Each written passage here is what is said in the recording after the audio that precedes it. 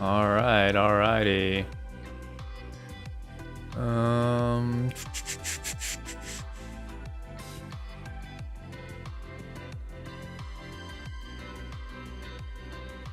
Alright. Yo, yo, yo, yo, yo, what's up, guys? I'm good, I'm good. How are you? How's everyone doing?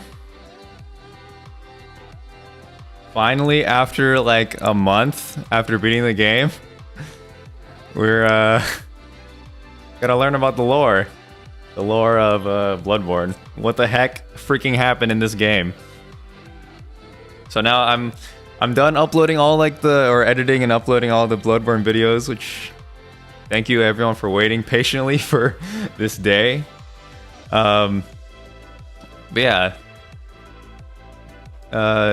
Editing takes a long time, so this is a long time coming.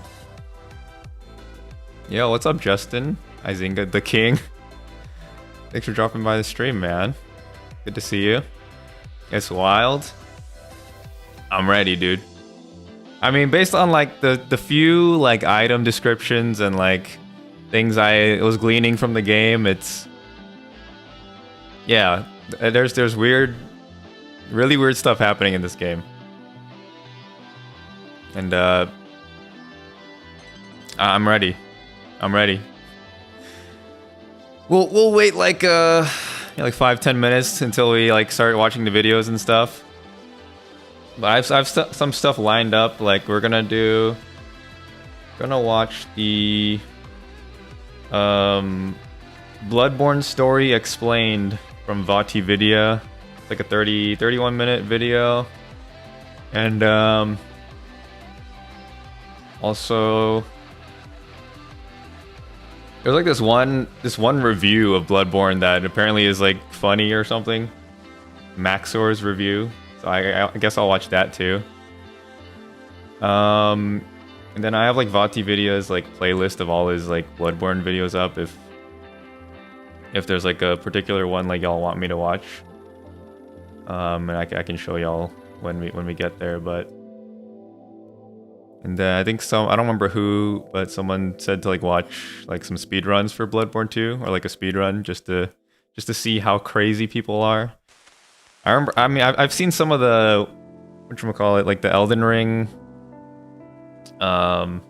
speedruns from I think his name's Distortion or something. And those are just like glitches galore. Like the whole thing is like you can just beat the game in like 2 minutes or something by just glitching through everything. I don't know if Bloodborne's gonna be like that, but either way, we'll be watching like a speedrun or something, and then we'll do. I have a tier list pulled up too, so we can do that. Bloodborne story, it's 100% clear, so there's a lot of room for crazy theories. Okay, interesting. The pale blood is real. I don't even know what that is. Like, I still don't understand what pale blood is. Today's the day we find out, ladies and gentlemen, or just gentlemen. Hey, McDumpling, you're back from the great. I also left the volume on 100%. My teacher heard. Bro, you need to stop watching my stream in school.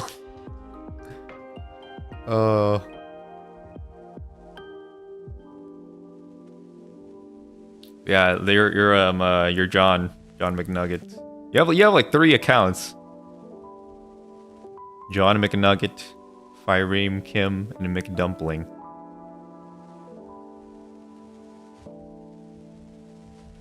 But yeah, how's everyone doing? Everyone doing good?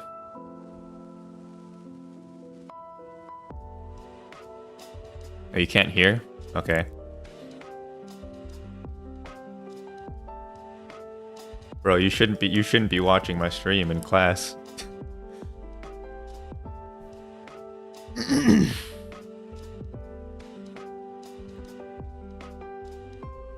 Yeah, today will just be like just Bloodborne stuff. Not gonna be like playing anything. So this won't be like that long of a stream, I don't think. Because I mean, we got a video that's 30 minutes long. 18 minutes long. And then speedruns, like, depends on which one we watch, but around 30 minutes or something. A tier list, I don't know how long that's gonna take, so. Busy but alright, that's good. Busy with like school and stuff, I take it, probably. I mean, it's like the start of a new semester, January, so. Like at the start, enemies call you cursed beast, and away, there's a possibility you're high on blood vials and fighting regular time villagers thinking they're beasts. Okay. Okay, yeah, I remember like all the villagers, they would like say stuff about me, like you're cursed and stuff like that. I never knew why. We're gonna go on a Vati binge? Probably. Like there's like how many videos does he have? He's got like 19 videos in this playlist of all the, well, we're not gonna watch all of them because I don't think all of them are necessarily pertain to lore. Like there's just like beginner guides or guide to like some bosses or something, but like around like half of them are like lore related, so I don't know how many we're gonna watch, but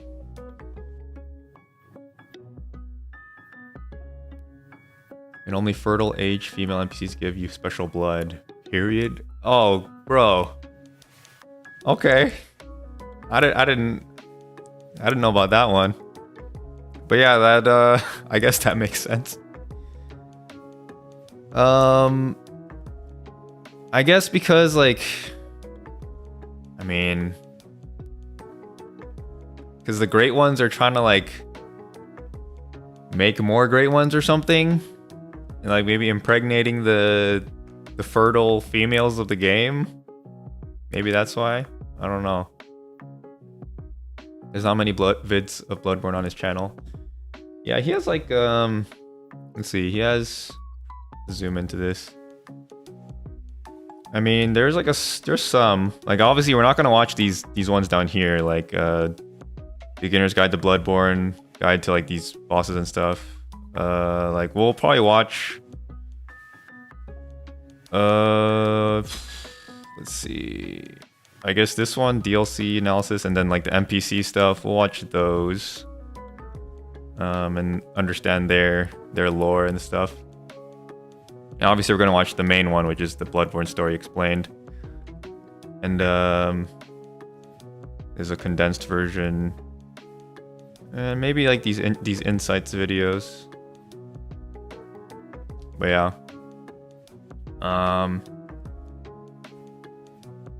we'll see.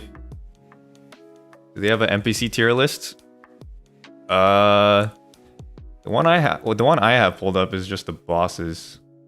But maybe you can find NPC tier list. Let's see. I'm sure they have one.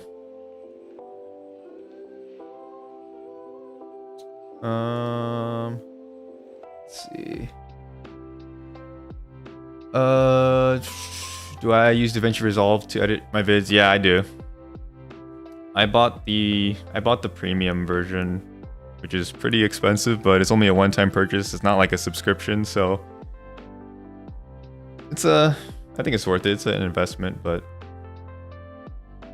the paid version of DaVinci Resolve is helpful for because I think the free one, you can't use your graphics card to like accelerate like scrubbing through your video and stuff like that, so the paid version makes it much faster. It's not as reliant on like CPU power, which is good for me. It makes it a lot faster. Yo, Kevin, you're just gonna keep calling me critical for the rest of my life. Okay. Good to see you, man. Used to use DaVinci Resolve when you would make videos back in the day. Okay. Okay. Yeah, DaVinci Resolve is great. I've been using that for like my all of the videos I edited. Even before, when I used to do like tech videos, which are all gone from the channel now, but yeah, I used to use DaVinci Resolve for everything.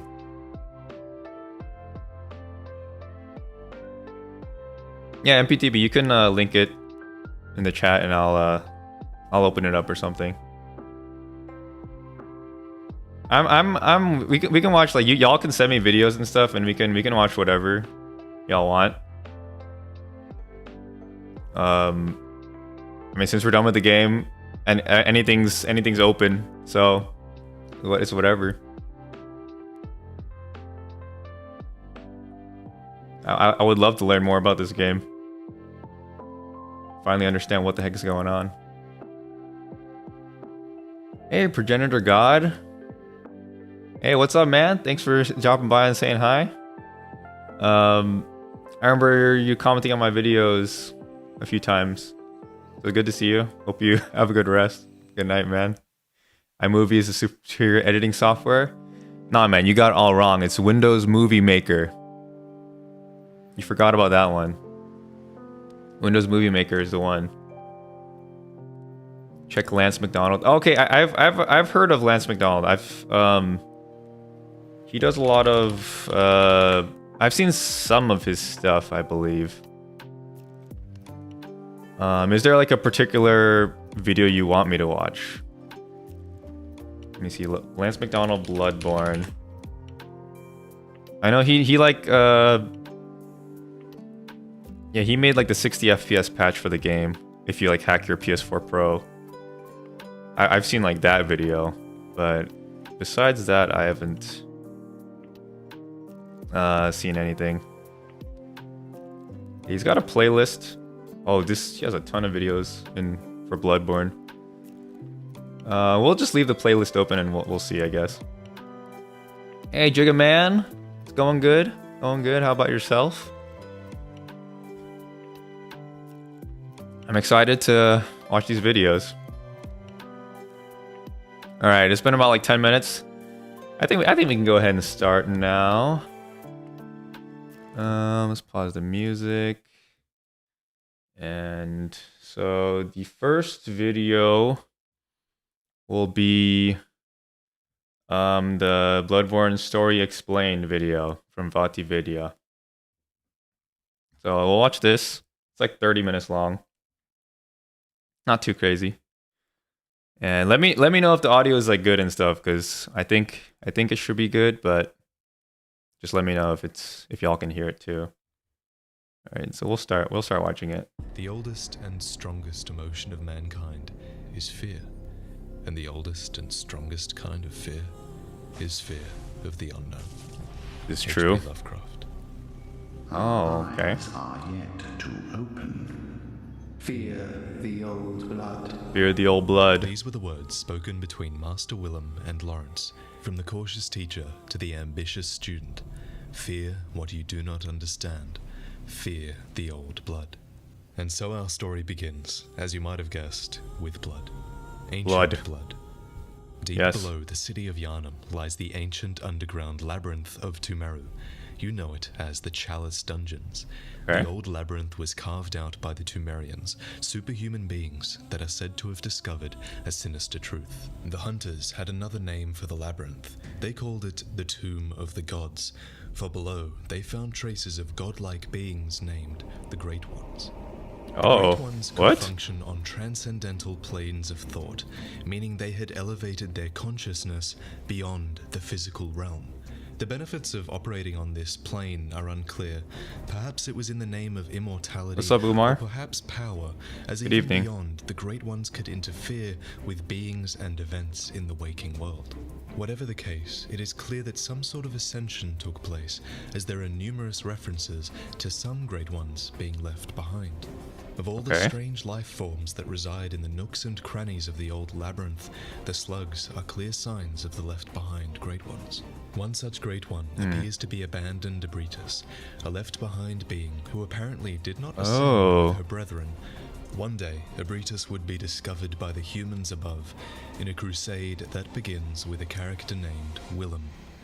Master Willem presided over a prestigious place of learning, Byrgenwerth. Situated by a tranquil lake and secluded within a gigantic forest, Byrgenwerth housed the minds that would change the world. In fact, everything sacred in Yharnam came to be traced back to Byrgenwerth, including the most influential characters within our story.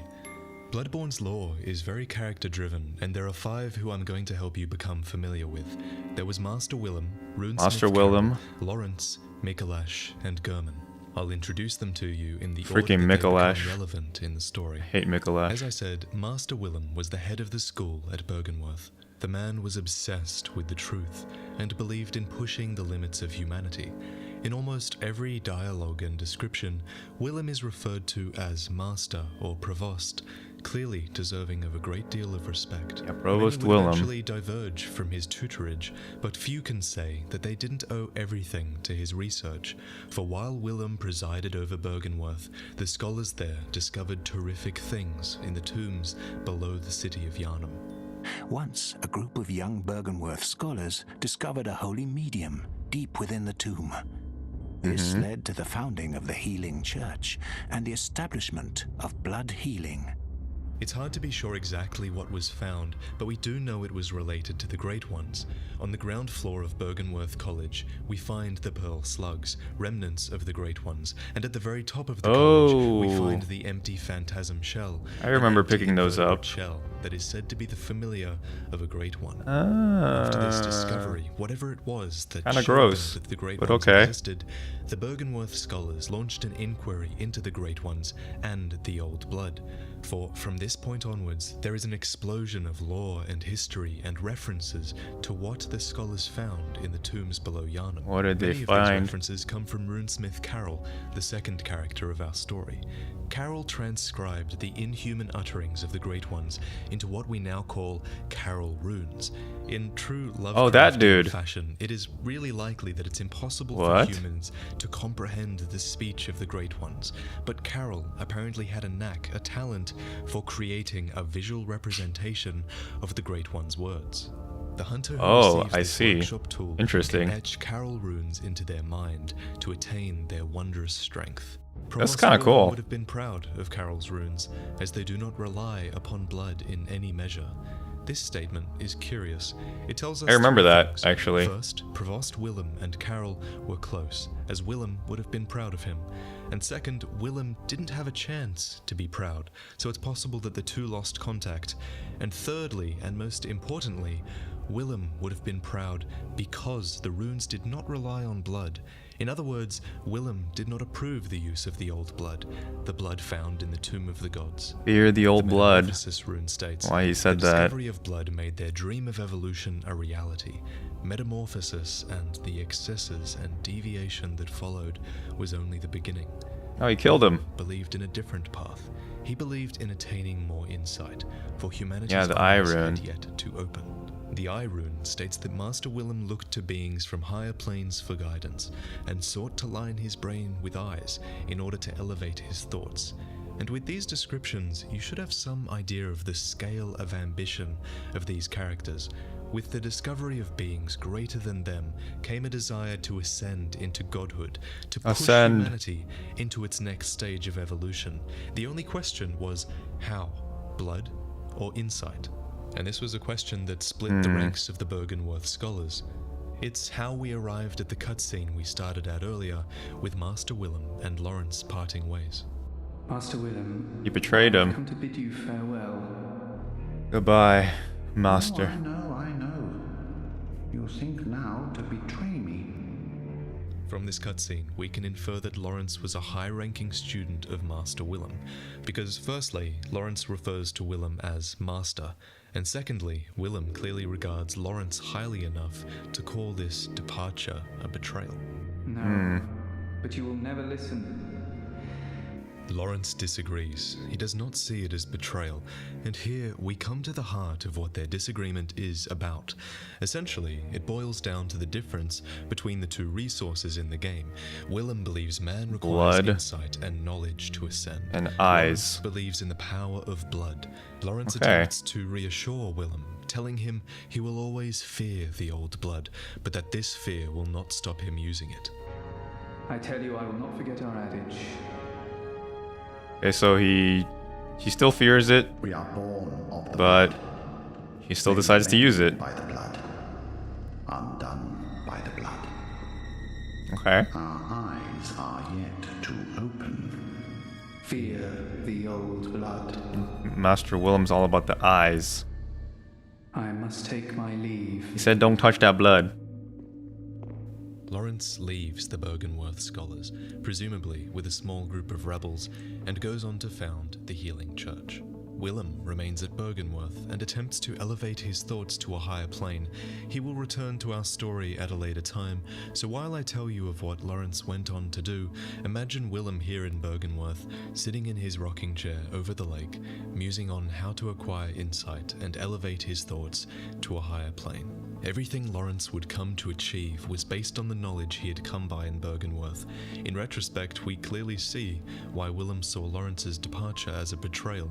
Perhaps Willem himself even planted these ideas in Lawrence's mind. A note in the lecture hall reads, "Master Willem was right. Evolution without courage will be the ruin of our race." Lawrence had courage, but it is likely that his courage bordered on arrogance. The Byrgenwerth student uniform states, "The Healing Church has its roots in Byrgenwerth and naturally borrows heavily from its uniform design. The focus not on knowledge or thought, but on pure pretension would surely bring Master Willem to despair if only he knew." So Lawrence threw caution to the wind and put his faith I don't in care. old blood. Give me that blood, human boy. History. Imagine if, in any era, a church was founded that had access to a substance that could cure any illness. Imagine if this church gave it freely to a city, how powerful that city would become, and how powerful the church would become within it. This is exactly what happened in Yharnam. People came far and wide to be treated with the miraculous blood of the gods, and people of Yharnam put their faith in the Healing Church. They wanted In that fact, blood. What happened in Yharnam is eerily similar to what happened in the tombs deep below, where the blood was originally found. Bruh, this And as blood you know, destroyed many them. Chalice dungeons, especially those of Loran, Right? are now overrun by horrific beasts. Yeah. The Lower Loran Chalice states, "There are trace remains of medical procedures in parts of ailing Loran. Whether these were attempts to control the scourge of the beasts or the cause of the outbreak is unknown." The ailing Loran Chalice states, "The tragedy that struck this ailing land of Loran is said to have its root in the scourge of the beast. Some have made the dreaded extrapolation that Yharnam may be next." Yharnam was next. It was Through next. overuse of the healing blood, the city would eventually Everyone, succumb to the scourge of the beast. Yeah, everyone Until became then, though, beasts. Lawrence and the Healing Church managed to grow in power with the miraculous healing properties of their special, yet infected, blood. Yharnam grows to become a city of worship and fear. As you explore throughout the city, you see the influence of the church everywhere. With Yharnam's resources, Lawrence clearly had the power to grow the church beyond what would have been possible at Byrgenwerth. All the while, he continued exploring the labyrinth below Yharnam. The Tomb Prospector said reads, "Attire of the Tomb Prospectors who explore the old labyrinth on behalf of the Healing Church. The Healing Church traces its roots to Byrgenwerth and is therefore aware of the ruins' true importance. These ruins contain much more than hunter trinkets. Indeed, they hide the very secrets of the old Great Ones, sought after by those with the insight to imagine greatness." Yeah, I did not On read top of that this, item Lawrence description. split the church into multiple branches, each with a different purpose. There was the choir, the school of Mensis, and the workshop. We'll get to these branches as they become appropriate, but the main purpose of the church, at least to the Yeah, people Lawrence of Yharnam, was started the everything. administration of blood healing. Within the grand cathedral itself lies a note that says, "Heir to the ritual of What? blood, There was a note there? purveyor of ministration. Place What? your hand upon the altar's sacred covering and inscribe Master Lawrence's adage upon your flesh." Blood ministers would have been those who administered the blood healing. How else would the people of Yharnam be so obsessed with blood? In Yharnam, they produced more blood than alcohol, as the former is more intoxicating. I remember that. However, the ministration of think that blood was, likely a means to an end, for the Healing Church still intended to commune with the Great Ones, in hopes of ascending humanity to a higher plane. This task was given to the choir, a group who were a part of the Healing Church. Members of the choir are both the highest-ranking clerics of the Healing Church and scholars who continued the work that began at Byrgenwerth. The eye covering indicates their debt to the teachings of Master Willem, even though their paths diverged. I see. The choir, garbed in black and white, with the familiar eye covering, occupied the upper cathedral ward. It seems to have been their job to research and make contact with the Great Ones. The Great Is Chalice became the cornerstone of the choir, the elite delegation of the Healing Church. It was also the first great chalice brought back to the surface since the time of Byrgenwerth and allowed the choir to have audience with Ebritus. Ebritus was the left-behind Great One, who came to reside below the Grand Cathedral. We are told that the Grand Cathedral is the birthplace of the Healing Church's special blood, and if the Church were indeed using the blood of the Great Ones, then who's to say it wasn't Ebritus's blood? The Augur of Ebritus It could have been, I the guess. secret rites of the choir, used by the high-ranking That would make members sense. of the Healing Church.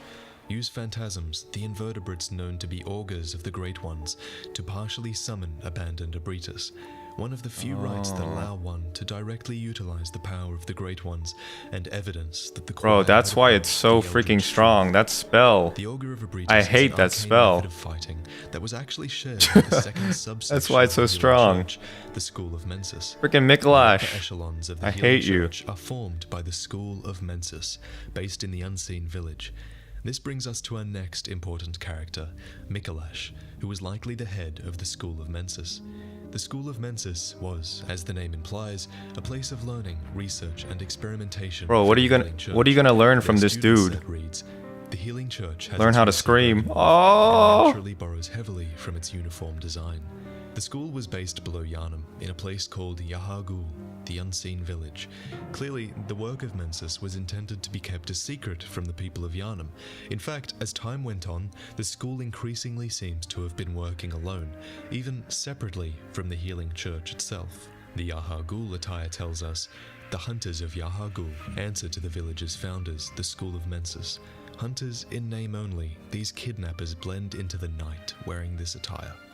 These were not true Okay. hunters. That title was saved for the Fake. third subsection of the Healing Church, Fake. the Hunters of the Workshop. These capable warriors of Fake. the Church appeared as the Scourge of the Beast began to show in Yharnam. The Workshop Hunters served under Gehrman, the first hunter, who you're all familiar with. The hunter attire reads, one of the Old boy standard Gehrman. articles of hunter attire fashioned at the workshop, a fine piece of hunter attire that provides stable defense to anyone facing Yharnam's beastly threat, allows one to stalk beasts unannounced by cover of night. It's possible the What? unannounced part of that sentence is to do with killing beasts without them noticing you, but it could also be because the workshop was a secret institution. The original workshop is located in a very hard to find part of Cathedral Ward, and think about it, you don't want the townsfolk believing that the blood is turning them into beasts. When that information is course floating not. around, you want to avoid panic at all costs. Yeah. So the hunters hunted beasts under the cover of night, but the hunters and the beastly scourge couldn't stay a secret forever. In what would come to be called Old Yharnam, a new disease appeared. It was called Ashen Blood. I call it a disease, Ashen blood. but the small medicinal tablets used to treat it actually counteract poison. A tablet used to treat Ashen Blood, the Oh. baffling sickness that ravaged Old Yharnam long ago. These tablets only provide short-term relief. The Ashen Blood ailment eventually triggered the spread of the beastly scourge. Think about that. We know that the old blood heals every illness. We know that the old blood causes the beastly scourge, and we now know that the ashen blood caused the beastly scourge to spread. In short, it seems like people were infected with the ashen blood, and the medicine that they had only provided short-term relief, and they were forced to imbibe the old blood instead. It's even possible that the Healing Church used this ashen blood to gain power, swooping in messed with up. this miracle cure and liberating the people from the ashen blood disease. Yo, that's Since messed ashen up. blood seems poisonous in nature, perhaps the church even poisoned the populace just for that excuse to use the old blood, because that excuse to get the populace to believe in you, that would have been so powerful. But whatever the case, the beastly scourge was triggered overwhelmingly in Old What? Yharnam. We know that much, to the point where they actually had to This burn it Healing down Church, and man. cordon off Old Yharnam Wrong with from these the rest of guys. the city. The red moon hangs low, and beasts rule the streets. Are we left no other choice than to burn it all to cinders? With this, the hunt became known to all. Perhaps the church feared an uprising from the people of Yharnam, for a note in central Yharnam reads, "When the hunt began, the Healing Church left us, blocking the great bridge to Cathedral Ward as Old Yharnam burned to the ground." Oh, okay, during that the moonlit night. that kind of makes sense As a now. result, Gehrman's workshop was sealed and closed. With the scourge of the beast known to all, perhaps there was no need for secrecy anymore. The Saw Hunter badge comes to read. Badge crafted long ago at the workshop, attests to one's prowess as a hunter of beasts. The abandoned workshop. And no group recognizes this meaningless badge. At this point, the church retreats. They block themselves off in Upper Cathedral Ward and come up with a new strategy for dealing with the scourge of the beasts that is spreading throughout Yharnam. Eventually, the workshop hunters would disband, and the church founded the Church Hunter Workshop in its place. Ludwig was the chief hunter of the Healing Church, which consisted of hunters garbed in black and white. Assassin's Creed. Church Hunter attire reads, most Healing Church hunters are elementary doctors who understand the importance of early prevention of the scourge, achieved by disposing of victims, even potential victims, before signs of sickness manifest themselves. Their black attire is synonymous with fear and that peculiar Yharnam madness. The Black Church Hunter's job was clear. Remove any sign of the scourge of the beast, even if it hasn't manifested itself yet. The fear that it inspired in the citizens shows. Most in Upper Cathedral Ward are deathly afraid of the church. The White Church Hunters' jobs were a bit different. These doctors are superiors to the Black Preventative Hunters and specialists in experimentally backed blood ministration and the scourge of the beast. They believe that medicine is not a means of treatment, but rather a method of research, and that some knowledge can only be attained by exposing oneself to sickness. Their experimentation might explain the monstrously large church giants who would have been particularly useful in the fight against the beasts. Typical crazy doctors from the workshop's design, suggesting that the church anticipated much larger inhuman beasts. On top of this, Ludwig took a much more overt approach to beast hunting. Nightly, he would embark upon central Yharnam, across the Great Bridge, to fight back against the beasts. But he was not alone. The population of central Yharnam joined the hunt as well, swelling the ranks of the hunters. Ludwig, the first hunter of the Healing Church, once recruited Yharnamites to serve as hunters. This hunter's attire was made for new recruits and has excellent straightforward defense, but not nearly enough to allow an ordinary man to stand any real chance against the beasts. It sounds like a very clever move, as it probably stopped the populace blaming the church and likely formed more of a us versus them mentality. Meanwhile, in Byrgenwerth, Master Willem had an epiphany. We are thinking on the basest of planes. What we need are more eyes. Willem took this very literally. Yeah, he did. The remaining students of Byrgenwerth appear to have been transformed into multi-eyed, fly-like creatures. Bro. More importantly, Willem himself. Those are the students? Cord of a great one, which was a very significant and powerful artifact. You crazy, bro. First, Willem sought the cord in order to elevate his being and thoughts to those of a great one by lining his brain with eyes. The only choice he knew, if man were ever to match their greatness. This guy's obsessed with the great ones. And, so they say, eyes on the inside. Although no one remembers what that truly entails. Eyes on the inside, It's difficult to know exactly how Willem came across or created an umbilical cord, so we'll have to go into that in another video. Just know that he has one for now. When we encounter Willem, he directs us to the Great Lake. The power of great bodies of water is actually referenced in a few runes. Great volumes of water serve as a bulwark guiding sleep, and an augur of the Eldritch truth. Overcome this hindrance and seek what is yours. Let's go to Bikini Bottom. And what lies within it hides the truth. Rom, the Byrgenwerth spider, lies within. And there's a lot we don't know about her, but I'll tell you what we do know. Actually, yeah, that makes sense. The Byrgenwerth spider hides all manner of rituals and keeps our lost master from us. A terrible shame. The spider is certain to reveal nothing, for true enlightenment need not be shared. I believe this is what the vacuous part of Rom's name refers to. This creature is somehow hiding the true nature of the world, and when you defeat it, you don't need insight to see the world for what it truly is. The night moves forward. The blood moon descends, and after killing Rom, we are finally granted access to what remains of Yahar'gul, home of Mikolash and his school of Mensis.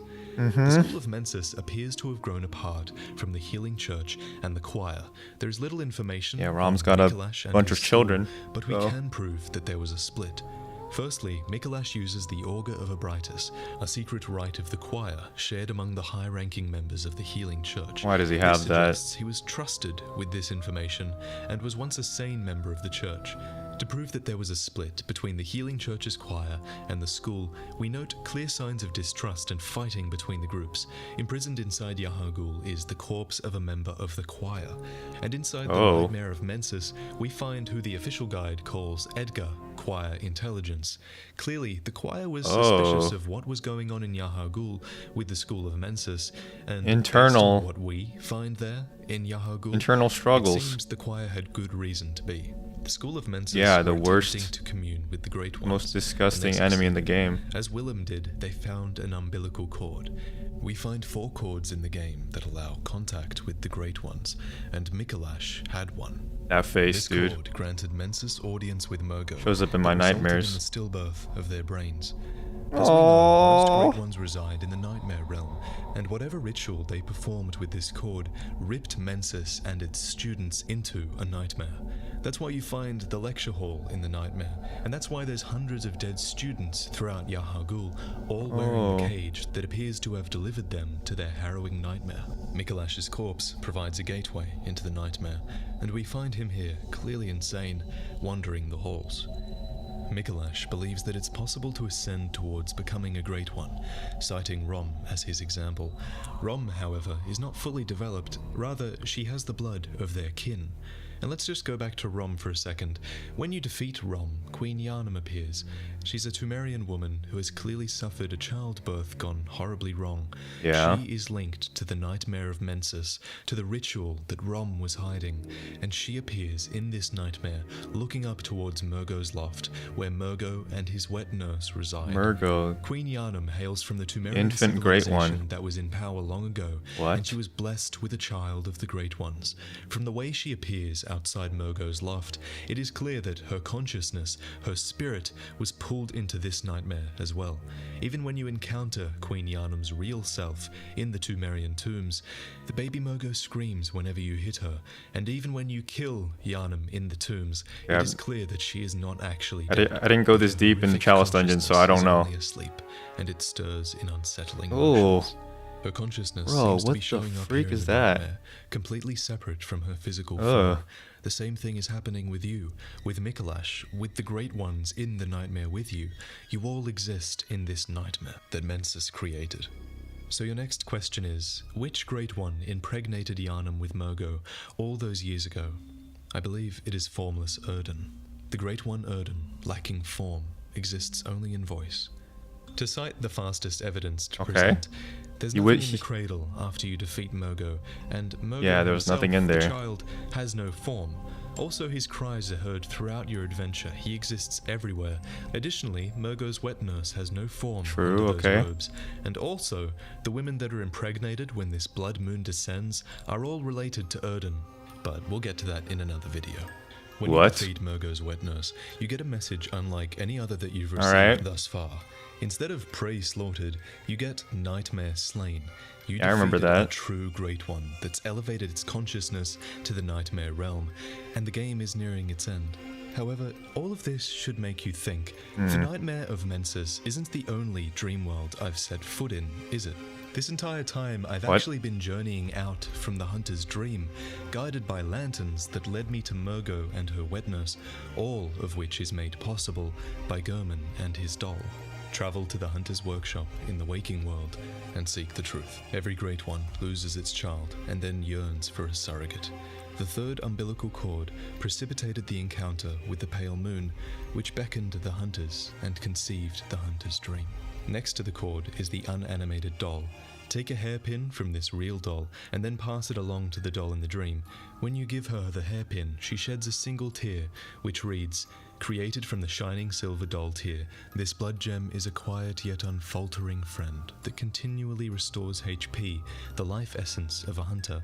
Perhaps this doll's creator had wished for such a friend, albeit in vain." It's clear that Gehrman called upon the Great Ones using an umbilical cord, similar to the manner in which Mikolash did. The Great Ones that inhabit the nightmare are sympathetic in spirit and often answer when called upon. Gehrman, lonely and lacking purpose after the church had no more need for his workshop, must have called upon the Great Ones. A Great One responded, the pale moon presence, and imprisoned Gehrman within the dream. For while Gehrman sleeps, he utters this rare piece of dialogue that clearly shows he does not want to be here. Oh, Lawrence, Master Willem, somebody help me. Unshackle me, please. Anybody. I've had enough of this dream. The night blocks all sight. Yo, what the heck? Somebody, please. Gehrman, my boy. So for what purpose was the dream conceived? Yo, that's so Well, the Bible tells sad. us that What the countless heck? Hunters have passed through here, and all of the graves tell us that as well. And Eileen and Oh Djura my. both have dialogue that is testament to that fact. They talk about how they've been through this dream before as well. So why are hunters being sent through this dream, unable to pass away, just forced to go out into the world and kill beasts? Bro, why'd you fight Eileen? It becomes clearer You fool. when you kill Murgo's wet nurse. You return to the hunter's workshop burning down, the dream's purpose fulfilled. Ergo, the purpose of your dream and your hunt appears to have been to slay a great one. Three endings are presented to you. Okay. The first, Gehrman That was our offers you a way purpose out of all the along. dream. He asks you to accept your death, for if you do, then you'll awaken in the waking world of Yharnam, and your consciousness will be no longer linked to the dream. The trophy for this ending reads, "You lived through the hunt and saw another day." The second option is to reject Gehrman. He suggests that to do so must be a decision caused by madness, and he pits his will against yours to forcibly remove you from the dream. All the while, he entreats you to accept your death and be freed from this dream. If you overpower Gehrman, we meet with the moon presence. He's trying to free the being us. that appears to have conceived I this see. nightmare. Just like the nightmare Murgo conceived, it embraces you, and in the cutscene to follow, we see ourselves performing the same role that Gehrman did, hosting the dream, likely a slave to the moon presence, or perhaps its surrogate child, guiding hunters throughout this dream in an effort to slay other great ones. So trophy for the this dream ending is basically reads, like a lobby. "Captivated by the moon presence, you pledge to watch over the hunter's dream." There's one key thing Kill you the need to host, remember. The destroy Great the Ones dream. are a race, but they're a race unlike any other. Each Great One is entirely unique, and they do not necessarily work together. In fact, from the existence of the dream, I'm almost inclined to believe that the moon presence is hostile towards other Great Ones. In the third and final ending, you consume 3 umbilical cords and Rejected. resist the will of the moon presence. You overpower it, and in the cutscene to follow, the doll coddles the being you have become. You have ascended, truly, as few have before you. The trophy description states, "You became an infant great one, lifting humanity into its next childhood." I've So become after the end of all this, you probably Squid. still have questions. Squidward. What is pale blood? Why does the moon presence guide hunters towards killing beasts and great ones? Which ending is the good ending? For all this and more, you need to be subscribed to the channel. I'll have another video on Alright. soon analyzing the endings, and from here on out, the channel should split into 3 main parts. There's going to be the lore hunting series, where we focus on one aspect of the lore and really figure it out.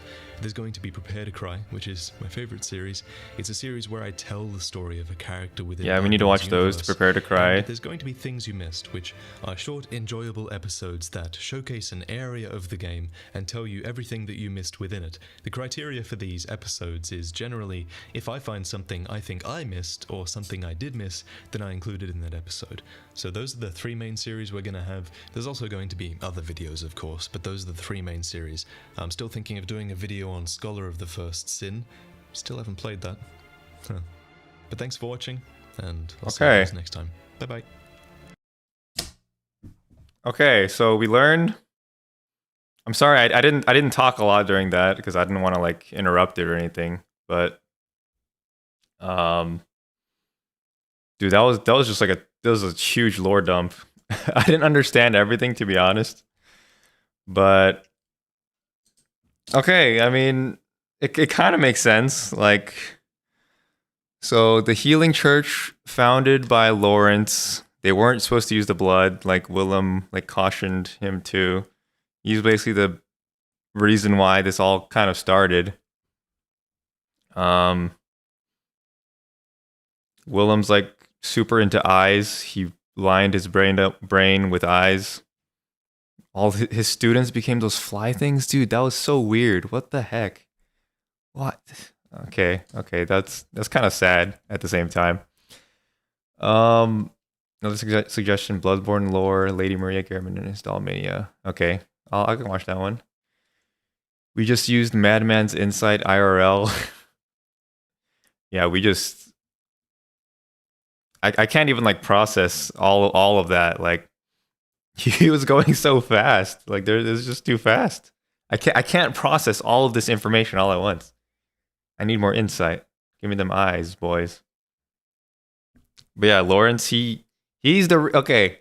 I understand now why everyone like hates Lawrence, or everyone's just like that doesn't like him. He basically just started everything, and made people rely on this blood because it cures like illness and stuff, but it also makes them turn into beasts. Everyone turn into beasts. So the Healing Church is basically, they're just bad people. They're just bad people. Okay. And the true ending, we became a great one, an infant great one. So in the ending, whatchamacallit, the ending where which ending was it? The one where we die, where we submit our life, and Gehrman kills us. So we awakened from the dream, right? Is that not like a good ending? Is that not good? Because I mean, Gehrman wanted to free us from the dream, because he was suffering inside the dream. He wanted to leave. He wanted to help us. So escaping the dream is a good thing.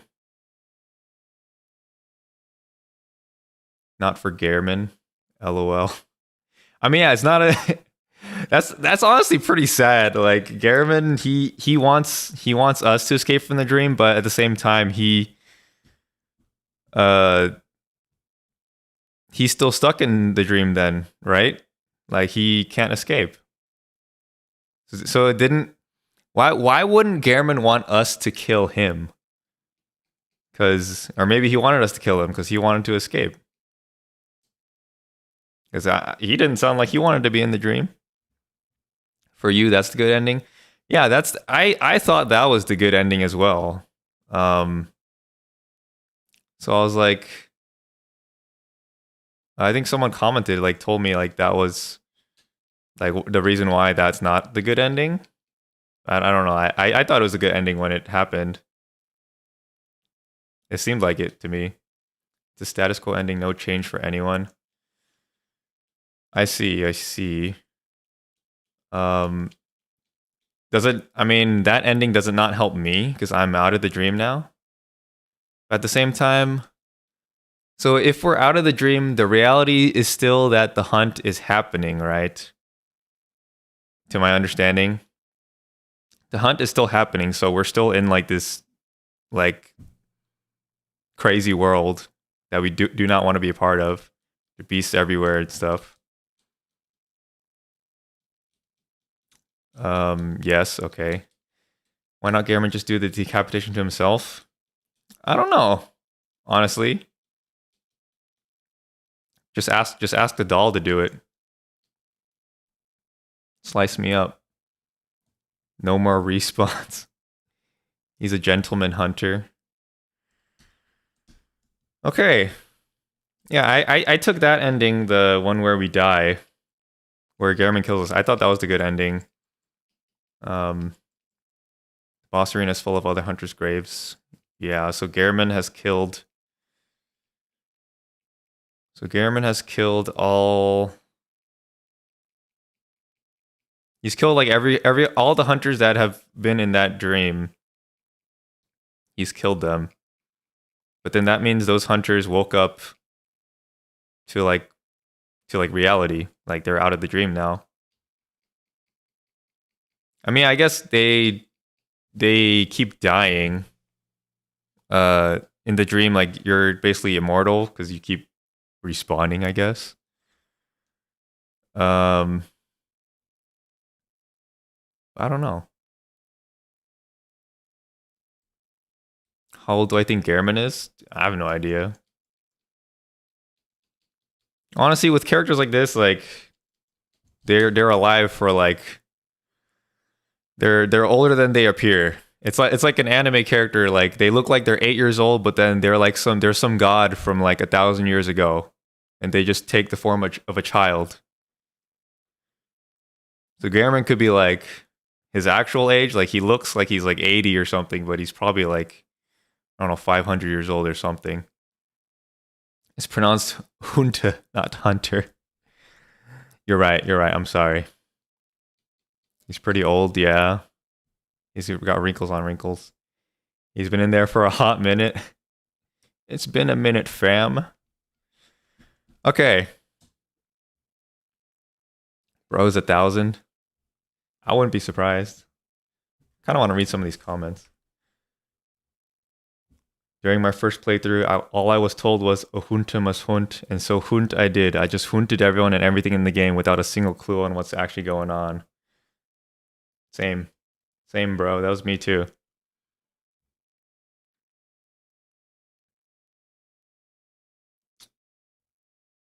Gehrman sobbing in his sleep, begging to be released, rips my heart out of my chest. Someone as old as he is crying and begging for the nightmares to end. Just, dang, it hurts to hear it. Yeah, that was pretty sad. Like, man, Gehrman, what a guy. How long was he in this stream for, or this nightmare? Vati makes a 30-minute lore video based on his own research. Me, heals with blood vial. Ah, yes, blood healing. Yeah, this is accurate, basically. Lawrence, why'd you do it? Fear the old blood, you dingus.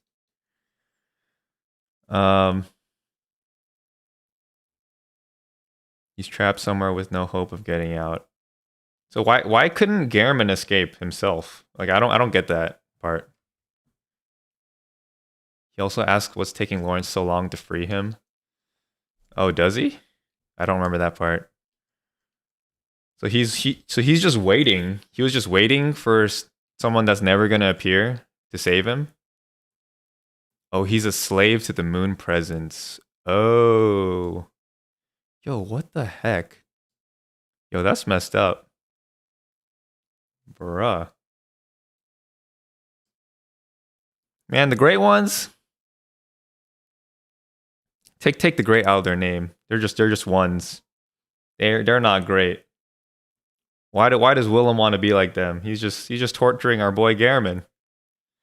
The DLC lore is way more interesting. Okay. And hello, Artemis. Good to see you. Welcome. When he makes contact with the moon presence, he's forced to be the host of the hunter's dream. Oh, okay. He has to be the host. Okay, I see. So after we killed Gehrman, what happens to Gehrman after that then? Does he just like, does he wake up from the dream? Or wait, how does that work? Does he just die? I don't get it. I don't get that. What happens to Gehrman if we kill him? Now he dead? Okay, so he dead if we kill him. Maybe as the host of the dream, he can't like. He dies / wakes up and you become host. Okay, so that was that ending. So we kill him. So when I become the host, so Gehrman still lives, like he respawns in a sense. Is that what's happening? Yeah, he is too old, you know? He really is. Does Gehrman ever escape it then? I have no clue. That's one thing I'm confused about.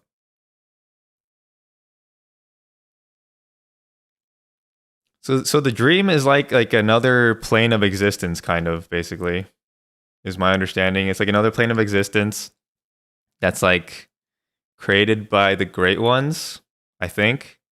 It's like another plane of existence.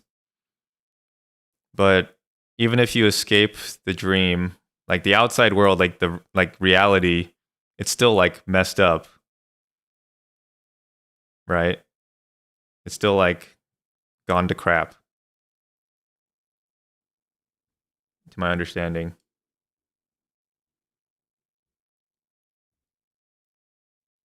Even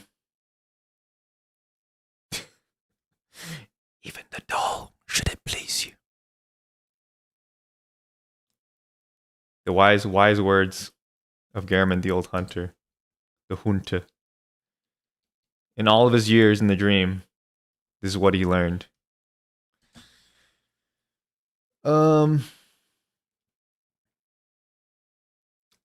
Just like IRL.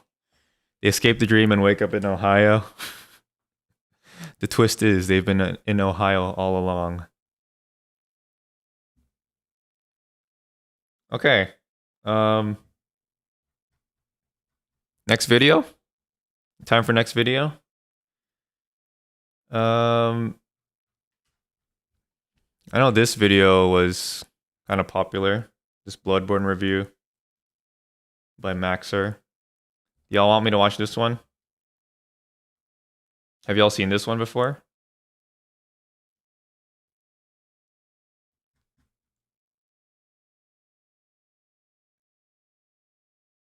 Okay, we got a Maxor fan. I don't know anything about this dude. I just heard this is like a funny review, so I thought we could watch it. Go for it. Okay. Alright, let's watch this one. Bloodborne review, Defeat Gods, Doll Waifu Simulator. Let's watch it. The video has spoilers. Bloodborne is a Lovecraftian horror RPG that no one understands by definition, where the player is free to attack hordes of human children at will and consume their innards. If that in-depth and engaging anti-baby gameplay appeals to you, keep listening because it gets worse. In this game, you play as John Bloodborne, a foreigner incapable of speech without the use of sign language, and stricken with Habsburg disease, comes to the ancient city of London, seeking treatment for the sins of his cousins. In doing so, he will begin hallucinating talking dolls, spider people, and the great journeying further, John Bloodborne becomes conscripted into the service of a gay elder god and the 60-year-old man he keeps as a pet, and is given the ultimate task of killing an invisible infant in order to cure his anemia. To accomplish said Herculean task, the player must journey through dark forests, terrifying nightmares, and the meth-ridden alleyways of a post-Brexit Britain, slaying monsters, exploring, and tricking women into being impregnated by gods so you can consume the child. This game is an excellent realization of a Metroidvania with something new around every corner. A great I have no room to speak.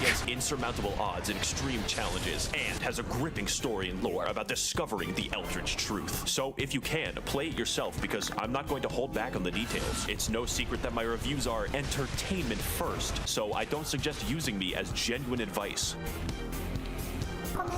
However, most people can't play this game, ever, because you have to buy a $400 magical box sold by the wizard Sony in order to experience it. And even then, you get to see it in an amazing 30 frames per second with no anti-aliasing. Amen. To PC, I beg of you. In fact, I can assume that a lot of people watching this video will basically never play the game. But keep watching because I'm hilarious and original. Do that, and I can give you the full, unfiltered, uncensored, unsubstantiated, and unsportsmanlike experience that is Bloodborne.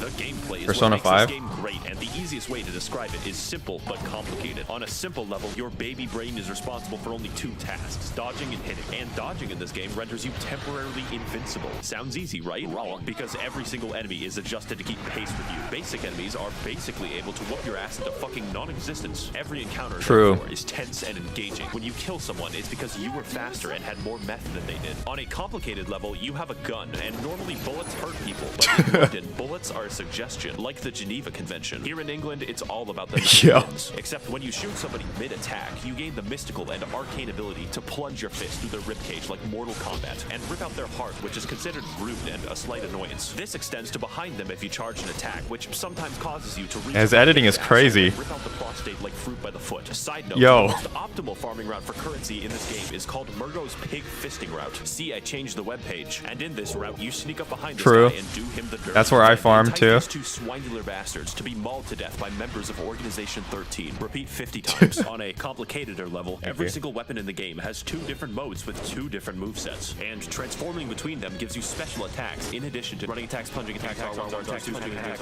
On a theoretical physicist level, your character memorizes squiggly lines and fridge art created by gods for passive bonuses that work regardless of weaponry. My favorites are more money, and more money they stack. Finally, on a meta-theoretical chiropractic level, every weapon is customizable with different gem slots that give differing effects for your attacks. And there are different types that can literally change all of the stats of the weapon, like making a fucking spear do more damage based off of intelligence. There's definitely more and a lot of strategy in how you level up your character, but I assume that you know how to level up in a fucking video game. But with all this combat prowess, you may be wondering, Maxor, who are these crusty abominations that you're fighting on screen? Well, to learn that, Oh my gosh. you're going to have to delve into the lore. So Fishing buckle up your Hamlet, britches, that folks, enemy. because this shit is wild. The shark. If I say something questionable, just accept it as fact. I can be trusted. 60 years ago, 20 rowdy college students took their education extremely seriously because they found Woman Cthulhu. She was just in a portable toilet downstairs. Also, because they were bored, they beat to death a god of the sea with some bats, but that's a story for later. It turns out the entire world is ruled and created We need to by see a the race of DLC elder lore. gods beyond human comprehension called the Great Ones. Figuring this out, they got Cthulhu's blood and were like, we can make a religion out of this. Because it turns out the blood can heal people, which is really good due to all the knife crime. So everyone starts drinking it a little too much and they get the money to build 36 cathedrals, but it turns out eventually the blood turns you into a werewolf. So the church hires a guy named Gehrman to go fight the beasts with an organization known as the Hunters, but there's too many beasts, so he gives up. Now the knife crime is increased even more, and Gehrman sort of goes insane and creates a life-size doll of one of his students who is an 8-foot-tall Amazonian. He also canonically has sex with it. The moon god, for some reason, kind of takes notice of this and is like, alright, listen, I'm building a suicide squad. I will bring your waifu to laifu if you serve me for all time as my slave. Gehrman reasonably thinks that this is a great deal and is imprisoned in a dream. This is where you come in. See, the moon god assassinates baby gods for fun, but needs a hitman to go into the real world to do it since he's confined to the ninth He's explaining it dimension. pretty well, actually. Fighting all manner of giant beasts and uncovering I'm dark surprised. secrets. The true aim of this game is to commit infanticide. There's enough bullshit here to Yeah, fill kill the past baby. legislation. So comment your own poorly summarized Bloodborne lore below. And for the rest of us non-chills, we have ample time to explain more of what makes this game great. Watch 100 plus channels and enjoy cable-free live TV. Yes, with thank you, YouTube Ad. TV. Terms apply. Beautiful. Anytime. Texans are saving big with TXU Energy Season Pass. Yeah. 50% off energy charges. Skip. You have been japed. I am talking about bosses before I talk about the levels. In most video games, bosses cap off areas, but in Bloodborne, areas are preambles to a dick flattening, and nothing will challenge your skill in quite the same way. Except for the goddamn Witches of Hemwick, who were placed into the game for disability access. You can probably tell that Bloodborne is a hard game. We don't even know if I still died to her, though. But it's hard Feels in bad. a fair way that tests your skills and reaction time, except for Lawrence, but I'll get back to Lawrence later. What sets this game's bosses apart is that the challenge makes it feel like you're a really small dude jabbing a toothpick into a building-sized deer demon. So yeah, I would be impressed if he killed that. But not only that, unlike Dark Souls, every single boss reacts meaningfully to how you attack them. Large beasts can have their bones cracked and their tendons wound into a slinky. Bone boys can be knocked over and have their marrow shipped. And human enemies will wince and recoil when they see your height difference. As well, every boss punishes you for cowardice and actively discourages backpedaling with their forward momentum, causing That is the true. to be an elaborate dance with a thrilling battle. That is so true. Unless you're fighting Rom, who is the really hungry caterpillar if he had a legion of arachnid slaves who threw their heads underground like ostriches. We don't talk about him. And while we're on the subject of bad bosses, this motherfucker, let me tell you something. The humanoid bosses in this game are paradoxically the most dangerous. But Mikolash is a psychological hazard that will hurt you personally. This Oh my boss gosh. literally feels like cut content because the fight centers around chasing him, and his direction depends on RNG, making him an actual speedrun killer. When you corner him, he uses one attack, and then you chase him again. Where he I aims hated him so God much. forbid you're hit by it, because that's Oh 10 my minutes gosh. gone. Here's a tip. Save up 10 poison knives and steal from your family if you must. Then wait until he jumps down this hole, poison him repeatedly, and watch him spaz the fuck out until death. You will thank me. But as a result, Yep, that was a everyone who cheese. is I was told about shit, that. Conquering a boss in this game is absolutely rewarding on a level that other games cannot match. It's only because the odds are stacked against you in ways that don't feel bullshit most of the time that conquering them is the main reason I play, and their fights are undoubtedly the best I've ever done in video games. But that isn't most of the time in the game. In fact, a lot lot of your time is spent exploring the areas, so let's get into that. Lesson 1 in area design. Where the fuck am I going? Exploration is the name of the game, except it's called Bloodborne. Only this time, you don't bring smallpox and kill 20 million people. We're looking at a solid 10 this time, because the main enemies in this game are British townspeople. It's how the developers made sure you didn't feel bad about killing them. The plague of beasts infecting London causes people's teeth to become beast-like, makes you aggressive at night, and slurs your speech. So it's up to you to stop them as a hunter should. If you don't look up where to go next in this game, good fucking luck. People get lost all the average time. British person. This game doesn't do exploration like, oh look, there's loot in this hallway, my dopamine's gonna go crazy. That's baby shit. This is daddy's exploration, where you find a route back to a place you were in 10 hours ago. And I hope you weren't expecting a mini-map or any map. Every single hallway is a rabbit hole of discovery and your hand isn't held. Yo, I got so confused in the beginning of the game and where to go.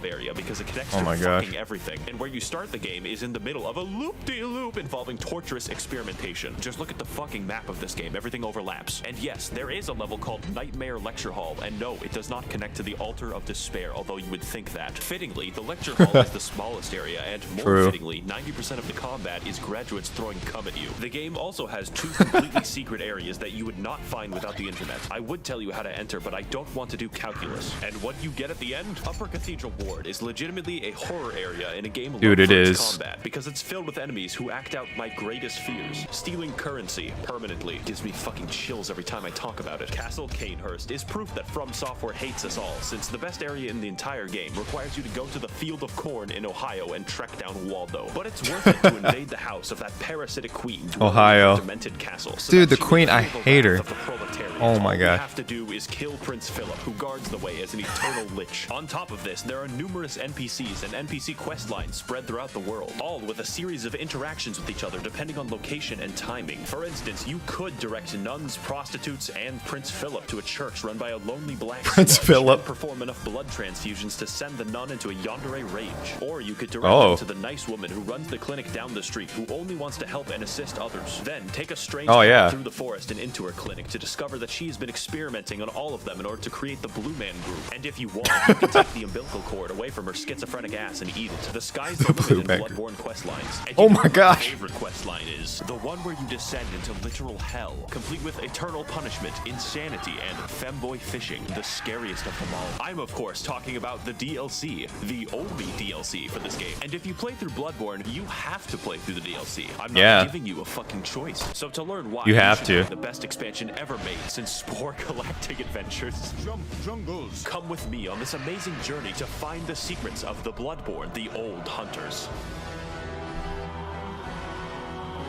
Alright, we're talking about DLC now, okay. Now imagine hell written by H.P. Lovecraft. It would be filled with squids, immigrants, and air conditioning. This DLC has none of that except the squids. For you see, those college kids from the lore section of the video were built fucking different. They experimented on an entire village and possibly beat up a god of the sea so fucking bad that her consciousness in the 9th dimension died. We spent an entire game killing an infant and these guys somehow killed the MILF god. But anyways, in the process of this, it cursed them and all of the hunters to be doomed to a hell upon death, where they will hunt in a bloodthirsty rage without rest for all eternity, indistinguishable from a political subreddit. Case in point, this is Ludwig. He's the first boss of the DLC and has a reputation for causing refunds. Not because he's bad, but because he's too good for you. The first phase is as difficult for me as realizing that Golden Corral is not actually a real corral. But like every restaurant except Golden Corral, the rewards at the end are delicious because his second phase is even harder. Now, I'm not going to lie, this DLC has 4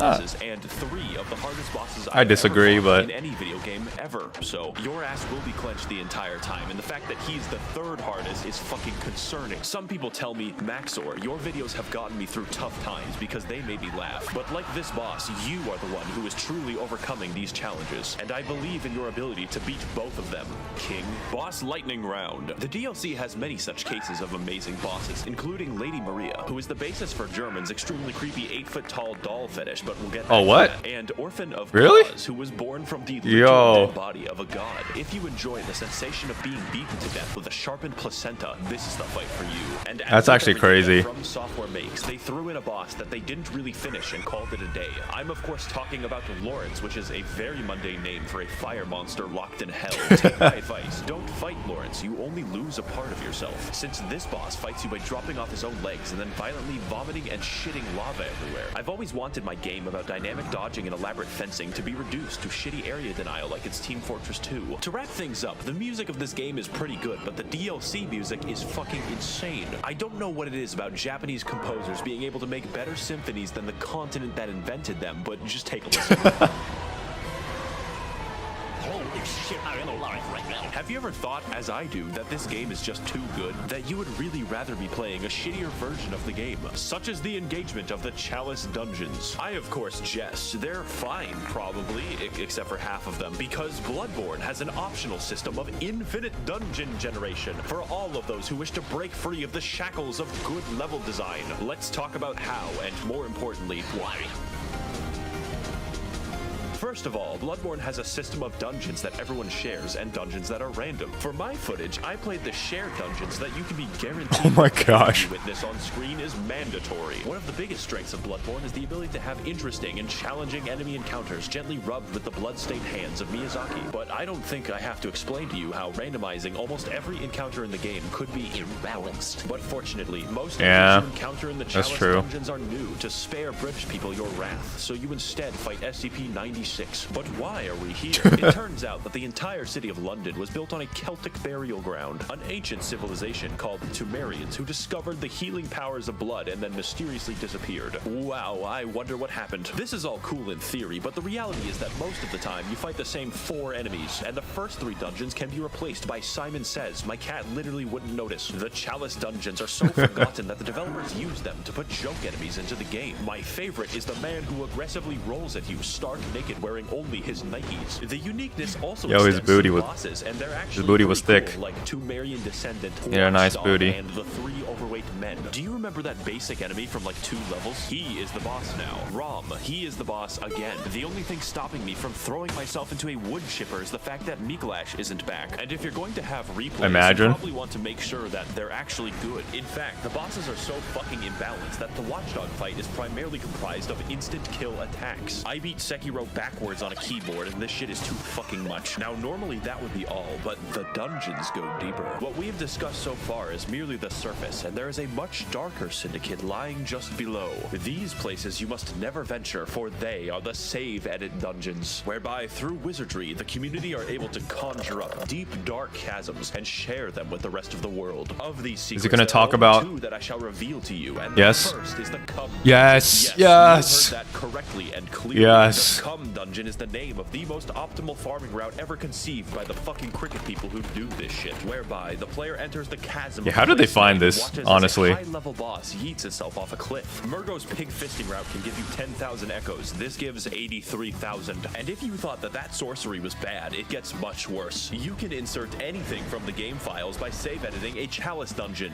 Anything. This includes cut and unfinished content from the game that whoa, really? Forgot to What? delete, like this doggo who attacks you with invisible lightning. Overall, what? The Chalice dungeons are bad. They're not actually very fun to play, and yet I love them. Everyone loves them because they allow us to further explore a long-dead game with the help of a passionate community. Now, before we sign off, I know what you're thinking. Maxor, what about the multiplayer? That I would love to talk about with all the footage I have, but it's dead. If this game releases on PC, and it better, then I will talk about the multiplayer extensively. And finally, this game and this video would not be complete if I didn't talk about the Hunter's Dream. After all the combat, the battles, and the difficulty of this game, it's nice to have a place to recharge, purchase items, upgrade weapons, and watch as it violently burns to the ground. This is where you'll find Gehrman slowly wasting away as his soul remains captive for an eternity, and his doll waifu that he sold his existence to be with. She talks to you, levels you up, offers you advice, and Gehrman says you're allowed to have sex with her. When I felt down, yeah, defeated, she was there to pick me up. When I emoted at her, it's questionable. She pretended to be impressed, and she was there, graciously standing in the background of this one shot that I took of myself. She is our waifu now, and the game is perfect and complete because she is in it. Now excuse me as I engage in the supplementary lore material. Should you get the game,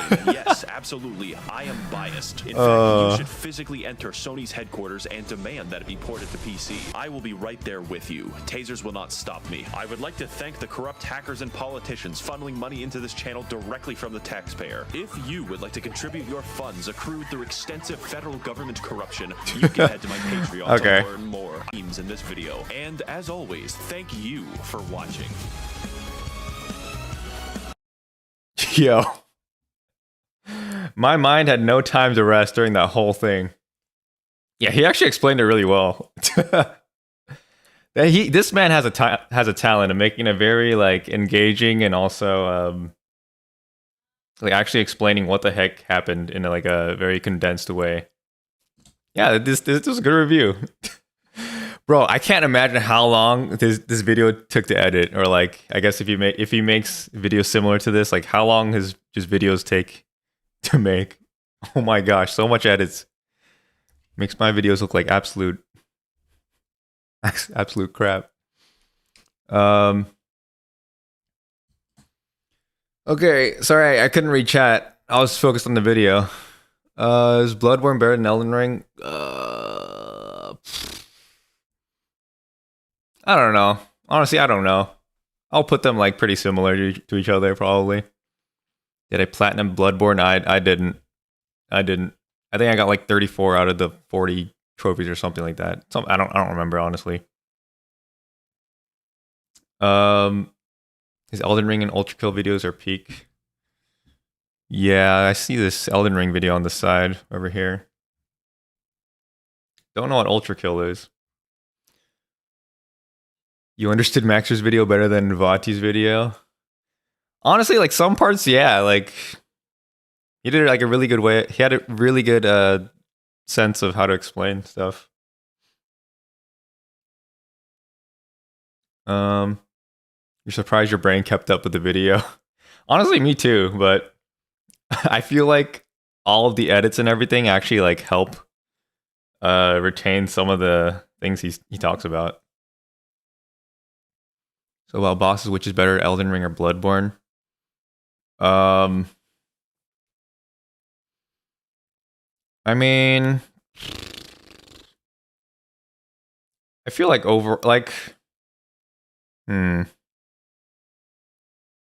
that's hard to say. I think personally, I think Elden Ring's peak bosses are like higher than Bloodborne's, but I feel like Bloodborne's average bosses, like if you took the average of all the bosses and took the average of all the Elden Ring bosses, it's because Elden Ring reuses so many bosses.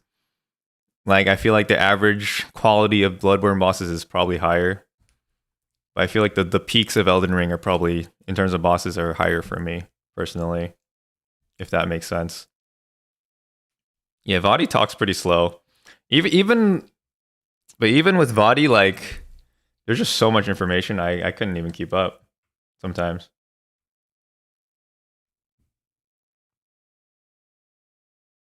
Hey all, while this review is popular, I don't consider it to be up to my current editing standards. Bruh. Are you serious? This would take me like a year to make a video like this. If I even could. Current editing standards? What do you mean? My current content is, in my opinion, better in terms of voice and editing work, so I encourage you to check that out. Bro. Alright, okay. Maybe I need to check out one of his other videos later. Off stream or something. Maxor's a real one for not censoring the sauce when he brought up the lore material at the end. Bro.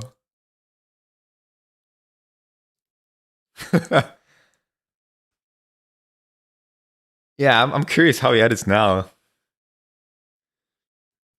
Must be pretty crazy. Didn't you say he's a robot in his Metal Gear Rising video? I don't know. This is the first video I've ever watched of this dude, so I don't know any of his other. I don't know. I wouldn't know, bro. There's nothing wrong with being in love with an 8-foot tall doll based on a 7'10" lady.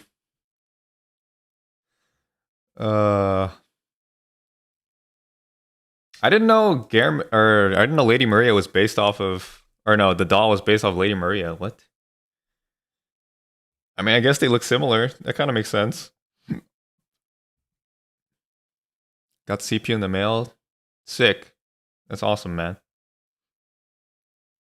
Now to get all the other pieces. Yeah, got the Persona 5 music in there. I recognize all those.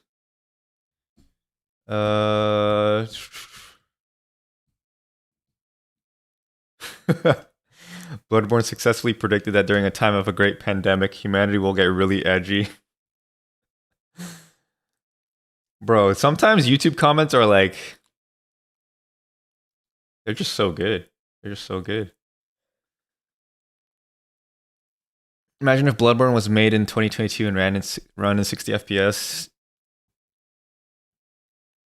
I think when Bloodborne is... if it gets ported to PC or if they have like a PS5 patch or something, if they ever do that, like a 60 FPS patch for PS5, yo, might need to replay it.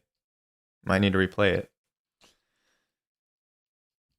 Yeah, just keep it in the box for now, I guess. It gets explained in the Old Hunter DLC, I think. Okay, the Lady Maria and the doll stuff. Okay. I'm convinced Maxor has now merged and become one with its editing software. Bro, I feel like in 1 second of the video, there's like 20 different like scene changes, 20 different like edits. It's actually insane.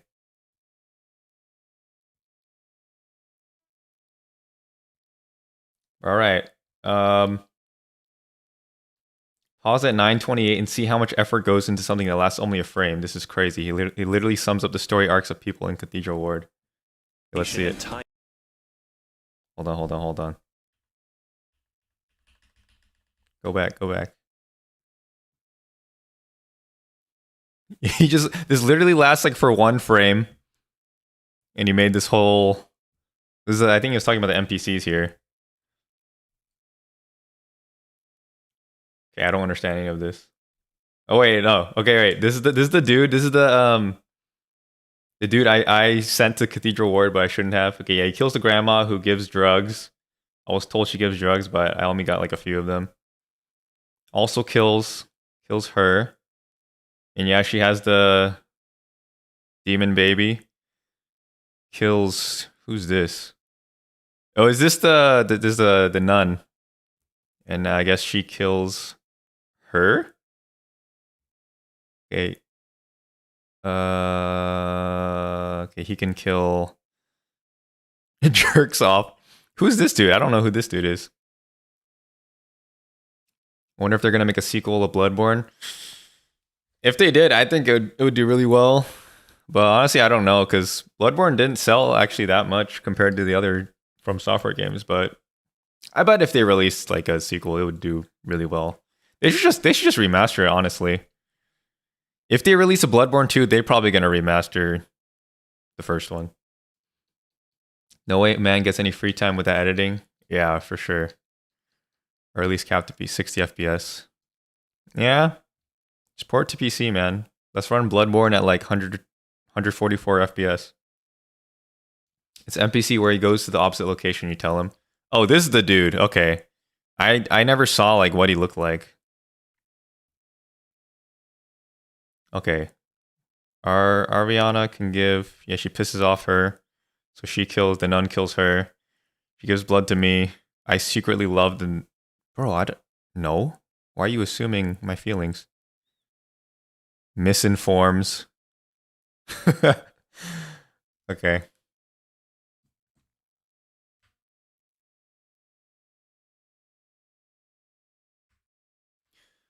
Okay. That guy's the NPC talked in the same street as the Lady of the Night. Yeah. Yep. Okay, you've watched that one now. And let's see, what should we watch next? Or what should we do next? Got the tier list, speedrun, some of the Lance McDonald videos, and other Vati videos. I think he said that he edits 30 seconds of his videos per day. Oh, like 30 seconds of a video. He'll, Dude, that's actually crazy. Every day, a day of editing is 30 seconds in his video. Yo, that's actually nuts. Oh, let me go back. Let me go back to this. Hold on. Maxor Bloodborne review. Let's go like.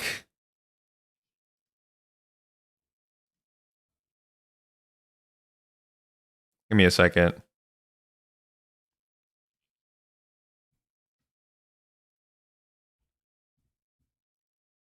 Let's see like frame by frame. How many edits you got? Okay, maybe frame by frame is too slow. Well, I mean, you could just tell just watching it, like it's so back and forth, and all these zooms and all these effects and stuff. Okay. Anyways. Tier list. Check the video I suggested to Fungo about Lady Maria and the old guy. Okay. I think we might do tier list at the end. Which was the video? Let me see. Let me try to find. Where did you? Let me just type it up. Fungo, Lady Maria. Bloodborne lore, Lady Maria, Gehrman, and his doll Mania. Okay, this is the one.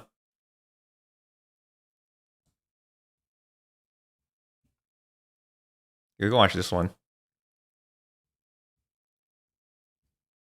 Okay, we'll watch it. Just a fair warning, this video will be based on facts, but still theoretical, and is going to delve into some sexual themes and possibly some lewd jokes. So view at your own discretion. All we have to go on with Maria, Gehrman, and the doll are brief snippets and item descriptions and inference, but I'm pretty sure I know what I'm talking about, and I think I'm right. Gehrman was the very first hunter and has been in the hunter's dream, serving as an advisor for a very, very long time. Yeah, he's old. Hunter long ago, but now serves only to advise them.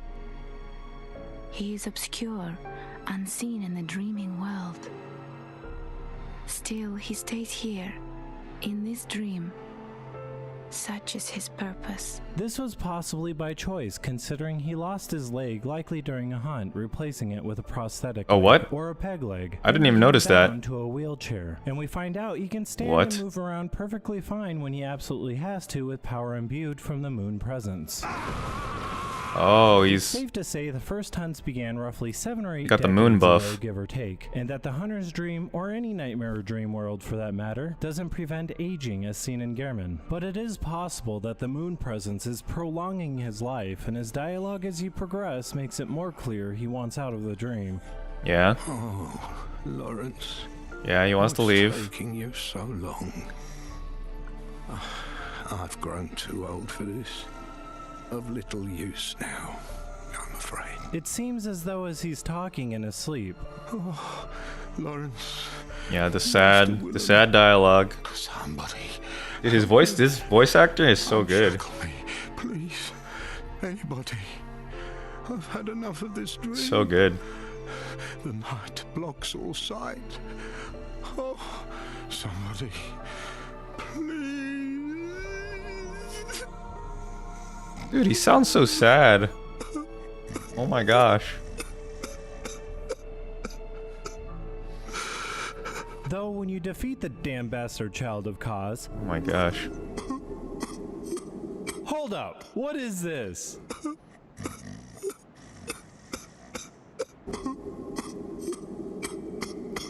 Do you think this has some significant meaning? The doll does make mention that he's sleeping much better now, probably because we slayed the person that's plagiarizing his cries. But it does prove the doll legitimately cares about Gehrman. Most people take it as he created and brought the doll to life to give him companionship and to stifle his loneliness. But I feel it goes much deeper than that, if you know what I mean. Heading to the old deeper we say. We can safely deeper you say. This was Gehrman's residence and workplace before being bound to the dream, as he forged some of the first transforming weapons. The dream is Gehrman's and was fashioned exactly from this real location, a location he was quite familiar with, in a chest just outside Inside the workshop, you find the doll's clothes, and the description says, a deep love for the doll can be surmised by the fine craftsmanship of this article and the care with which it was kept. It borderlines on mania and exudes a slight warmth. Inside the workshop, you'll find the doll he created, inanimate and lifeless. But if you look long enough, her finger twitches, showing that his will for her to be real gave it a certain energy. Now, let's focus on the deep love Gehrman holds for the doll. On Maria's attire and the doll's attire, it mentions Gehrman's mania. Synonyms for mania include fascination, obsession, passion, and most importantly, in Gehrman's case, fetish. The doll's attire borderlines on mania. Is it hard to believe he created the doll because he had a fetish for dolls? If you look closely at the books Gehrman has in the workshop, you'll see many books, some in Latin, some on alchemy, but most importantly, many titled How to Pick Up Fair Maidens, giving us a little more insight into his character and that possibly awkward around real women, especially when Maria showed interest in him. Maria was one of the first students of Gehrman, and he was likely much younger then. Maria's attire says she had great admiration for Gehrman, unaware of his curious mania. I think this means Maria actually loved Gehrman. Otherwise, why would they bring up the fact that she was unaware of his curious mania? This also shows his doll fetish spanned way before the hunter's dream, and by the umbilical cord description, before the moon presence was beckoned and before the hunters were necessary. It's safe to say he always had this fetish. But have you noticed the doll looks surprisingly similar to Maria? When you first encounter Maria, she kind of does, having tried to kill herself. But the problem is she is distantly related to Annalise, the vile blood queen.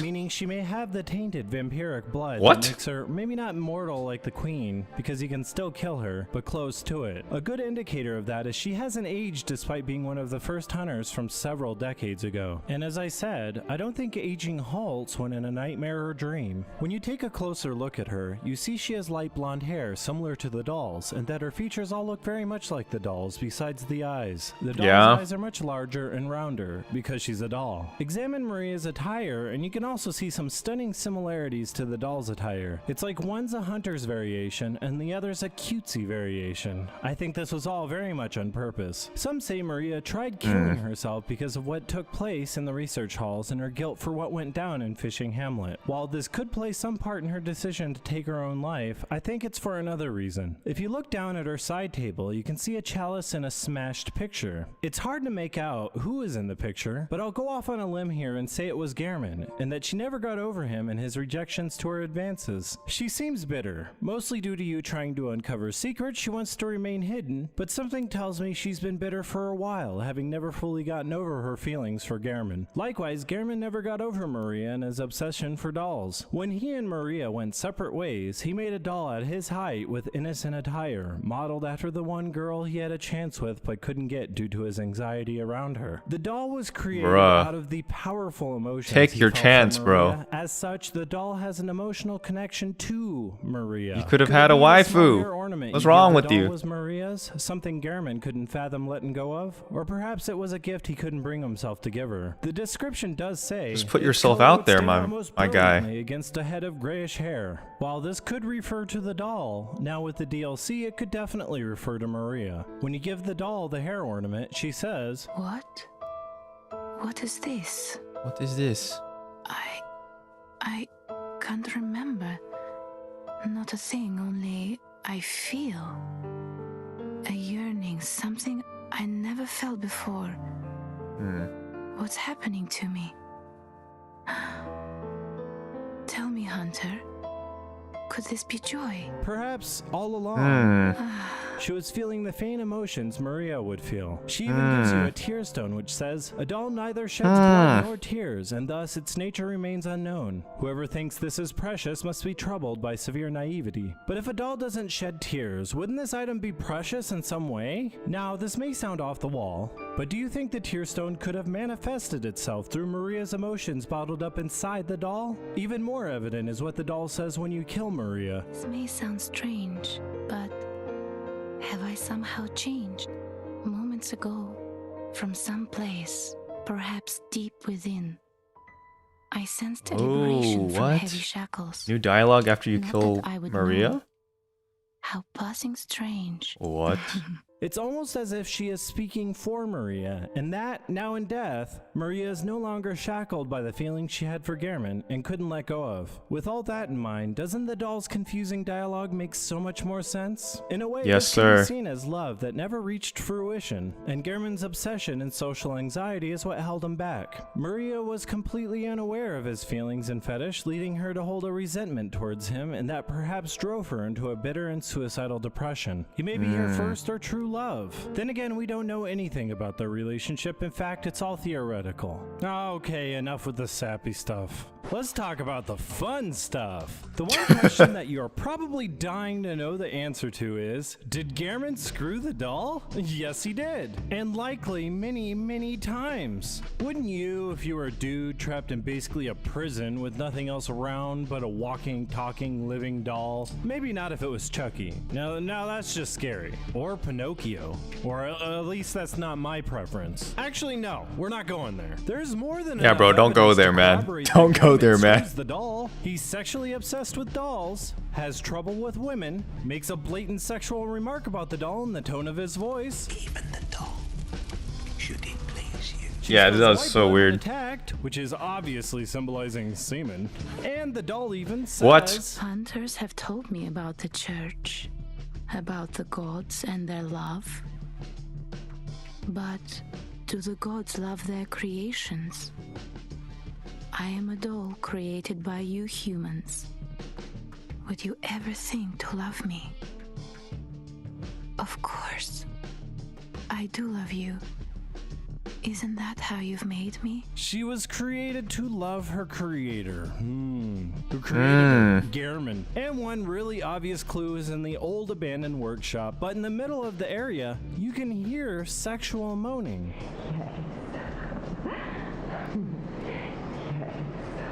Is it? We can assume this is the doll. This was added for a reason, and that reason is to allude to what Gehrman did with his doll there. And no, it's not coming from the Arnhem streets below. I checked. You guys having sex in there? Are ya? You having sex? A night of curses.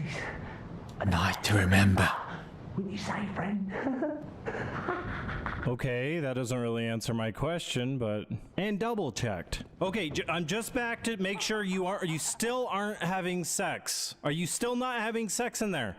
What has my life become?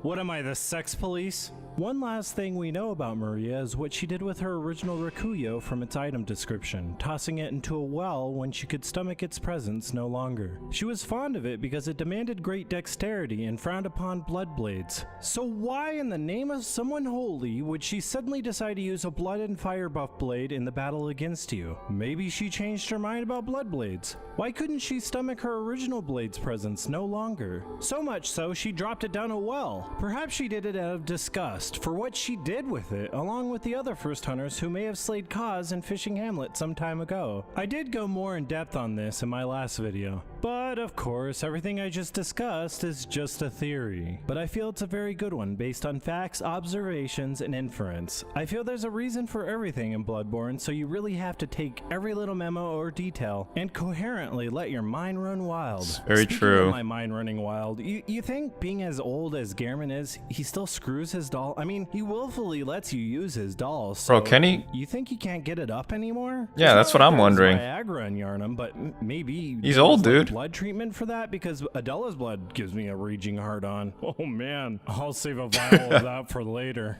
Whew, and with Ariana's blood, I can go all night. Probably a good thing I can't take both. Temporarily I don't know what I speed might stamina do. recovery. Oh, and Adeline's blood? Checks out. Please subscribe if you have a curious mania for entertaining content, or become a patron. All if you right. like. That was interesting. That was very interesting. Oh my gosh. Hey, dude, that book. I guess it's an Easter egg. What the heck? Okay, we just learned maybe a little too much about Gehrman. Maybe a little too much. Yeah, I didn't know Lady Maria was a vile blood. That's I don't understand. I don't get it. Imagine the books are about how to go deeper inside. Oh, he going deep. He going deep. You would like to wipe this from your memory. I think you learned some new things, didn't you? Learned some new things today. Oh my gosh. Infatuation is a synonym of mania, yet you chose to use fetish. Can't say I agree with that. Okay, this is someone who disagrees. Here's what I think happened. Gehrman clearly felt a strong love for Maria, but for one reason or another never let her know. He didn't know how to tell her, so his love for her was driving him mad. After she killed herself, Gehrman became depressed and built a doll in her image.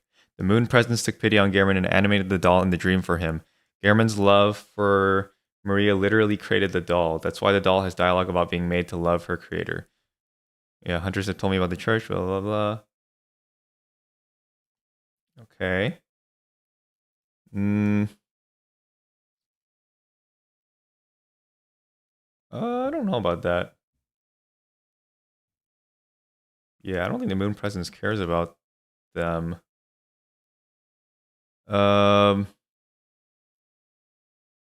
Yeah, the great ones are sympathetic in spirit. True. I don't know. I mean, does this explain why there was a doll in the abandoned workshop? Well, I guess the doll in the abandoned workshop doll was... Is that one in reality? That one's not in the dream? I don't know. I don't know, dude.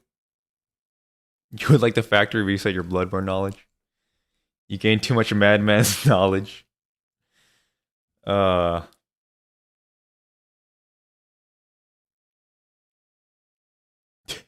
the doll, should it please you? Interesting video though. Interesting video. Yeah, I mean it's all a theory, but it's backed up by a good amount of facts, I feel like.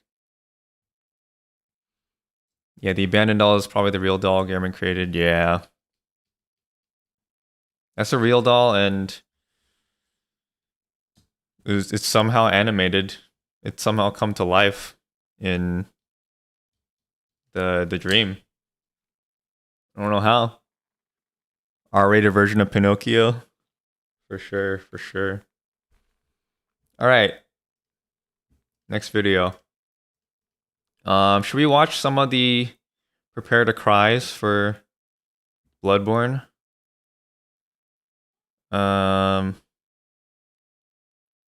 Which one should we watch? I do want to watch these ones, the Prepare to Cry for the NPCs. I don't know what other ones to watch though.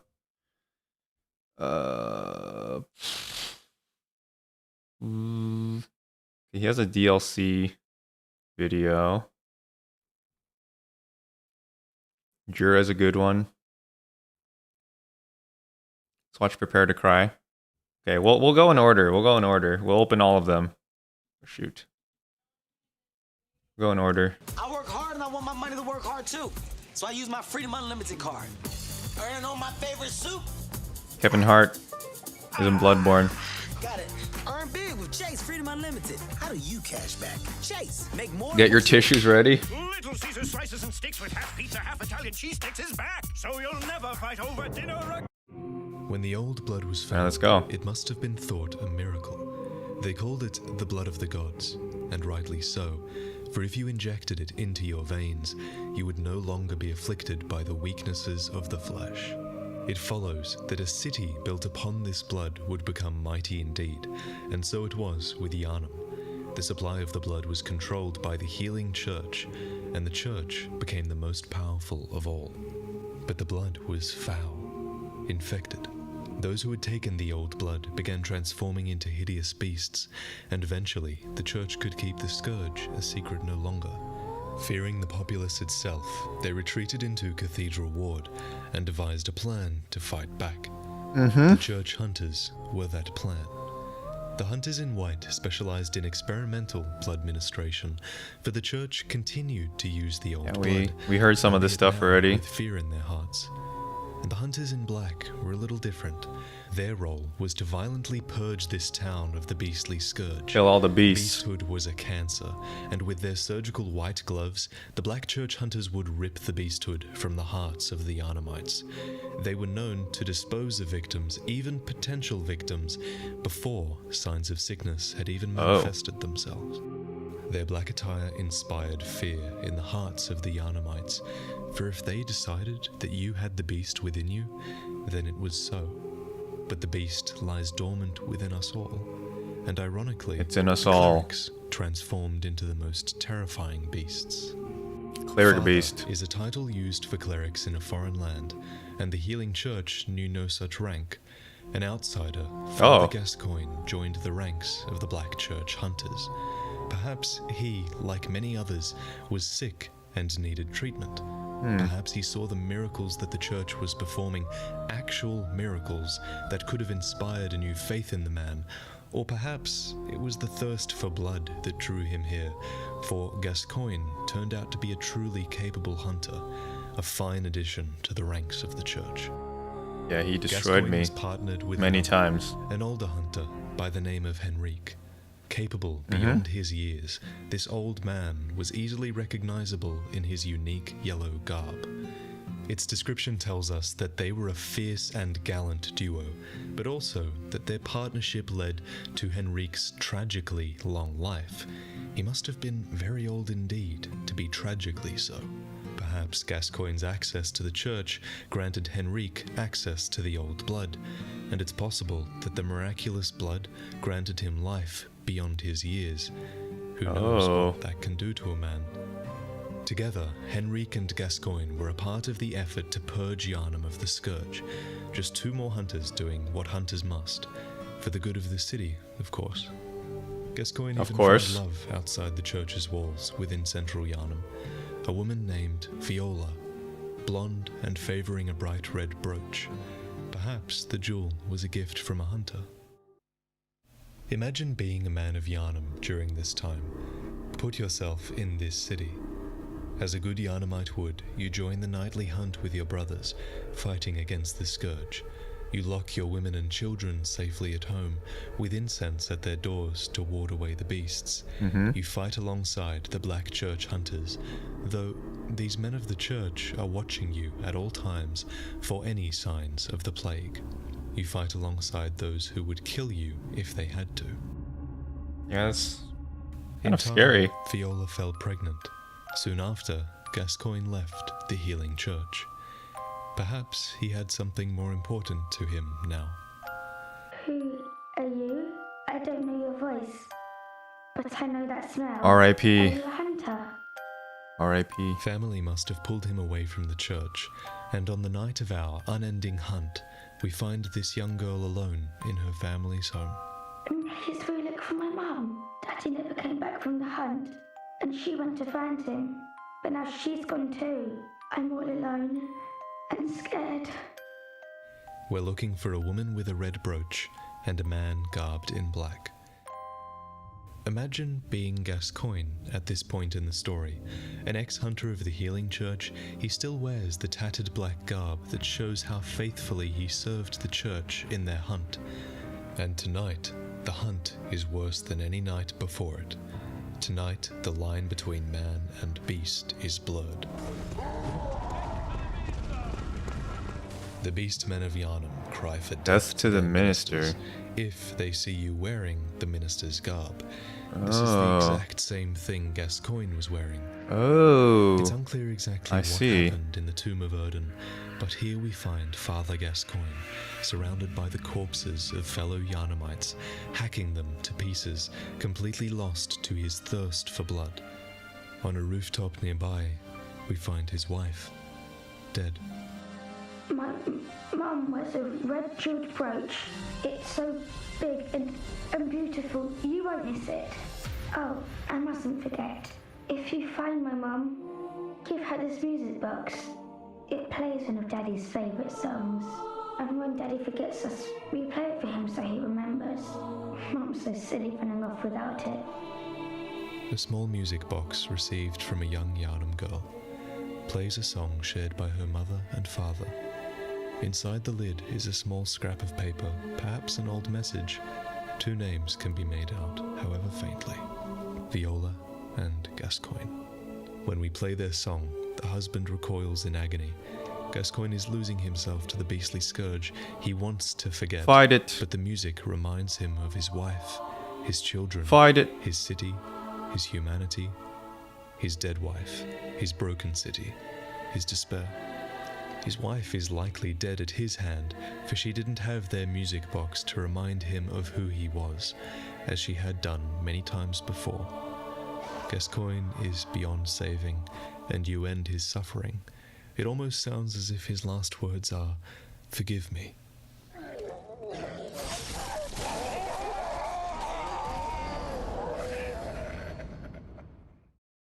We don't have the heart to give a child her dead mother's brooch. Instead, I did it. We send her to Erden Chapel. She can't stay in this house alone, for neither her mother nor her father I gave her the brooch. is coming back for her. Better to send her to a safe place. Hello, Miss Hunter. I gave it to her. Still can't find my mum. That was my choice.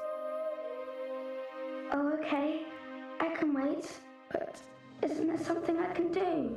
Maybe Mum and Dad are stuck out there, waiting for me to come and find them. What do you think, Miss Hunter? We send her to Erden Chapel. Bruh. Yes, okay. Thank you, Miss Hunter. I love you almost as much as Mum and Dad. And Granddad. She never appears there. Oh Trace no. the path she would have taken. Imagine this little girl creeping through a sewer filled with crawling corpses and carrion crows, to run past it all and come so close to the chapel, only to spy this thing at the end of the tunnel. It eats the little girl, and after your revenge, you find the bloodied white ribbon upon its remains. That's why you get that item. You haven't by any chance seen my little sister, have you? No way. Someone did come back for the little girl. Turns out Gascoigne had 2 daughters. No and you just way. sent her to her death. I told her to look after the house, but she's run off somewhere. She's still quite small, and wears a big white ribbon. Have you seen her out there anywhere? She got eaten? Oh, how did this happen? Yo, what? She was outside. Oh my gosh. At least I'll have something to remember her by.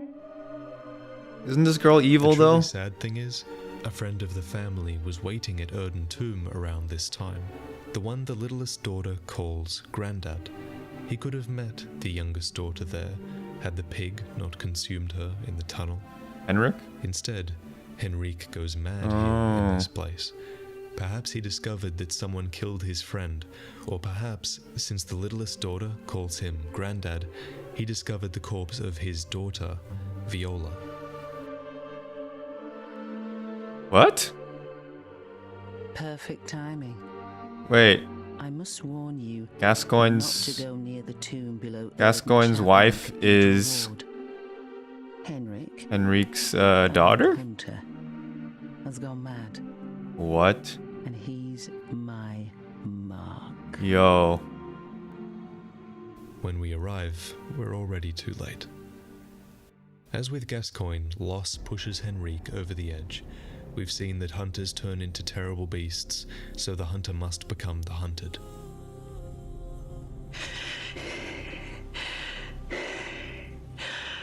Well. It wasn't necessary of you, but you have my thanks. We made it with our lives. You're not bad at all. You must have killed Gascoigne as well, then. He was falling apart, I'm sure it had to be done. But try to keep your hands clean. A hunter should hunt beasts. Leave the hunting of hunters to me. Hunter of hunters. Hunting of hunters. Gascoigne killed his wife. We killed Gascoigne. Henrik tried to kill us, so Eileen killed Henrik. The last surviving daughter throws herself off a ledge upon receiving her sister's bloodied ribbon, and the bloodline of Gascoigne ends here. However, somewhere, in another hunt perhaps, you never spoke to the littlest daughter. She never went looking for her parents. She never traveled down this tunnel. Okay.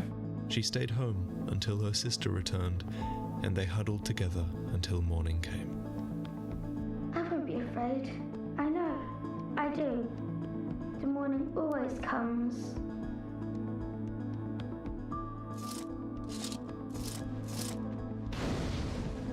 Yo, he didn't talk about the...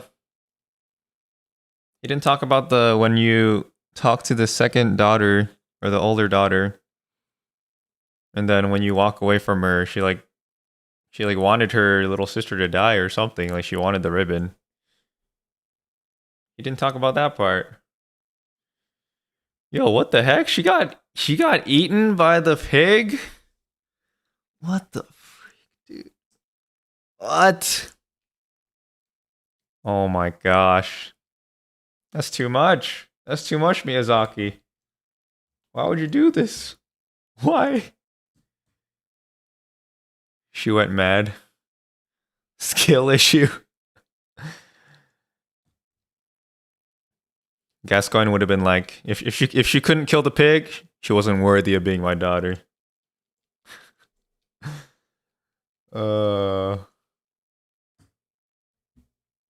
Jeez.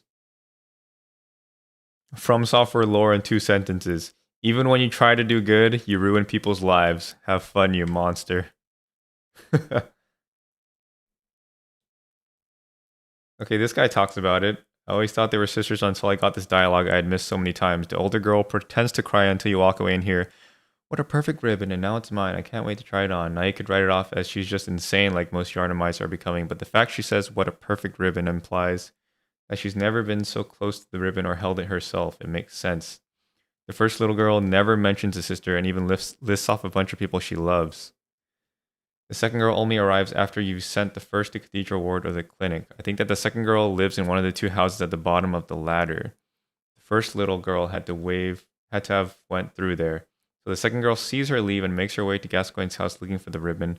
And when you get there, she lies about being her sister so she won't get in trouble.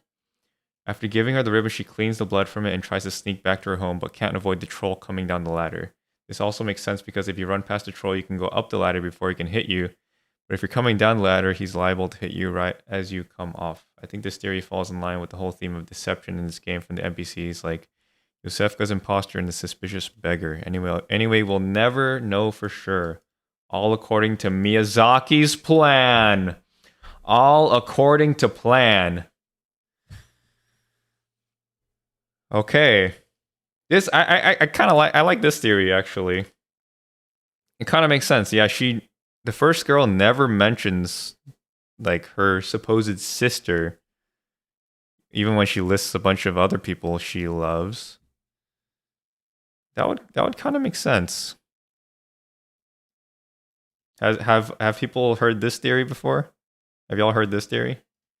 I kind of like this theory. I don't think Gascoigne killed Viola. Look at her. She's not exactly been mauled. If anything, it looks like someone shot her or stabbed her. Gascoigne uses a shotgun and swings an axe in wide arcs. Her corpse would show evidence of multiple bullets or wide cuts if Gascoigne had killed her. No, Gascoigne didn't kill her. The Yarnamites did. Gascoigne finds her body and those responsible. This pushes him over the edge. He goes berserk, slaughtering the Yarnamites, hacking them to pieces, giving into his inner beast. We arrive to find Gascoigne too far gone. The music box reminds him of who he was and who he lost. However, it cannot break the grip of the beast because at the same time as it calls to the real Gascoigne, it reminds him of the woman he loved and her senseless murder driving him back into a frenzied rage. Bruh. This makes it even sadder. It's not that Gascoigne, if this theory is, we can't confirm anything, but if this theory was true, this kind of makes it sadder. Like the Yarnamites killed Viola. I don't know why. Why would they kill her though? Maybe they suspected her of becoming a beast or something, or being plagued. But this would make it sadder. Like he's killing the Yarnamites because they killed Viola, and this pushes him over the edge. It would kind of make sense because like Vati was talking about how like Henrique, look at the theory on Henrique, like why he went insane or why he went mad. That kind of makes sense because he saw Viola was dead and Gascoigne was dead. So I don't know. It kind of makes sense to me. How much suffering do you want in the story, Miyazaki? Yes. Okay.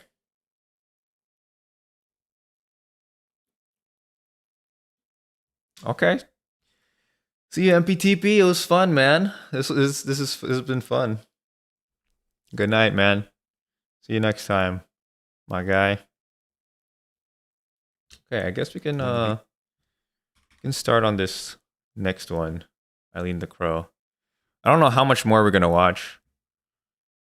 We'll see. When the beastly scourge crept into Yharnam, the people responded with the hunt. With iron and fire, the populace rallied to purify this city. They fought alongside the hunters, who were talented warriors properly equipped to counter the beasts. Together, you would have thought that they'd stand a chance. Yet, when we arrive in Yharnam, something seems wrong. The hunt continues, but the populace has changed. The line between man and beast is blurred, and perhaps it was the bloodlust that the hunt inspired that further awakened that beast within man. The hunters become hated and feared, for they turned into the most terrible beasts. To prevent this from happening, there has always been a hunter of hunters, a hunter with the resolve to hunt former comrades who succumbed to their thirst for blood. Hunters and hunters dress as crows to suggest sky burial. I quote, "They hunt with the hope that former compatriots might be returned to the skies and find rest in a hunter's dream." Eileen the Crow. Hunters, and she was likely recruited when the Hunter's Workshop was still in its infancy. She wields the Blades of Mercy, forged with siderite, which is a rare mineral of the heavens. This weapon, and Gehrman's Burial Blade, are the only weapons of their kind. They're masterpieces that defined the entire array of weapons crafted at the workshop. Eventually, the Hunter's Workshop was no longer needed, but Gehrman went on to become a host of the Hunter's Dream and started to guide hunters into the waking world. Like us and many other hunters, Eileen visited the dream too. When a hunter of the dream dies in the waking world, their consciousness retreats to the hunter's dream. From here, it seems that they can set out and brave that night again. With the dream to sustain her, Eileen must have been a force to be reckoned with. Everyone needs something that they're good at, a skill, a talent. Eileen's skill was that she had the control to resist the intoxicating effects of the hunt and the ability to deal with hunters who were too far gone. When a hunter gave in to bloodlust, Eileen would swoop in and kill him or her before they could do any more damage. Her very unique hunts protected the other hunters from themselves, and she did this task until her age caught up with her, and even beyond that, because the Eileen we meet is very old indeed. But one day she stopped dreaming. Over time, countless hunters have visited this dream. The graves here stand in their memory. It all seems so long ago now. Wait, she left the dream? Farewell, good hunter. May you find your worth in the waking world. What? No more dreams for me. This is my last chance. So, like many other hunters before her, Eileen was freed from the dream. Gehrman, host of the Hunter's Dream, granted her mercy. But did she go willingly, or did she simply outlive her usefulness? Whatever the case, we might never know. Eileen remains in Yharnam and continues her hunt, her purpose unfulfilled. Oh. What? A hunter, are you?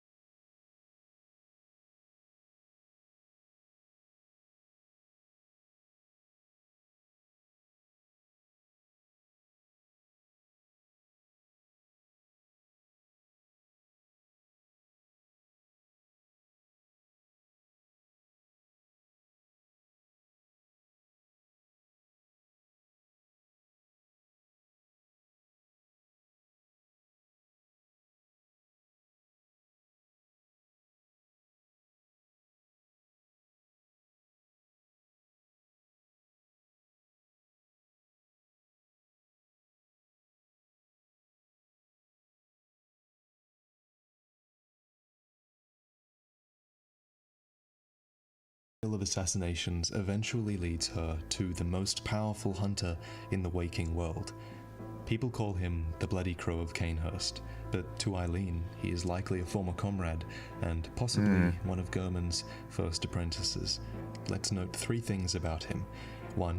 He wears the crow feather set as Eileen does, suggesting that he is, or was, a hunter of hunters. He has the bloodhound 2. step. He has mastered the art of quickening and dashes about with extreme speed. And he has the Rivers of Blood Is katana. particular to the first hunters of the workshop. He's hacking the game.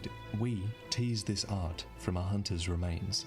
Once, this hunter was likely an apprentice to Gehrman, one of the first. Thirdly, the Bloody Crow uses the weapons and armor of Canehurst, which is a faraway land ruled by a queen who craves the blood of hunters. He drops the Blood Rapture rune, which resonates with servants of the queen. Whoever he is, he seems to no longer see a purpose in hunting beasts. He and Eileen are not so different in that respect. In fact, Eileen could just as easily find herself in his place if you don't aid her on her journey, and she does. She becomes almost like the townsfolk of Gehrman, who see nothing but evil when they look at another hunter. The beasts cannot be stopped! What? What good hunters now? Your blood is mine. What? You monsters. All hunters must die. What? What dialogue was that? You can fight Eileen? Aid Eileen, and she doesn't lose herself. She lies here on the steps, bloodied and broken after her fight, to pass along her duty to another hunter. Don't you ever listen to your elders? No matter. You did save my life. I don't seem to be apt for this life anymore. My glory days were long ago now. Yeah, this is the ending I got for her quest line in my playthrough. I know. Here. For you. I guess there's an alternative if you This too is choose not to help her. work. But it bears no honor.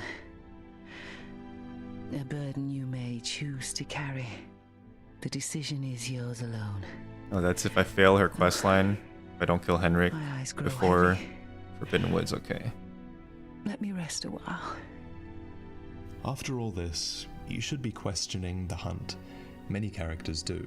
Its purpose is, of course, to hunt beasts, but it was the hunt itself that further awakened the beasthood within man. It's unleashed the blood-crazed hunters upon the world, men and women who, individually, can do more damage than any mere animal.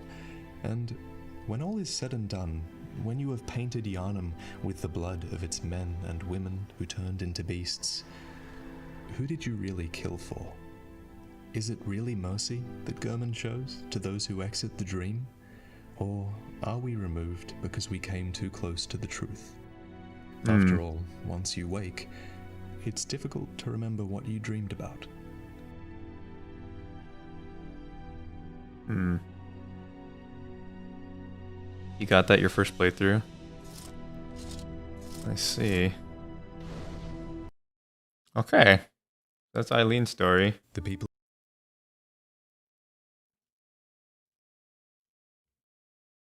Let's see.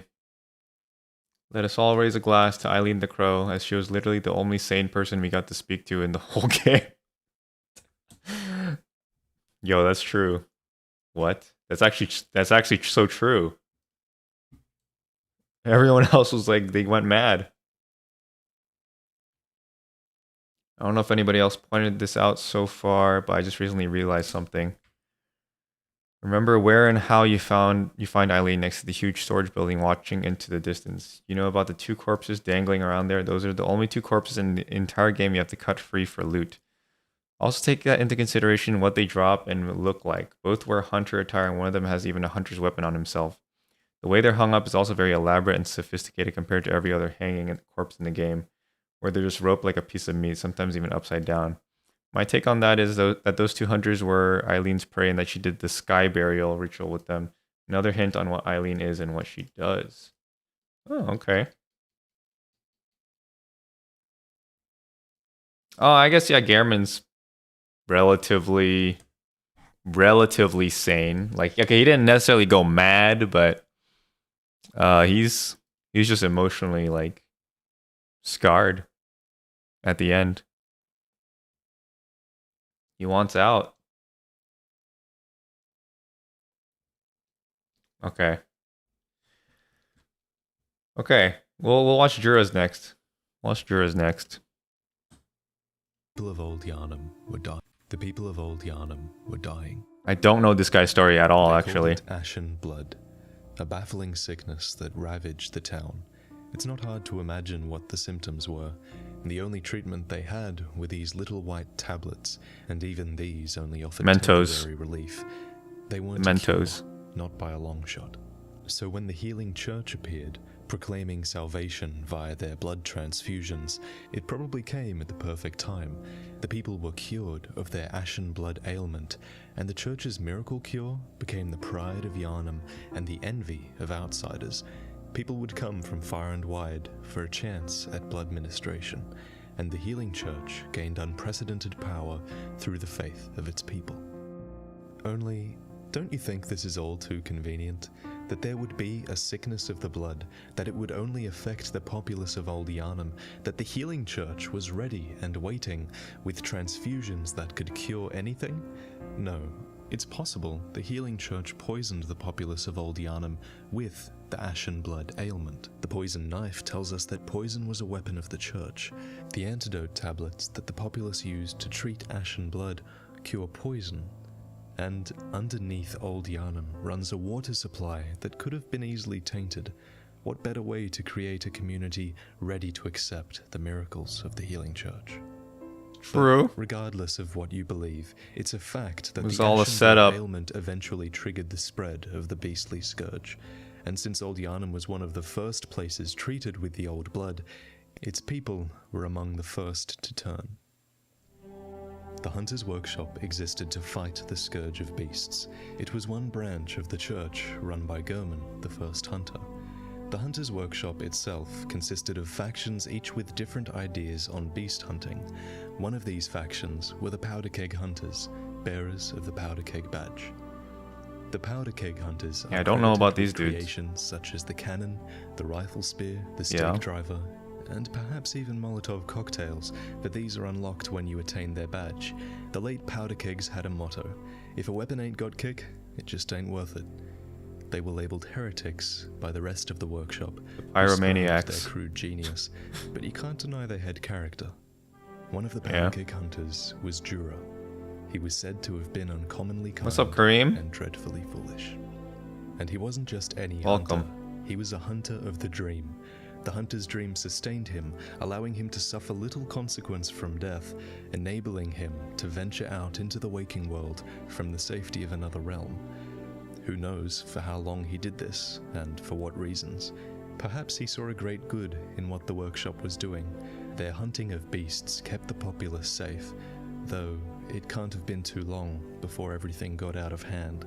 A couple of people turning into beasts was manageable. Doing good, just but when the blood watching the lore videos for the line Bloodborne. between man and beast was blurred, and Old Yharnam, one of the first places treated with the old blood, Djura video. became severely overrun by beasts. At this point, secrecy was impossible and no longer required. The only way to contain the beasts was to launch an all-out assault on Old Yharnam, and who better for the job than the Powder Keg Hunters? Old Yharnam was sealed and set ablaze to prevent the spread of the beastly scourge. The town burned, and so did the men, women, children, and beasts within it. Oh my. We find the charred hunter set within the ruins, worn by the hunters who swept through after the raging flames subsided to hunt victims of the scourge who survived the inferno. It vividly mentions the stench of singed blood. The weaponry, attire, and over-enthusiasm of the powder kegs What? was That's a clearly gun? visible in the smoking debris What? that remained. There's little doubt What that the they were freak? responsible, but the hunters did not perform this purge eagerly. Oh, is that the In rifle fact, spear? We see a certain reluctance in the notes left behind. The red moon hangs low, and beasts rule the streets. Yeah, I'm not gonna watch all the lore. No Just other watching choice some of it. than to burn it all to cinders. My brain's already Time like passes, and confused. Central Yharnam becomes the heart of the city, and Old Yharnam becomes this distant memory that lies smouldering and forgotten. But when we venture down into the ruins of Old Yharnam, we find that one human still remains within. Djura. You there? Hunter! Didn't you see the warning? Turn back at once. Old Yharnam, burned and abandoned by men, is now home only to beasts. They are of no harm to those alive. Turn He's kind of old. or the hunter will face the hunt. He looks kind of old. Djura felt defeated by the state of Old Yharnam, so much so that he renounced his hunter's vows and pledged never to kill another beast. This kind, foolish man found his true calling in protecting the beasts of Yharnam from the hunter he used to be. You are a skilled hunter, adept, merciless, half cut with blood, as the best hunters are. Which is why I must stop you.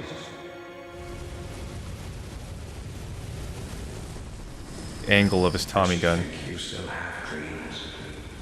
Well, the next time you dream, give some thought to the hunt. No one truly knows the hunt's purpose. It is watched over by a man who does not wish to be there, and it's inhabited by a doll who exists to serve you. There is no explanation for why we venture out and kill. For Djura, Old Yharnam was his realization that hunters are no better than the beast that they've slain, and it's true, really. If a beast is characterized by its mindless thirst for blood, then are hunters really any different? Some beasts are even capable of speech and of reason. Die, die! True. Hunters are killers, nothing less! You call me a beast? A beast? What would you know? I didn't ask for this. You hunters have got more blood on your hands. I no longer dream, but I was once a hunter too. There's nothing more horrific than a hunt. In case you fail to realize, the things you hunt, they're not beasts. They're people. You're not hunting beasts. It's you. You're the beast. I'm the beast. Just think about what you're doing.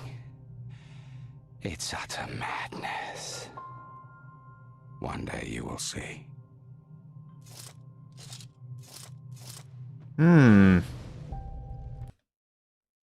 Interesting thought process. Very interesting, actually. Okay, Djura. Okay.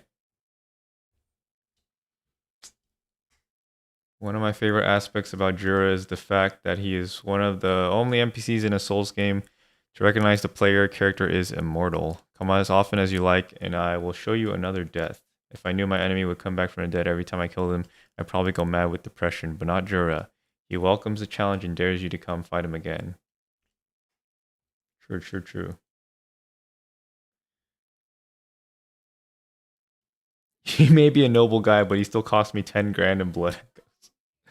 I think I lost more than that when I was in Old Yharnam.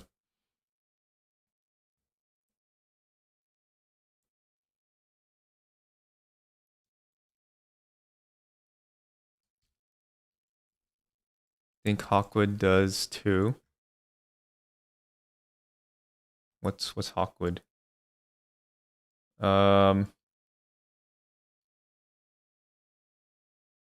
Okay.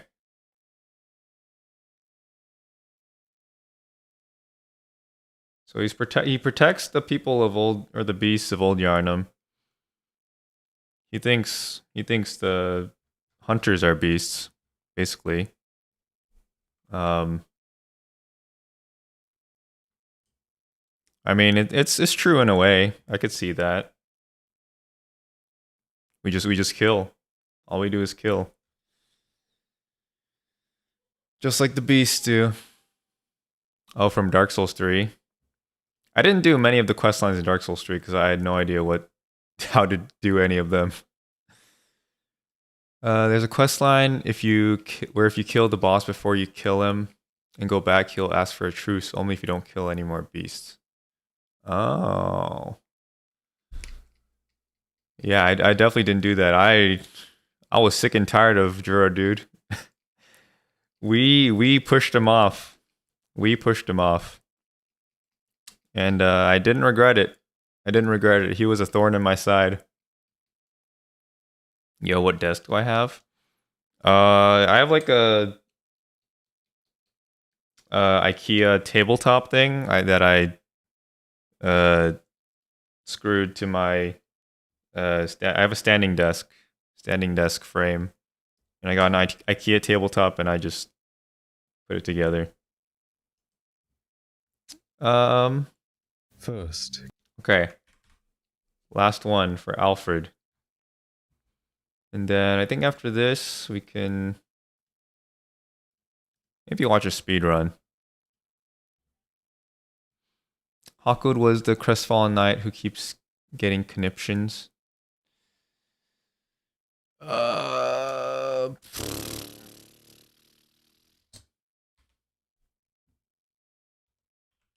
Hawkwood, DS3. Let me see.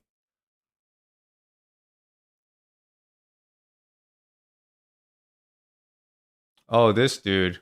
Okay, I remember him. But yeah, I didn't. I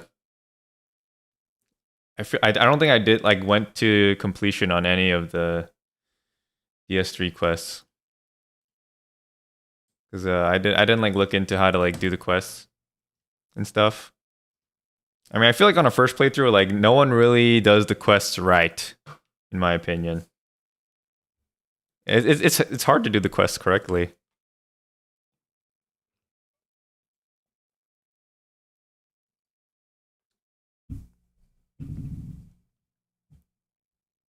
He's pretty underrated, TBH. Yeah, I need to play DS3 again. Alfred, our boy Alfred. I'll always remember Alfred. I like Alfred. Alfred is the GOAT. You got the eyes for the Firekeeper first try. Nice. I think if I remember correctly, I got the eyes as well, but it's because I looked up how to do all that stuff. I didn't just figure it out myself. I'm pretty sure if I remember. It's been a while since I played DS3, so I don't remember much of the questline stuff. But yeah, let's watch this one. First came the age of the Great Ones. They were mysterious, powerful beings, each one of them completely unique from the last. Then came the age of the Tumerians. The Great Ones once lived alongside the Tumerians, but eventually ascended to a higher realm, leaving the Tumerians behind. Finally came the age of man, a group of whom discovered the tombs of the Great Ones, and the Tumerians who now guarded them. These were the Byrgenwerth Scholars, a group devoted to seeking the truth. They burrowed deep into this world that they didn't understand, uncovering relics, rituals, and a race that had not been disturbed. Yeah, we got a soft spot for Alfred. Most importantly, though, he's a real one. Upon a substance called the Old Blood. This blood was incredibly powerful, as a transfusion with it could cure any illness. This blood split the ranks of the Byrgenwerth Scholars, for they could not agree on how it was to be used. The head of the Scholars, a man named Willem, believed that humanity would be undone. Don't touch the blood. Our eyes have yet to open, he said, so we should fear it. Other scholars disagreed, probably thinking him cowardly. One man, Lawrence, was much more headstrong than his mentor. Lawrence. He disagreed with Willem, abandoned him, and went on to found the Healing Church. Good old Lawrence. A society built upon the use of the old blood. But there was a third man who betrayed the Byrgenwerth Scholars. He stole what the scholars considered forbidden blood and took it far away to the nobles of Cainhurst Castle. A man named Alfred tells us this. Once, a scholar betrayed his fellows at Byrgenwerth and brought forbidden blood back with him to Cainhurst Castle. It was there that the first of the inhuman Vile Bloods was born. The Vile Bloods are fiendish creatures who threaten the purity of the Church's blood healing. the ruler of the Vile Bloods is still alive today. And so, to honor my master's wishes, I search for the path to Canehurst Castle. The people of Canehurst were proud and noble, with a society made up of 3 tiers. At the bottom were the servants and the knights. Above them were the nobles, indulgent and arrogant. And above them all was one, the Queen. This queen received the forbidden blood that was stolen from Byrgenwerth and became what Alfred calls a vile blood.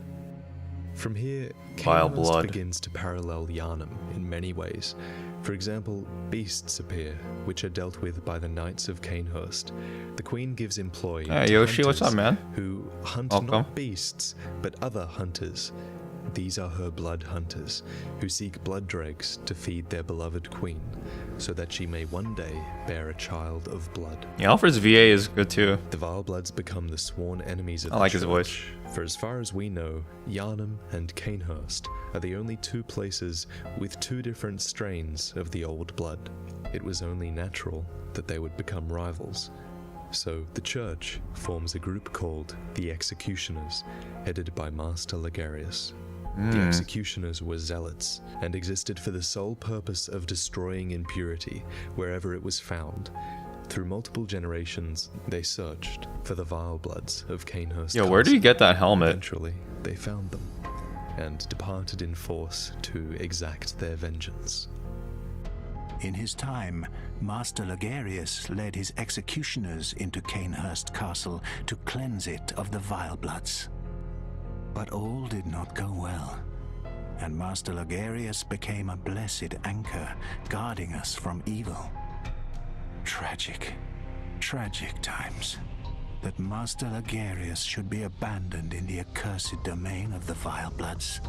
I must free him, so that he may be properly honored in martyrdom. So he was like sealing away the Queen, I guess. Alfred does not know how to get to Canehurst. Yet, in Yosefka's clinic, in the clinic where we first awoke, there's a curious invitation in the back room. Yeah. An old bloodstained summons, inviting an honored guest to the Forsaken It's addressed to me. Rather bafflingly, it is addressed to you. Perhaps it's why we even came to Yharnam in the first place. Do not hesitate. The stagecoach leaves from Hemwick Crossing. While we're in Canehurst, we can attempt to clarify where good and evil lie. Ligarius, leader of the Executioners, once said, "Acts of goodness are not always wise, and acts of evil are not always foolish, but regardless, we shall always strive to be good." But who is Ligarius to label good and evil? The world is not black and white, yet his judgment led to the slaughter of the people of Canehurst. So, did these people deserve to be slaughtered? We arrive, and the first thing we notice is that the beasts here are different. Very few are wolf-like, like those in Yharnam. Yeah, they appear to have evolved according to their environment. They're disgusting. Bloodlickers roam, bloating themselves on the corpses of the fallen that lie I beneath hate the these snow, dudes. and Oh my gargoyles god. imitate the architecture, patiently waiting for their prey. Disgusting. In the halls of Canehurst roam the ghosts of nobles, undying and ethereal. Upon the tallest tower of Canehurst, we find Ligarius, alone. Ligarius and his executioners slaughtered every Vile Blood noble until one remained, the Queen. To his despair, Ligarius discovered that the Queen was immortal. smack her.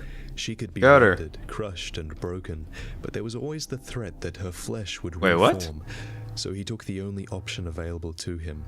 He donned the old king's crown, a powerful heirloom of Canehurst. It allowed him to hide Canehurst Castle and the Queen away from the world, so that no one would ever stumble upon the last Vile Blood.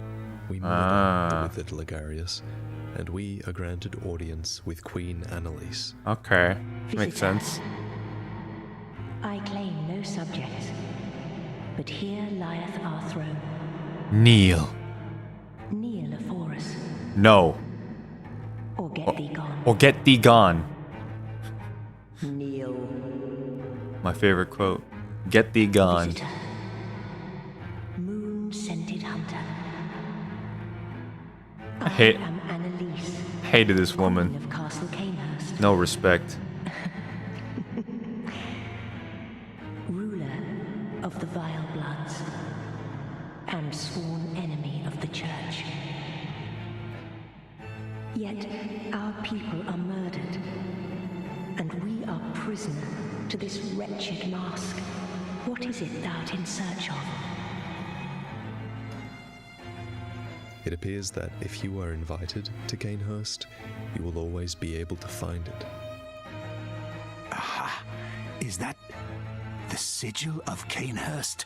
Yes. I've heard tell of Canehurst. Go and kill her. And their amusingly pompous invitations. Got her. Wonderful. Sick 'em, Alfred. Thank you profusely. I feel my master's hand at work. Praise the good blood. Praise the And good let us blood. Cleanse these tarnished streets. Tarnished? Did you say All of tarnished? The executioners believe in martyrdom. That is, they believe in suffering or dying for a holy cause. Martyr Ligarius suffers here on his frozen throne to keep the world safe from a perceived evil, but it cannot be considered absolute martyrdom, for the Queen remains alive, as does Ligarius. Alfred deeply desires to kill this woman, and perhaps even his master as well. These deaths would allow his idol to pass into legend as a true martyr who died for the greater good. Kill. Look, I've done it. I've done it. I smashed and pounded and grounded this rotten siren into fleshy pink pulp. Oh. There, you filthy monstrosity.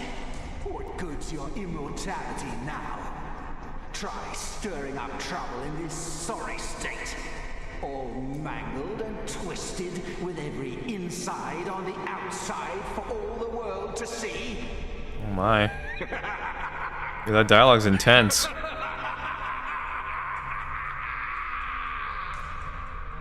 Oh my gosh, Alfred. Is it? Look at this. Thanks to you, I've done it.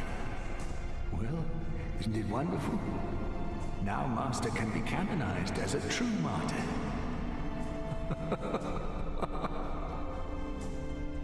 Ironically, Alfred coming here and killing the Queen would have run counter to Ligarius's wishes. The Queen is undying, so without a guardian, there is always the risk that she could rise again. That is why Ligarius stood guard here for all these years. Yet, of course, acts of goodness are not always wise.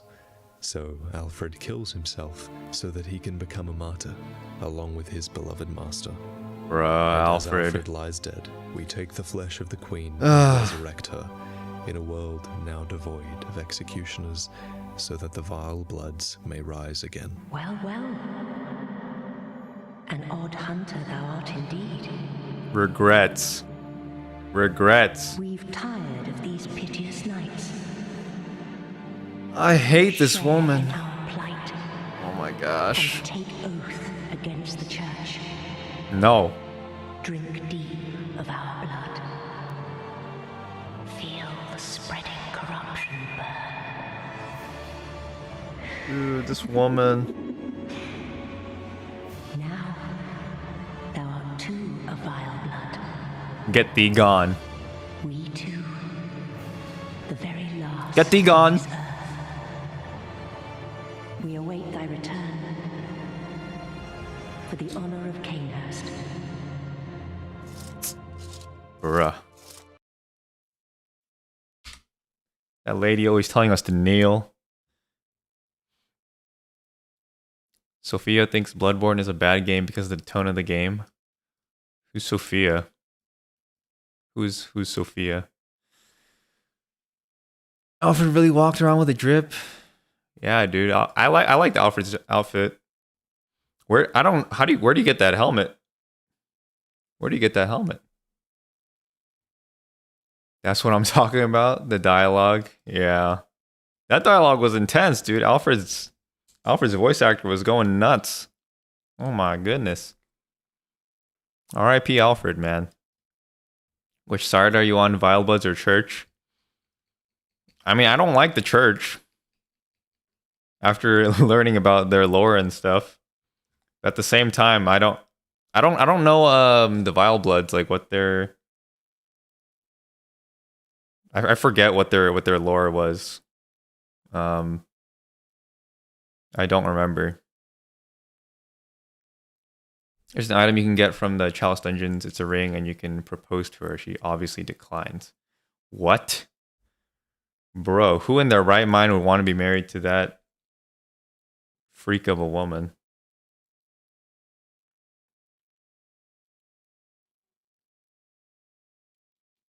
You're like in bed with her, and she's like, kneel. Kneel. Get thee gone. No, no, no. No respect. They're vampires, basically. Can I not choose either of them? I don't want to be on any of their sides. You know it's Bloodborne when the word blood is said more than 3 times in each bloody sentence. Truth. After you revive the queen, I really wish the queen would at least yell at you for letting Alfred in. Alfred's evil laugh is amazing. Dude, for real. Yeah, the voice acting was amazing. Sounded like he was like going insane. An executioner attacks a Canehurst hunter who is hunting Eileen. Eileen is hunting a Yarnum hunter. Then the executioner would then be a hunter of hunters of hunters of hunters. Well done, Maxor Trap. Checkmate from 6 years ago. The most amazing thing about this is how Alfred smashed Annalise into chunks and manages to keep the chair intact. Yo. What's that chair made out of? It's a Herman Miller chair. If you die to Eileen, she says, say hello to that little doll for me. Really?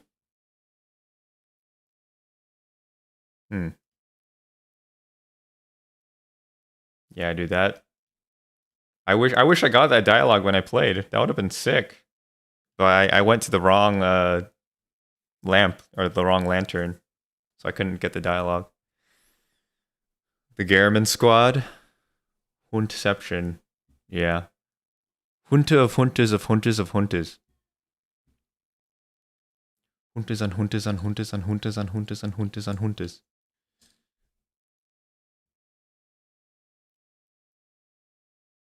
Am I the only one who learned more about this game from YouTube videos than I did from completing it? Yeah, I mean, that's literally everyone. If everyone understood the lore after playing a From Software game, I don't understand. It's just not possible. It's actually impossible.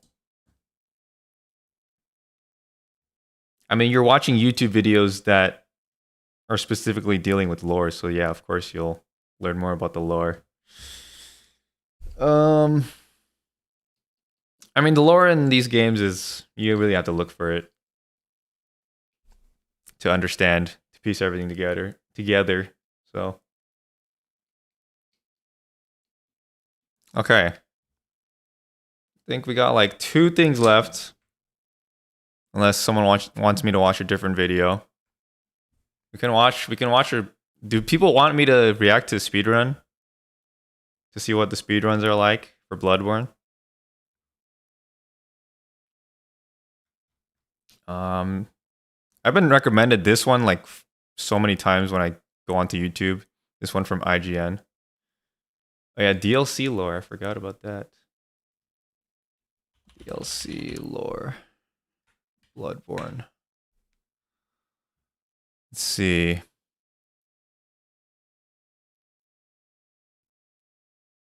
I guess we could do this. Okay,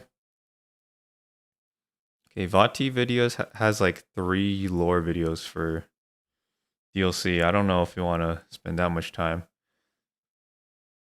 I think this first one. We'll do this first one. Texans are saving big with TX. We watched one of this dude's videos.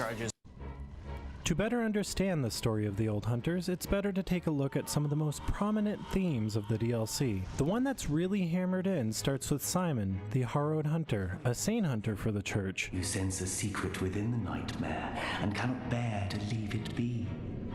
But beware, secrets are secrets for a reason, and some do not wish to see them uncovered, especially when the secrets are particularly unseemly. But as you progress, Simon joins your side in the quest to unearth the secrets he already knows. Do you know why the hunters are drawn to this nightmare? Because it sprouted from their very misdeeds. Things that some would rather keep secret. A pitiful tale of petty arrogance, really.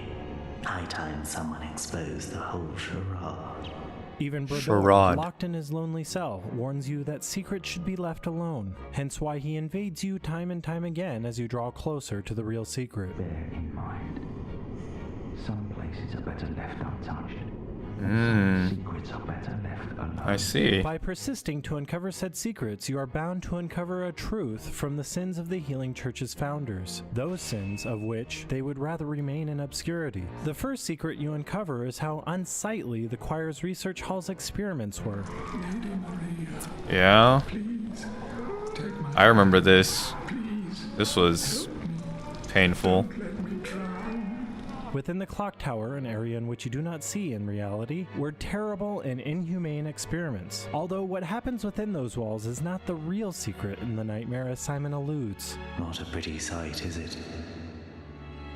The true face of the blood-worshipping, beast-purging, healing church. But that's not all. You seek the secrets held by the nightmare, do you not? Then here's what you must do. Climb the astral clock tower and kill Maria. She hides the real secret.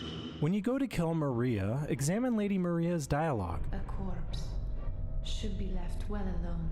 When she's saying a corpse should be left well alone, she doesn't mean that in a literal sense as much as she does in the sense that the secret should remain dead, like a corpse. This is made even more clear as she continues her train of thought on how the secrets beckon you sweetly. She is persistent to put you to death to protect the real secret, and that real secret is contained within the cursed town of Fishing Hamlet. Later, Simon spills the beans as he spills his blood, having been assassinated by Brodor, for helping you unearth the secrets to the town. Please. I need you to do something. This village is the true secret. Testament to the old sins. It feeds this hunter's nightmare. Please, bring to an end the horror. So our forefathers sinned. We hunters cannot bear their weight forever. It isn't fair. It just isn't fair. R.I.P. Brodor is a Healing Church assassin who invades you as you grow closer to what the church is trying to hide. Unending death awaits those who pry into the unknown. Also, the many hunters who have tried to uncover the secrets were placed in cells to dwindle away. So what is the real secret? The secret has everything to do with Kaz and the orphan of Kaz, who was posthumously born at the very instant you arrive. Or some say Kazum. The fact that once you slay the orphan of Kaz, you get a nightmare slain message. He is then returned to the ocean, and the unsettling sun disappears from all areas of the game. Is he crying at the death of his mother, or at the nightmare he was born into? The answer is found in the second, more subtle theme of the DLC. Take a look at the very first cutscene you see. It's apparent the voiceover is Lady Maria, and she says, "Curse the fiends and their children." And their children forever true. Well, what are fiends? At first I interpreted it as she was talking about the beasts or even the kin, when really she is mirroring what the accursed fisherman of Fishing Hamlet is saying. Dragonland, blasphemous murders, blood-crazed fiends. Atonement for the wretches, by the wrath of Mother Goss. Mercy for the poor innocent child. Mercy. Oh, please. Mercy for the Fiends child. are actually the first Byrgenwerth hunters, and that is who Lady Maria is referring to in the intro. The first Byrgenwerth hunters and their children and their children's children are cursed. Lay the curse of blood upon them, and their children, and their children's children forevermore. Curse the fiends, their children too.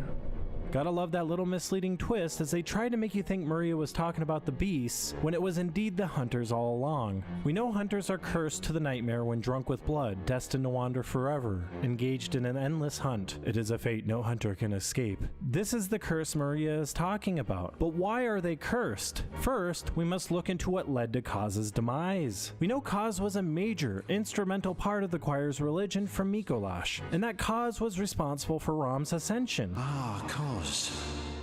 Or some say Kazum. Do you hear our prayers as you once did for the vacuous Rom? I don't want to hear it. No. Grant us eyes. Oh. Grant us eyes. Oh. Grant eyes on our brains to cleanse our beastly idiocy. A grand lake of mud hidden now from sight.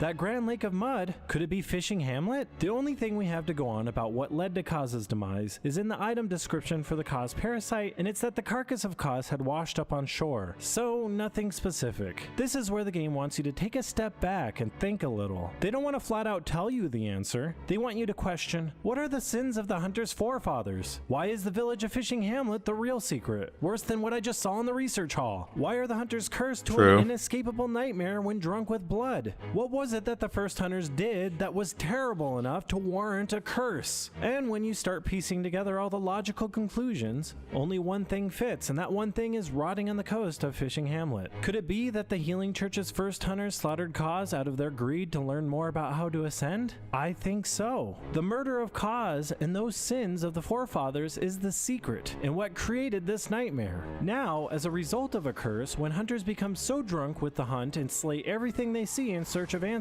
they are doomed to this nightmare as punishment. It is a fate that no hunter can escape. The accursed fisherman also brings up the wretches, who are the children of Kaz, who because of the first hunter's misdeeds are plunged into a nightmare and lifetime of misery. Each wretched birth will plunge each child into a lifetime of misery.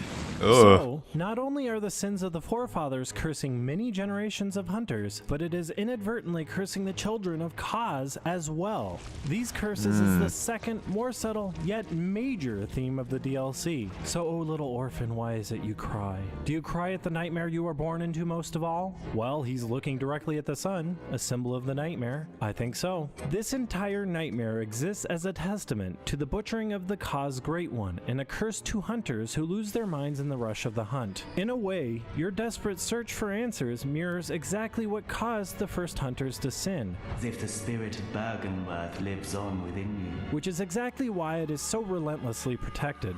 Just as Kaz kept her secrets from the first hunters, and just as Rom kept her secrets from Master Willem, the first hunters, including Ludwig and Maria, are trying to keep their shameful secrets from you. And when you slay the Orphan of Kaz in the final cinematic, it flat out says the curse is still there. A bottomless curse. Just going in and killing Kaz's bastard child is not going to lift a curse. But you did free the young Great One from the nightmare. Just as when you killed Mikolash in the Nightmare of Mensis, he says, Now I'm waking up. I'll forget everything. And in the ending part of the game, Gehrman says, You will die, forget the dream, and awake under the morning sun. And this happens. Yeah? When killed in a dream or a nightmare, you awaken in reality and forget everything, and they have made that more clear than anything else in the game. By killing the Orphan of Kaz, you lifted the shackles of the curse from him and allowed him to return to slumber in the sea, in reality. Hence, why the foreboding sun disappears after you finish off Kaz's child. So the first theme of the DLC we examine is there is a big secret in the Hunter's nightmare. The second theme we went over in great extent is that secret. Hunters are cursed because of what the first hunters did in in the past, and because of that curse, it is affecting the children of Kaz by being birthed into the nightmare. And that is the story I feel the DLC is trying to tell us in the most vague way. Of course, it's From Software's beaten rhythm to make a DLC notoriously difficult to access, understand, or even finish. I am holding to this theory, and it is only a theory, as there is no evidence to corroborate that Kaz was killed by the first hunters, just inference. But it just makes so much sense. I will be talking in more detail about the characters we meet in the DLC later, so please subscribe and or become a patron. I'd love to thank my current patrons as well. They are awesome and help. That's interesting. So the old hunters are just basically trying to keep people from finding out the secret. The sins of the Bergenworth hunters was not the slaughtering of Kos. The Kos parasite details how Kos's carcass was washed up on shore, which was infested with parasites. These parasites likely invaded the inhabitants of the fishing hamlet's bodies and turned them into the creatures we meet when we arrive. Let it be known that the inhabitants likely caused Kos to wash up on the shore, whilst the parasites killed it from the inside. The Bergenworth scholars probably heard of this event and searched the hamlet for Kos, forging a trail directly to the corpse in the search for eyes. Gehrman and Maria, the foremost hunters of Bergenworth, probably led this expedition and, to the surprise of Kos's corpse before them, proceeded to slaughter the inhabitants in the search for any available eyes, so the expedition was not wasted. Okay. The accursed brew tool supports this theory. The fishkin we meet at the entrance to the fishing hamlet tells that Bergenworth hunters were blood-crazed fiends, and if we apply the Milky Rune, gives us the accursed brew, the description of which is skull of a local from the violated fishing village. The inside of the skull was forcibly searched for eyes. Oh. As evidenced by innumerable scratches and indentations. It is clear that the sins of the Bergenworth hunters, Gehrman and Maria, were the massacres at the fishing hamlet, not the killing of Kos, which they did not do. Maria, disgusted with her participation in the events, threw her weapon, the Rakia, into the well, as described in the Rakia's item description, which is why we obtained the weapon after killing the man whales at the bottom of the well. Just wanted to clear a few misconceptions up. Oh. Okay. So they didn't kill Kos. It was these parasites. I mean, I don't know if this is all true, but... Okay, but Gehrman and Maria killed basically all the people of... massacred people of Fishing Hamlet. Okay. Interesting, interesting. Okay. Speedrun? Or tier list? What do people want? Boss tier list or speedrun? Do we even need to watch the speedrun? Speedrun? Okay. Which one though? Should we watch like the fast one? This one's like 4 months ago. This one's pretty quick.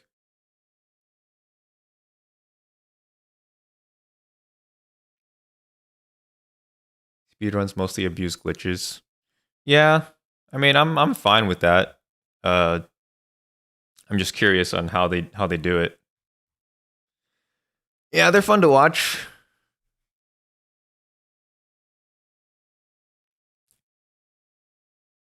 Which one? It's either like one of these two, basically.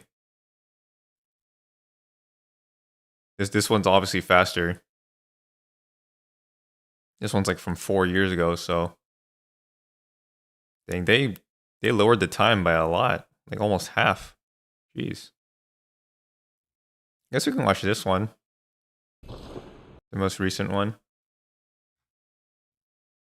I think this is the world record, apparently. World record.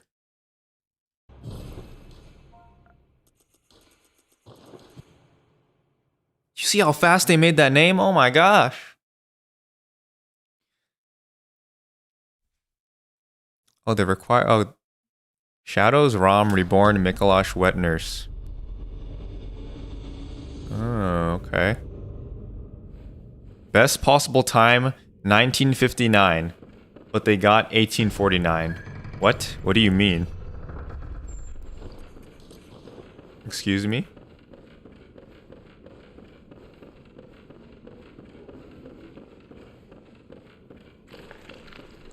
Speedrun in 18 minutes is insane. Yeah, it is.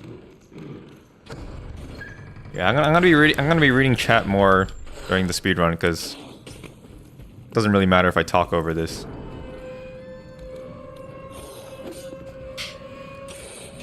I remember seeing one of the speedrun strats, like the other gate in this area. Like you can glitch through like one of the other gates by the wolf grabbing you or something. Yo, he got hit. Slows down the speedrun.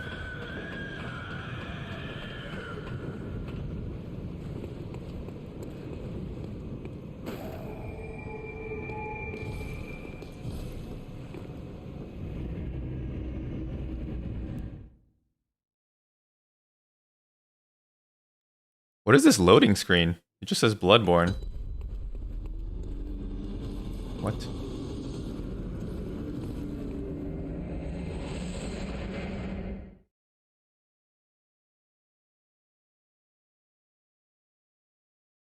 Okay. So it takes him 8 minutes to get to the first boss. What?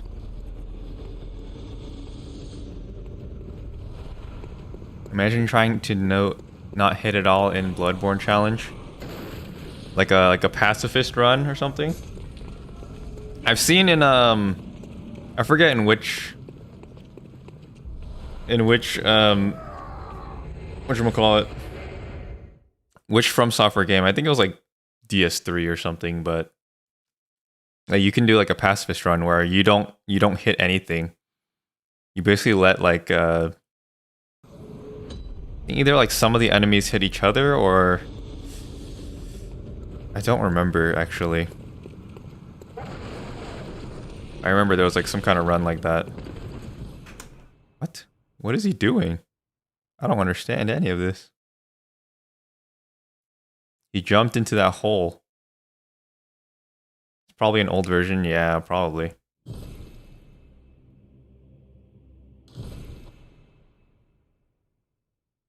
Yeah, Infa's video. Yeah, that's the one I saw. Oh, he made a pacifist run of Bloodborne too? Dude, I need to watch that.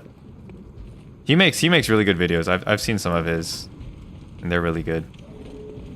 Wait, what is going on here? What? What the? Ooh, almost used that heal. Oh. Bad.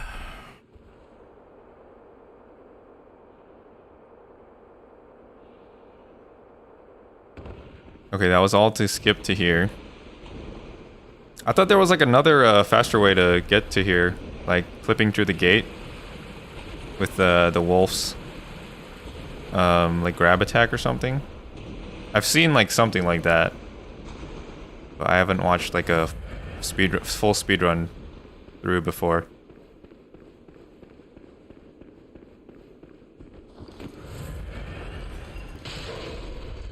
Yeah, the werewolf grab glitch. I don't know why that didn't work. Wait, how did he get... Wait, what? Yo, what?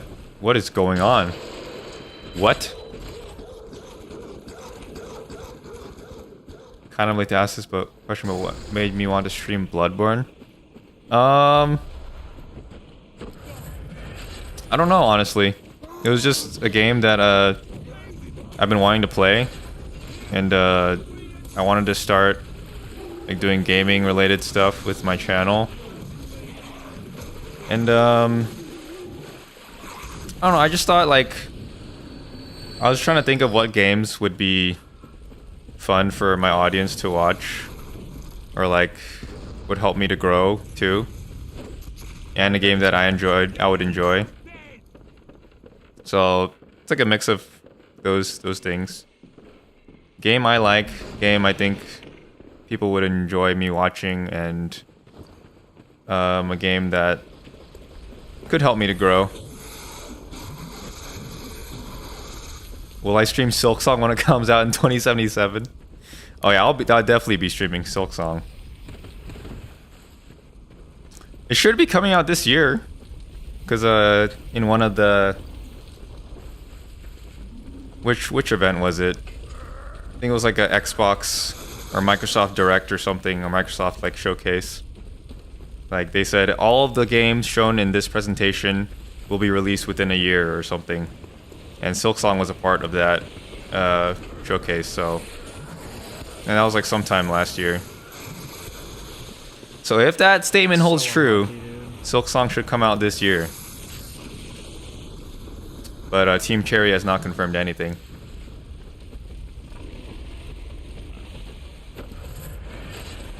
You caught up on my Sekiro streams? It's your favorite stream. You have 165 hours played. Can't wait for the next stream. Dang, dude, you watched all my other streams? Appreciate that, bro. Appreciate that. I've been really enjoying Sekiro. Oh, dude, you can skip like that? What the heck? Oh my gosh. I have to heal again right here. This is a madman. I'm glad to see your gaming content had a positive effect on your channel. Yeah. I'm glad too. The only thing I'm like... Because I'm like a numbers... I'm a numbers guy. The thing I was like... Whatchamacallit? No, I think I'll be okay. Thing I'm annoyed by was when I used to make other kinds of content. Like I had subscribers from that, but it kind of so I started off this like my gaming videos. I was at like 3,400 subscribers, and that was from like the previous content I used to make. So when I started making gaming videos, like nobody wanted to watch that because they didn't subscribe for that. But yeah, that's the only thing I wish I was like, I was conflicted on whether to start a new channel or just to start on this channel with my like current subscribers. But it's working out fine. It's just my subscriber count isn't really accurate to those who want to see my gaming content. They were subscribed for like my previous content, which was like tech related content. So the subscriber count is a bit whatchamacallit, it's a bit inflated. Critical, you're the best? Thanks, bro. Thanks, Kevin, the minion. If they make another Path of Pain level in Silksong, I will personally take away Team Cherry's game development privileges. Yeah, Path of Pain was hard. I hope they have a level like that. I'm kind of like a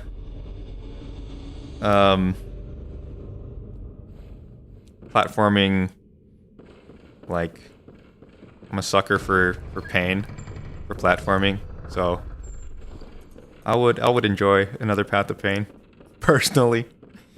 Path of Pain was hard in Hollow Knight, but it wasn't like impossible. The first video you saw of mine was the budget capture card video. Yeah, that's the video that made my channel really popular, or like how I got a lot of my subscribers.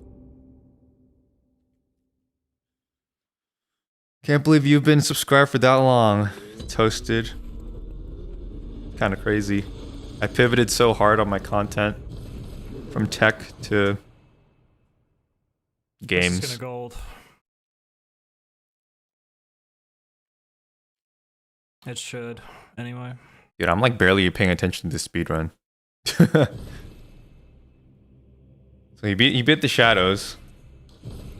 Yeah, this is world record pace. World record pace. Okay. We're in Bergenworth. Hey, delete. Thank you for the good luck.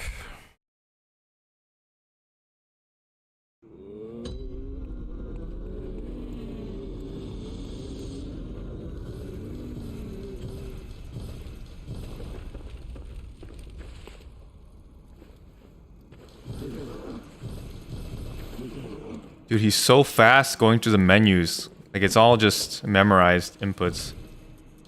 He's not actually processing what's going on, I bet. He just memorizes all of it. Mash! Mash, boy, mash! Mash like you never mashed before.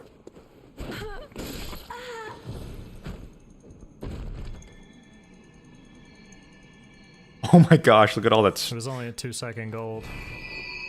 Look at all those levels he got. 2 seconds better than my gold. How did he get all those cold blood dues? I don't get it. Just some like duplication glitch or something.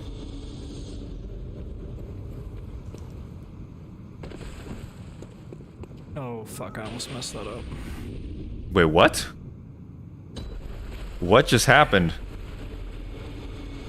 If I can just get some luck. The secret entrance to Bikini Bottom. He just skipped her to... He just killed her to skip the dialogue? Bruh. How selfish. He just killed someone for the sake of... For his own selfish reasons. For the run, it's for the run!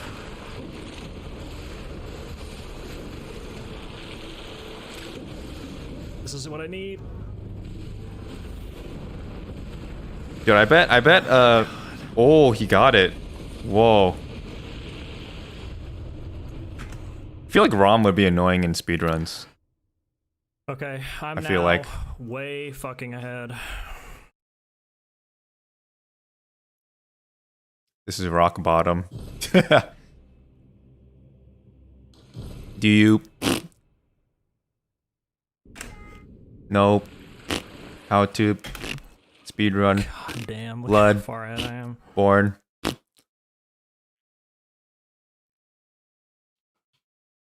small price to pay for salvation. Mikolash is the run killer? Oh, dude, I can see that. I can see that. Actually, yeah, what is it? Maxor, he like mentioned that in his review. Mikolash being the speedrun killer. I can see that, like his path being determined by like RNG and stuff.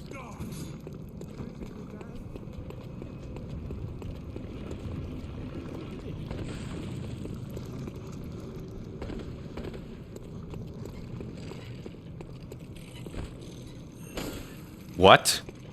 Okay. Oh, fuck. What? Okay. Okay. What the heck, dude? What is going on? Oh my fucking god.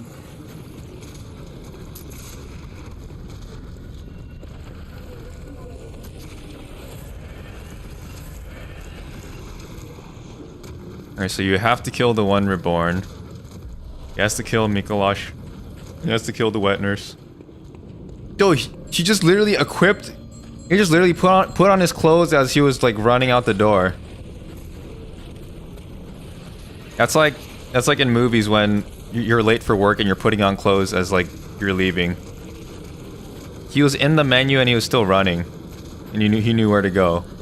What in the world? This man's a legend.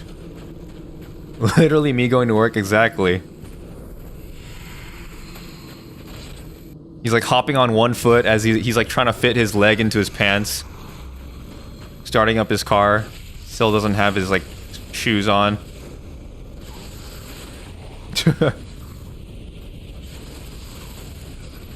Yeah, I bet his controller is sweaty AF. Man, if y'all felt my hands, or like felt my controller when I play these games... Please, get me out of this. Stuck in the body. My hands get so sweaty, dude. Especially when it's like... Bro, when I was fighting Orphan...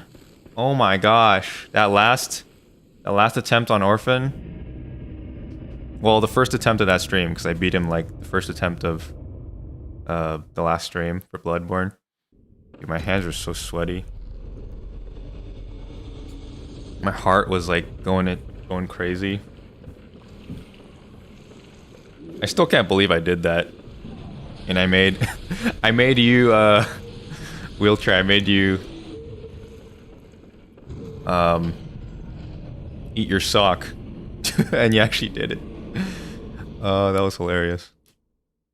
Stuck on a body, my brother on Lawrence, which one?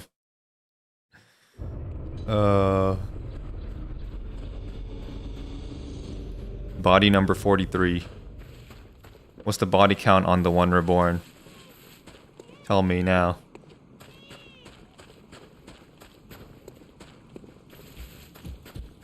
Okay, so 13 minutes into the speedrun, we're in the Nightmare of Mensis. Bruh.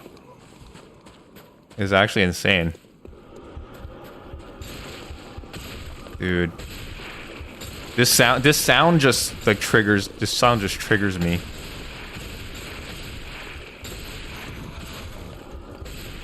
Freaking frenzy, man. You don't want to be reminded that was a dark day. I did not think I would beat him on the first attempt of the day. That was actually insane. That was not what I expected to happen. But it was everything I wanted it to be and more. Dude, I can't believe this spider enemy is like exists. I hated those dudes. What's the little dude doing out here? What? Okay.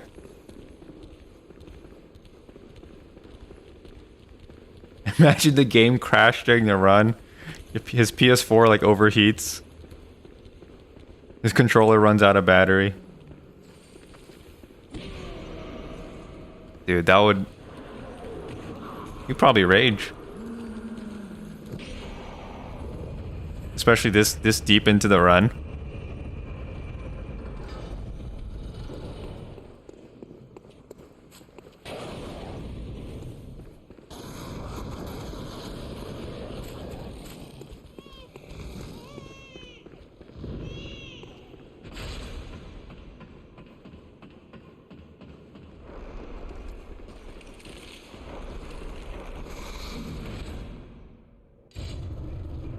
Alright, here comes Mikolash. Apparently the run ender. The run killer.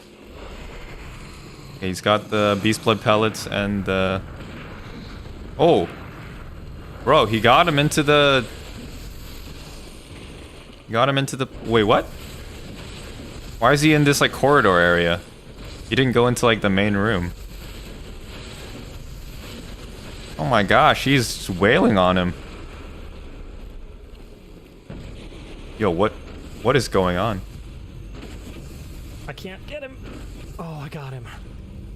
Get him.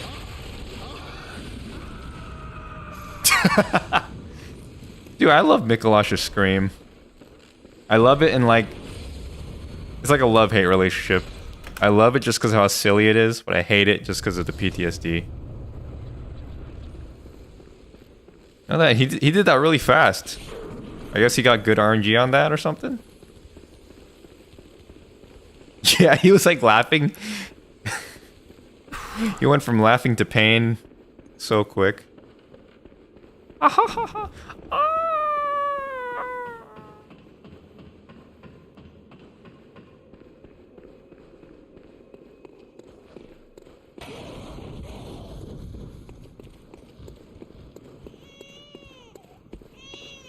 Doing a BL for Mikolash sucked. I feel like doing BL4, Blood Level 4, in general just sucks. I'm not the type to like do those kinds of runs. Maybe it'll be fun to do it, but I have so many games I want to play. I'm like, I don't want to spend too much time on one game. Bro found the ultimate cheese in Bloodborne. Yeah, this guy. What the heck was that? What? He was in his menu, unequipping his saw cleaver. Why? Is there like a glitch with that or something? He was just like running through the Shadows of Yharnam enemies. Took you 20-ish tries. Dude, that sounds annoying. Imagine 20 attempts hearing oh Probably for weight. Oh no. Why? What does weight do in this game? That's one thing I didn't really like think about in this game. Because in Dark Souls, Elden Ring, you know, you have fat rolling and all this stuff, but this game there was none of that. Like weight didn't really matter. Does it make you run faster or something? Oh, why was he doing that sock lever thing? I don't get it. Or you can go behind her when she's doing her little. I don't know if that was enough. Sword dance. Bro, she's so loud. Marigold, you're so loud. I don't know if it was enough.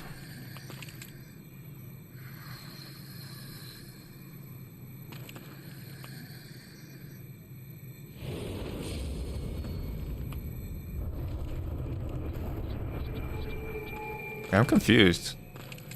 1849. Oh, in-game time, right? In-game time. Okay,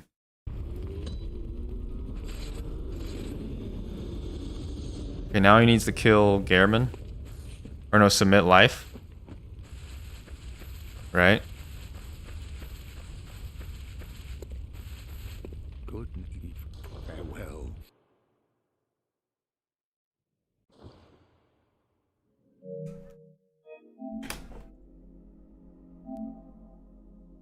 I don't think it was enough for Reki. Yeah, he just took off all his clothes. I guess weight does make a difference or something. I have no idea. Why did he take off his clothes too? There is some purpose to this man stripping.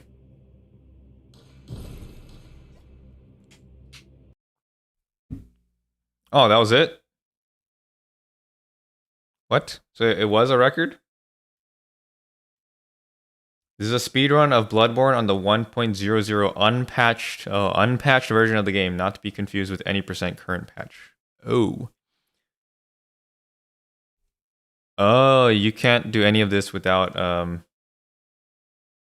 okay, because it's the vanilla version, so there's like skips and glitches you can only do in the unpatched version.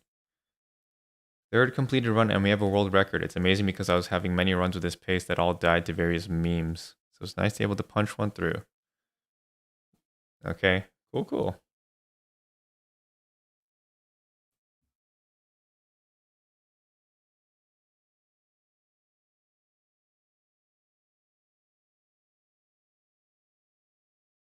Okay. Well, it sucks. It seems like he was receiving like negative comments about his speedrun, saying he was cheating or something.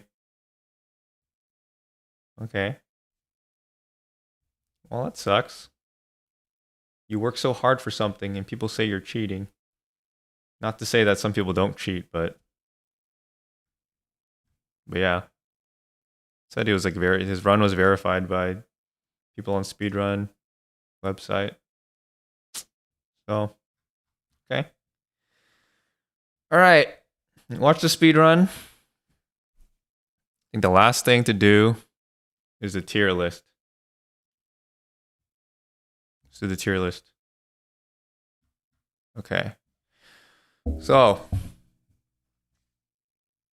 me turn on some music too.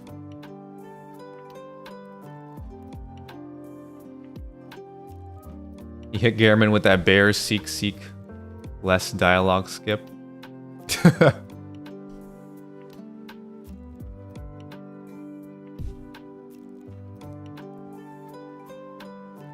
Okay. So this is gonna be, we're gonna do the bosses. Boss tier list. Bloodborne boss tier list. We're gonna do, there's like two things I thought of for this. Either like in terms of difficulty or in terms of enjoyment.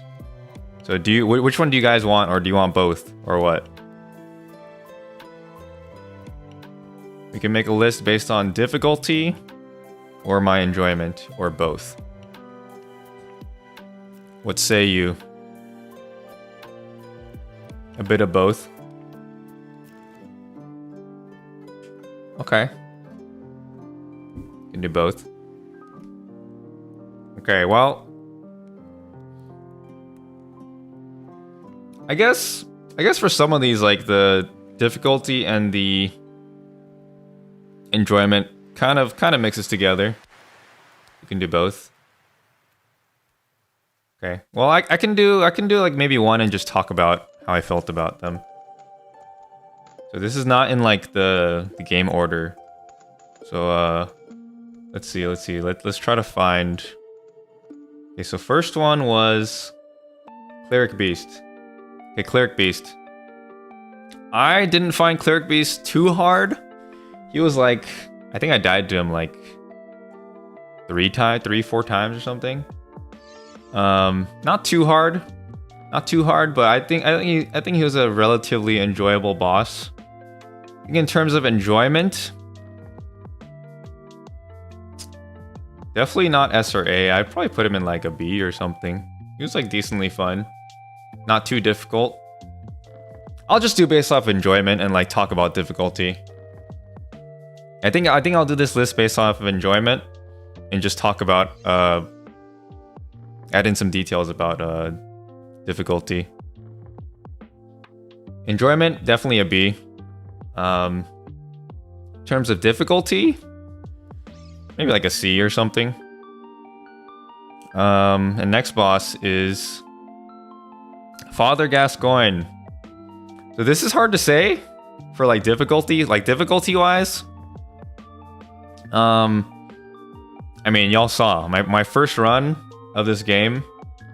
I struggled a lot on him, but then I feel like if I played the game now, I could probably beat him in like the first try, or maybe like definitely less than 5 tries. I'll just spam gun. Difficulty, if it was based on how it was for me in the beginning, then he would be like very hard. He would probably be an S. But for enjoyment, he was a fun fight. I'd probably put him in A. I don't think he's deserving of S tier. But he's a fun fight. I think he does a really good job of like training the player in just really learning the parries and showing the player like, yeah, you need to go for the parries. This is what you need to do. This is how you need to play the game if you want to succeed. Yeah, he was a good boss for the start of the game. For Bloodborne, I think he was a good beginning boss. The next boss was maybe I should just order these.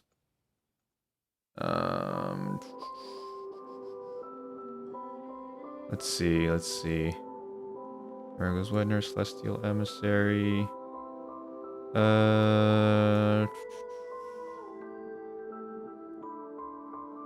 Let me order these around so I can find them easier. There. I don't remember the order of everything that I did. Okay. Moon Presence. Over here. I haven't done all of these bosses because I didn't do all of the Chalice dungeons. So some of these will be omitted. I forgot about Vicar Amelia. Blood-Starved Beast.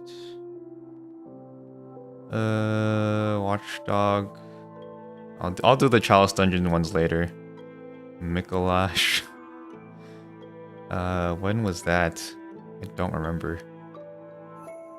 Whatever. It doesn't have to be in the strict order of when I beat them, but he makes players stop dodging backwards instinctively. Well, before when I fought Gascoigne, I still dodged backwards like the whole time. I couldn't break the habit. Well, I will say, okay, for the when he before the beast phase, I learned to dodge into him and stuff. But during the beast phase, like I always dodged back. I couldn't get rid of the habit because he was so scary. Yeah, it's like a tutorial in the boss format, exactly. Bosses like that are really good just at teaching the player. I think they did a really good job with Gascoigne. Okay, I think this order is good. Okay, Bloodstarved Beast. Bloodstarved Beast, this one is hard for me to judge, actually, because I summoned Alfred for this one. But I still died to him, like, a fair amount of times. I think, like, around 6 times or something like that.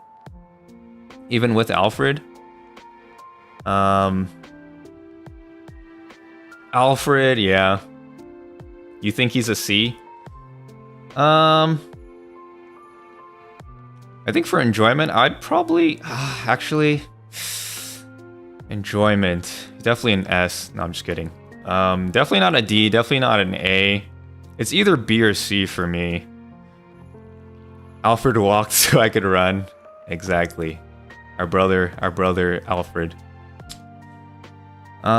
Did I like him as much as Cleric Beast fighting him?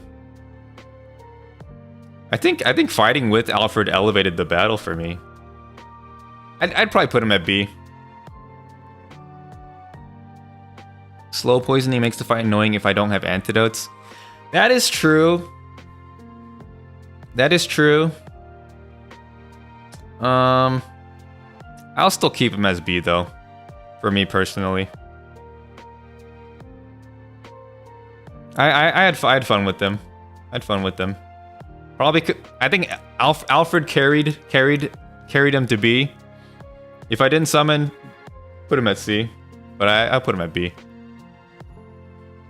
It's difficult to judge difficulty because it does have an insta-kill grab and the poison are in later phases. Yeah, that's true. This is just strictly on enjoyment. This is enjoyment for me. So this tier list is based off of enjoyment, but I'll go into more detail about difficulty as I rank them. So difficulty and enjoyment could be different. In difficulty, I'd probably put him at like A or something. Okay, Witch of Hemwick. That's easy. That's an easy D. I mean, the boss was not S tier without a shadow of a doubt. Oh, for sure, S tier. No, but definitely D tier. I think the mechanic of the boss, or like the the special thing about the boss, her like being invisible and all that, it's not that interesting. And when you're just wailing on like an old grandma, it's not that fun. Personally, I think in terms of enjoyment and difficulty, she'd probably be D.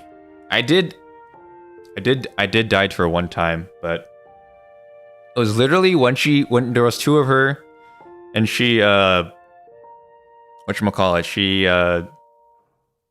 one of them, the first one grabbed me, and then as I was released from the grab, the second one did like her like explosion attack thing, and that just killed me. So I didn't even have any time to heal.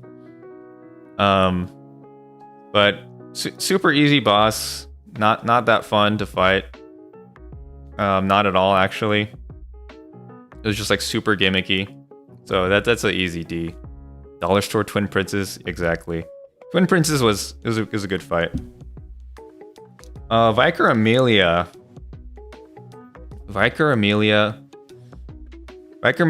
thought if we're talking about difficulty, I'd probably put her in like C. Like she was not as easy as Witch of Hemwick, not at all, but I didn't think she was that difficult. For enjoyment, it's either a B or a C for me. It'd probably have to be B.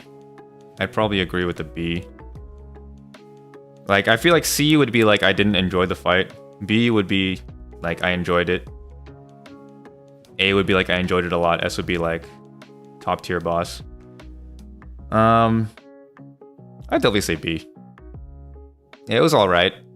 It was alright. It was like decently fun. Shadow of Yharnam. I feel like this boss is different for... pretty different for a lot of players. Shadow of Yharnam, like in terms of difficulty. Yeah, her character... yeah, it wasn't like super memorable. She didn't seem to have like that much like lore implication too much. But yeah, Shadow of Yharnam difficulty for me personally, it would probably be C. I did first try Shadows of Yharnam. That was the first boss in my playthrough that I had first tried. So I guess if you look at it like that, it would be like a D, but I'd probably have to say C for difficulty. Because you have to juggle like 3 enemies. So because of that, I would probably have to say C for difficulty, but in terms of enjoyment, I mean, the fight, I didn't think the fight was that fun either, honestly. Not that fun, personally. I'd probably put in C. You hated the shadow boss fight first time playing? It was just okay for me. Like, it was pretty easy. The giant tombstone made it easy to space them apart. Yeah. I definitely used the tombstone a lot. I was like running around it to like isolate each one. But yeah, it wasn't too hard for me. I think I was a little over leveled for them, so like I did like a ton of damage from when I was editing my videos. I saw like how much damage I was doing. But I think still wouldn't have taken me too long even if I was like at the right level for them. But yeah, I think a C is fair. Dark Beast Parl. Dark Beast Parl. In terms of difficulty, probably put him at a B. It's like A or B. If it was A, it would be like very low A or like high B. I definitely think easier than Cleric Beast, harder than Cleric Beast, harder than Vicar Amelia, maybe about the same level as Bloodstarved Beast for me in terms of difficulty. In terms of enjoyment, I thought he was just okay. I don't think a D. I'd probably put him in C, personally. I think a C. This was the electricity boss. Amygdala. Oh, this one. I was severely underleveled for Amygdala. I think I was like level 39 or something. I would get one-shot by so many attacks. In terms of difficulty, it's hard to say because I felt like I was underleveled and I got one-shotted by half his moves, basically. So Amy, in terms of difficulty, I'd probably put it in A. Enjoyment? Enjoyment. I'd probably have to say... I don't know if I enjoyed that fight that much. You think A tier? I don't think Amy deserves to be with our boy Gascoigne. I'd probably put him B. It wasn't unenjoyable like in C tier, but I would say it was just, yeah. It was an experience. It was one of the experiences of all time. I'll say that. B, maybe low B. Yeah, I'd probably put him B. Hey, King Solomon, what's up, man? Okay, Rom. That's a D. That's an easy D. I think Rom and the Witch of Hemwick, those are easy Ds. Enjoyment-wise and difficulty-wise. I think difficulty, like, I can see why it's more difficult than Witch of Hemwick, for sure. There's a lot more things to manage, I feel like. But like Dano said, you should have gone for the head. Yeah, for Amy, it is what it is. It was easier to go for the hands, for me personally. But yeah, for Rom, enjoyment, it's probably a D. Like, it was just so annoying having to deal with the spiders. So, not very fun. C tier TBH for Rom. Yeah, I'd probably put in D. Maybe like it would probably be like a high D. Yeah, difficulty. Difficulty probably C.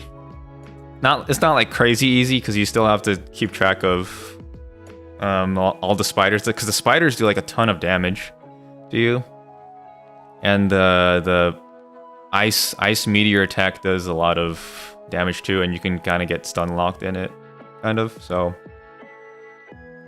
difficulty would be a C. Enjoyment, I put it at D. It wasn't very enjoyable for me, not at all.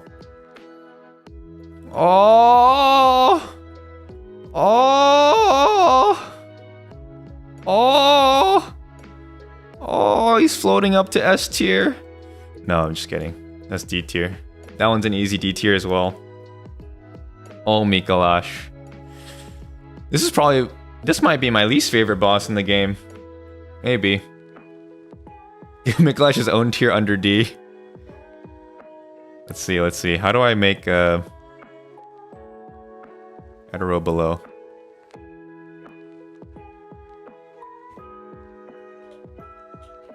We'll give him the tier. This is his tier. Let's make it what color should we make it? We'll make it pink. Make it F tier for him. Lore wise, he's an A. I guess so. He has a lot of lore related to him, because he's connected to Kos and all that. Black like his heart. All right, we'll make it black. Sure. Oh, we can't see the text though. We'll have to go with pink. But yeah, Mikolash goes into his own tier. The tier. He was not fun to fight. He was probably the least fun boss to fight out of all of these. He's also like relatively easy, but at the same time, he's definitely harder than the Witch of Hemwick. I feel like he has more stuff that can kill you. Like his spells they do a ton of damage, and he might be just as hard as Rom for me, because I feel like there's they each have their own jank in these fights. They each have their own jank. The Rom has the spiders. Mikolash has his maze of a arena and his spells. So I think difficulty wise we can put him at the tier, and enjoyment wise. Martyr Ligarius. This is another one that's hard for me to rank, kind of. Well, okay, for difficulty, I beat him first try, but I know a lot of people that from like playthroughs I've seen that they really struggled on Martyr Ligarius, which I was like, huh? I thought he wasn't easy, but he wasn't like that hard. But at the same time, I was a little over-leveled for Cainhurst, because I came to Cainhurst like pretty late in the game. I think I was like level 80 or something like that. Somewhere around there, maybe like 75 or something. His run back is horrible. I don't know about his run back because I beat him on first try. Feels bad, man. But yeah, so I don't know about his run back.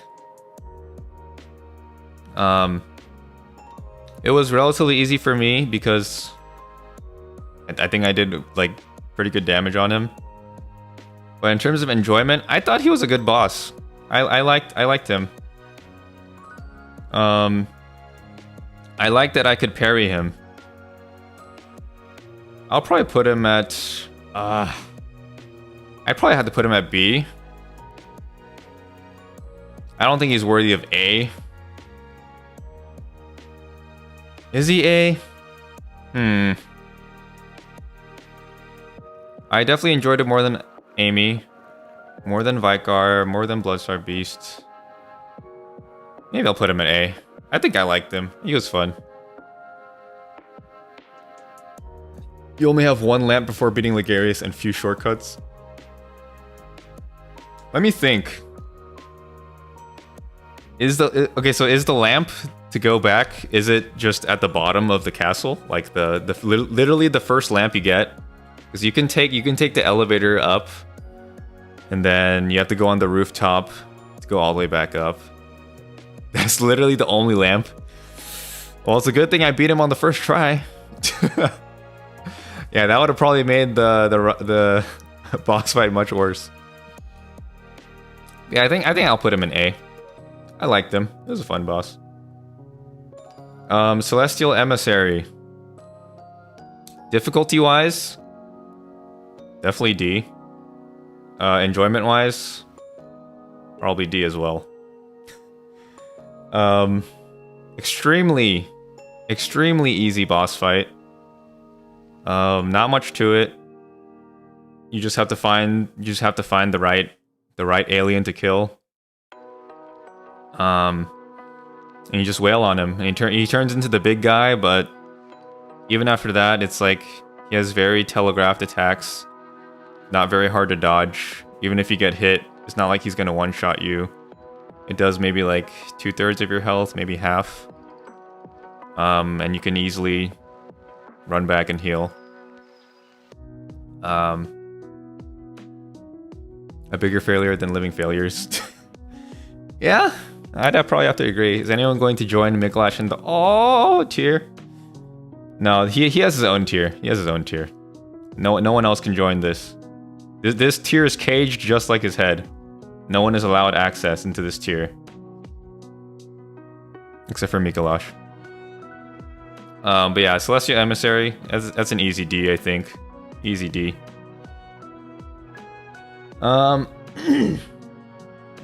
Ebrietis, Daughter of the Cosmos. Difficulty-wise, for whoever watched the streams, I beat Ebrietis on the first try. But I also came to Upper Cathedral Ward pretty late in the game. So I was decently leveled. I think I was like level 80, similar to Martyr Ligarius. I think I went to Upper Cathedral Ward after Canehurst. So I think I was 80 with Ebrietis, and then it's like 75-ish for Ligarius. Difficulty wise, I probably put it at like a C or a B, personally. But in terms of enjoyment, I thought this boss fight was sick. I put it at like a high A tier. I probably put it at a high A tier. Not an S. Not an S. This is a very S for me is a very hard tier to get into. So I put Ebrietis in A. A solid A. Very solid A. Pretty fun boss fight. The design is sick.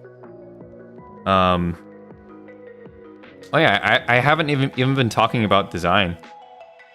But yeah, Ebrietis' design is sick. The attacks are cool. Even just like walking into the arena to face her, it was pretty epic. Just seeing her at the end of the arena, and she like turns around and you see what she really is. That was pretty sick. So I think that's an easy A tier. Can't give everyone access to S tier. Exactly. S tier is a Exclusive club. Exclusive. You can never be over leveled for Ebrietis. I felt like I was a little over leveled for her. I felt like I was doing like good damage on her, but I mean every boss is different for every player. I say that a lot. But to me she was like decently easy. Not insanely easy like these dudes or some of these dudes, but I'd probably put it at like a C for difficulty.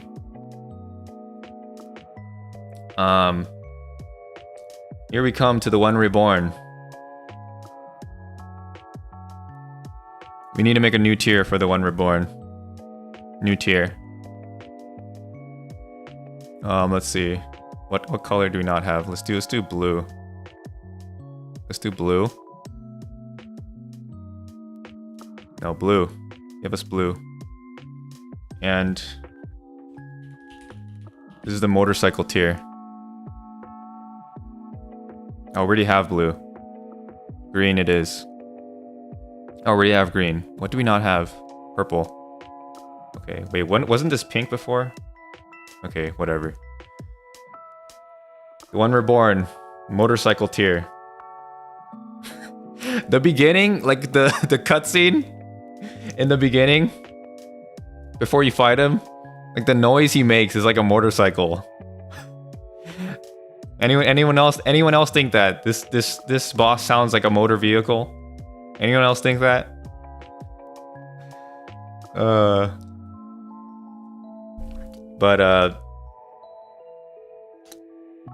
In terms of difficulty, I'd probably put him at a D as well.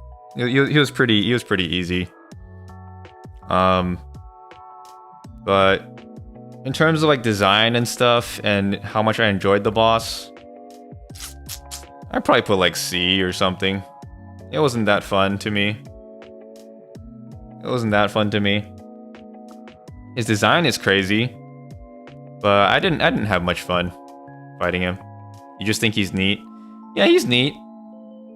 I don't think neat is deserving of A tier for me. I mean, this is all my personal opinion, so obviously it's not going to match with y'all's. But I'd probably put him at like a C. Maybe a C. But for now, we'll have him in the motorcycle tier. And Marigold's Wet Nurse. Okay, we're getting down to it. We're kind of almost done. Marigold's Wet Nurse. Difficulty-wise, it's only really difficult because of like how slow it is. Motorcycle above Mikolash. Okay, we'll move motorcycle up here above the tier.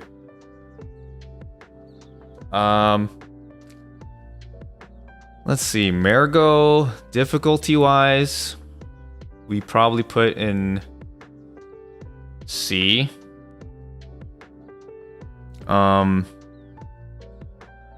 But in terms of design and enjoyment, I didn't enjoy the fight that much. It was more just of a hassle because it took so long to beat her. I'd probably say C.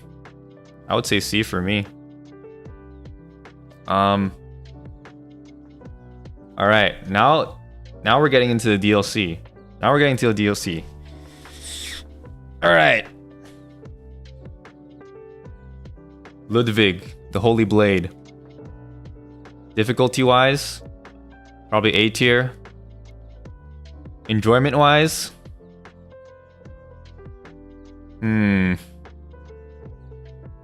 it's between A tier or S tier. Ludwig S tier. All DLC bosses except for Lawrence are S. It's hard. It's hard for me to choose. I'm trying to think of where I would rank the rest of these.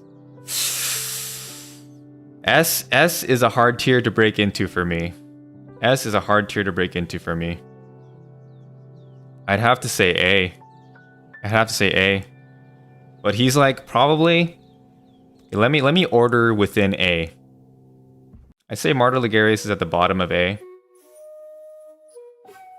Gascoigne is second to last in A. I'd say Ludwig is the highest in A for me. And Ebrietas is like second in A. That's where I would put Ludwig. He's a sick boss. His design is really cool. His music is cool. Man, he has the Moonlight Greatsword too. Maybe like a low S, honestly.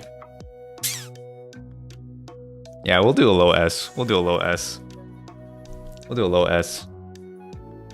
I'm like thinking back on the fight. I think it's a low S. He's like a horse. His design is like really cool. He's got the sword. He even neighed like a horse in like the cutscene. Y'all hear that before? He neighed. He was whinnying in his cutscene. He was like, ee!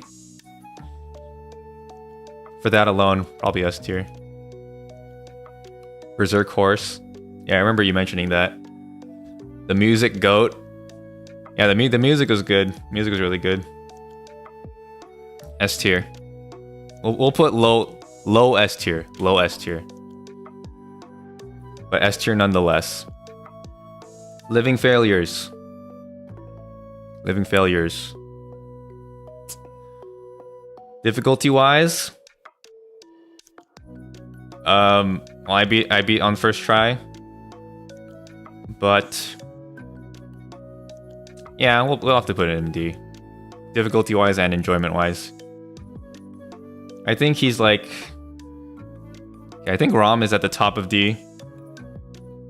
Celestial Emissary and Living Failures, they're pretty close together in terms of their spot in D. These are like interchangeable. Failures are kings. Bro lived up to his name. Yeah, this boss was okay. The one thing I liked about this boss was like that one attack. That one attack looked cool. Like it was like this meteor attack where all those meteors were coming from the sky, and then like you see like a galaxy in the sky. That was a cool move. But besides that, it's not enough to carry it out of D. So still a D tier. Definitely a D. Lady Maria. Easy S. Lady Maria is my favorite boss in the game. Like, by far, she's my favorite boss in the game. She deserves to be an S tier. She has an awesome design. Her presentation is like immaculate.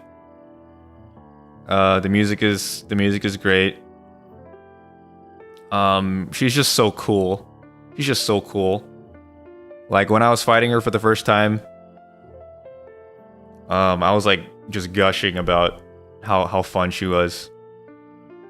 She's extremely fun. Like enjoyment and well, difficulty wise, probably like an A or B. Easiest S tier of my life. Lady Maria S tier. Just so fun. I think the most fun for me. The most fun boss for me in Bloodborne. Like easily. Design is great. Like her weapons are so cool. Her 3 phases are really well laid out for you. She's waifu material as well, you know. So easy S tier. S tier. Put that next boy in D where he belongs. Lawrence the First Vicar. Took 2 attempts for me. Took 2 attempts.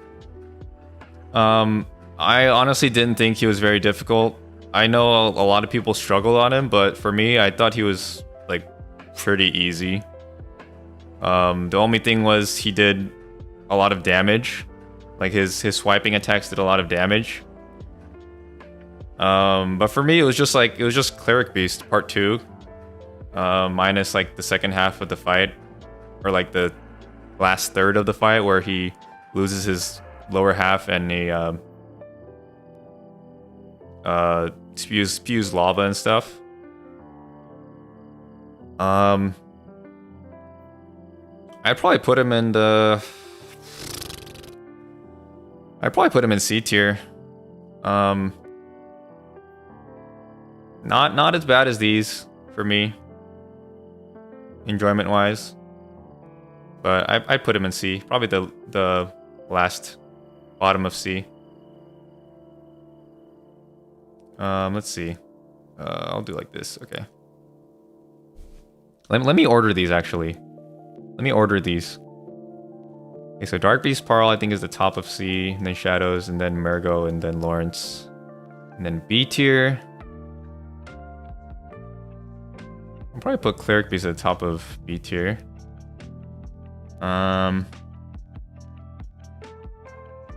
Something like this. Something like this. I don't know. Is Lauren music our S tier though? All the homies hate. Everyone hates Lawrence. Lawrence gets a lot of hate. I mean, he did start like everything that happened in the game, so I mean, it's not the best of guys.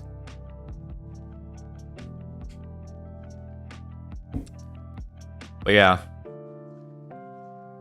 Lawrence, C tier, bottom of C tier. Orphan of Cos. Or some say Cosm. If we're talking about difficulty, he is in a tier above S. He is in like, I don't know, he's in like Z tier or something. Fish Baby is definitely S. I probably put him, I think he's, dude, Orphan clouds my judgment because of how much pain he put me through. I want to put him in D tier. Just because I hate how hard he was. But if we're talking about like design, we're talking about music, if we're talking about enjoyment of the boss,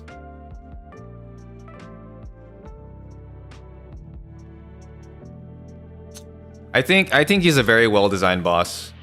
I think he's very well designed. Honestly. He's a pretty fair boss in terms of difficulty. I say that after losing to him like 50 something times. But we're gonna have to put him above Ludwig. Or no, we'll put Orphan at bottom of S. Actually, I think I enjoyed Ludwig more than Orphan. But I think Orphan still deserves to be an S. I definitely enjoyed Ludwig more than Orphan. I think there's room for him in S. We'll put him in S. I think he's a well-designed boss. His moves are very creative, very interesting. His weapon is a freaking placenta, for crying out loud. Yeah, good bell, just one that makes you want to cry, exactly. I think he's bottom of S. I think that's fair to say. Gehrman the First Hunter. I think for me, easy S. I put him above Ludwig. Easy S. Easy S. Easy S. Easy S. Gehrman and Maria are together at last. At the top. In terms of like... In terms of his setup and everything, I'm extremely sad. I'm extremely sad that it was spoiled to me that I fight Gehrman at the end. That was very unfortunate. But it still didn't take away from the fact that, like, when he got up from his wheelchair, when he unleashed his weapon, when he said Gehrman joins the hunt, chills, shivers down my spine, goosebumps all over my body, smile from ear to ear. Oh my gosh. Gehrman, he might be tied with Lady Maria, honestly, for me. Insanely good boss. The way he says slam. Chef's kiss. The way he says slam. And his boss arena. Yeah, the scenery.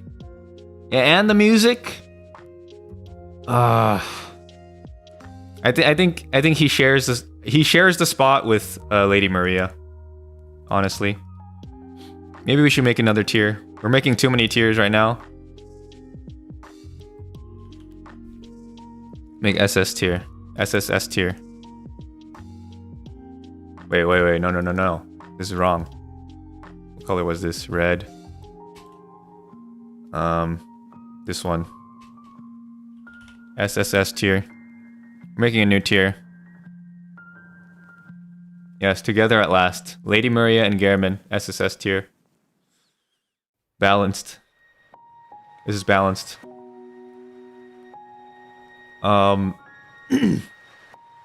Yeah, these two bosses. It's just so good. Just so good. Like Gehrman, oh my gosh. Literally like the best quote in the game. Or like the most like impactful quote of the game.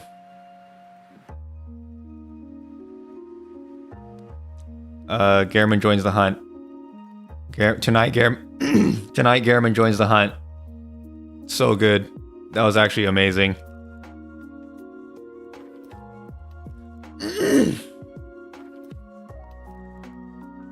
The Hollow Knight feels.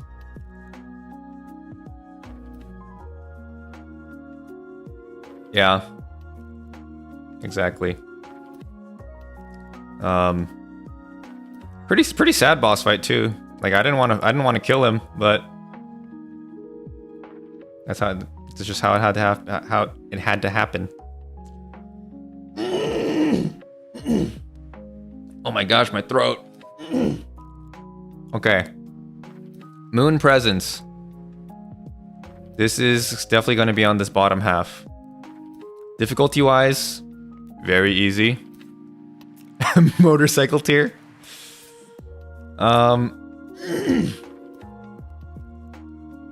Any boss fight after Gehrman wouldn't live up to the hype.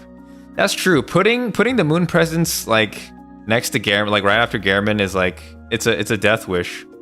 Like, you expect me to enjoy anything after Gehrman? Bro, you must be. That's a suicide mission. Definitely a C or a D in both enjoyment and difficulty. He's pretty easy, honestly. He isn't even the boss you are. Exactly. That's like he's just practice on my way to becoming a great one. Honestly. That's all he is. Like, I would have beaten him first try if I didn't have like 2 blood vials after fighting the god known as Gehrman. But yeah, extremely easy. Not that enjoyable. Maybe just the fact that he, like, the shock I received seeing that I'm fighting the presence of the moon, maybe that will elevate him to C. I think C. Maybe right above Lawrence. Actually, I don't know. Maybe the bottom of C. It's cool just knowing that we're fighting like a great one, and it's like the moon. But besides that, the boss fight doesn't have much to offer. His design is okay. And really easy. I didn't fight. Okay, so now we're basically done with the list, minus the Chalice Dungeon bosses. I haven't done all of these, but I'll rank the ones I have done. I didn't fight Yharnam, Temerian Queen. I didn't fight Temerian Descendant. Keeper.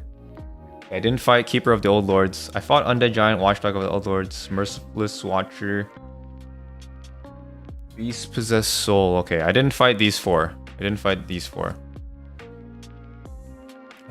You never fought Yharnam? Yeah. I mean, I didn't want to go through the Chalice dungeons, personally. I was like, no thank you. Yeah, let's go through this. Yeah, Undead Giant, extremely easy. Extremely easy. He's not that difficult. He's not that enjoyable. He's definitely a D. Watchdog of the Old Lords. I fought him with I summoned Oleg for the fight. So difficulty wise, I don't know 100%, but I think I could have done it within 5 tries if I didn't have Oleg. I beat him first try with Oleg. Not too difficult, but I did enjoy the design. I thought he was cool. He looked cool. I'd probably put him in C. Somewhere in C. Maybe above... Maybe at bottom of C. I'll put Moon Presence above Lawrence. Actually, I'll probably put Watchdog above Lawrence as well. I think Lawrence is he's just confined to the bottom of C. Defiled Chalice Dungeons half your health. Defiled Watchdog and Amygdala make people lose their sanity. I've heard about the Defiled Amygdala. I've heard about the horror stories.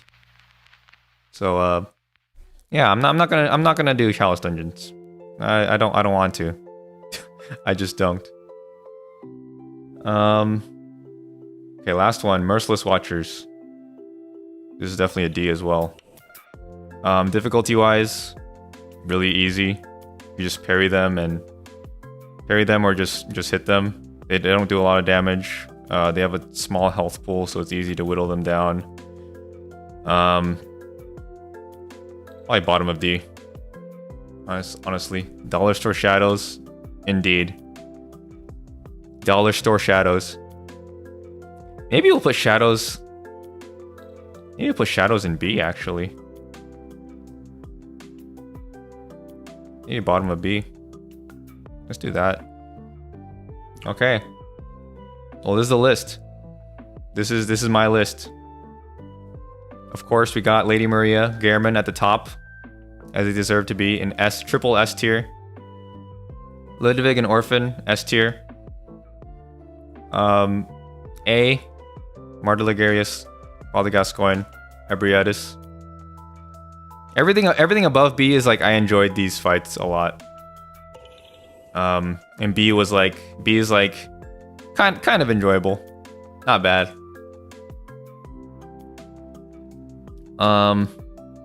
Yeah, I think I agree with this list relatively. Like these bosses definitely deserve to be in D tier. And realistically, I would put the One Reborn and Mikolash in D tier probably. But I wanted to just put them in their own tiers because for the memes. But yeah, I think this is probably the last of my Bloodborne content, unless I do like a New Game Plus sometime in the future, or if Bloodborne comes out on PC, or there's a 60 FPS patch on PS5. It's hard to say if I'll return to the game. If I do, it wouldn't be anytime soon. But yeah, I think Bloodborne's an excellent game. Like I really enjoyed my time with it. But yeah, fun times. And of course, it was fun just growing my audience and having just new people watch me for Bloodborne streams and getting to know y'all. So that was awesome too. Getting to interact with y'all too. It's always fun.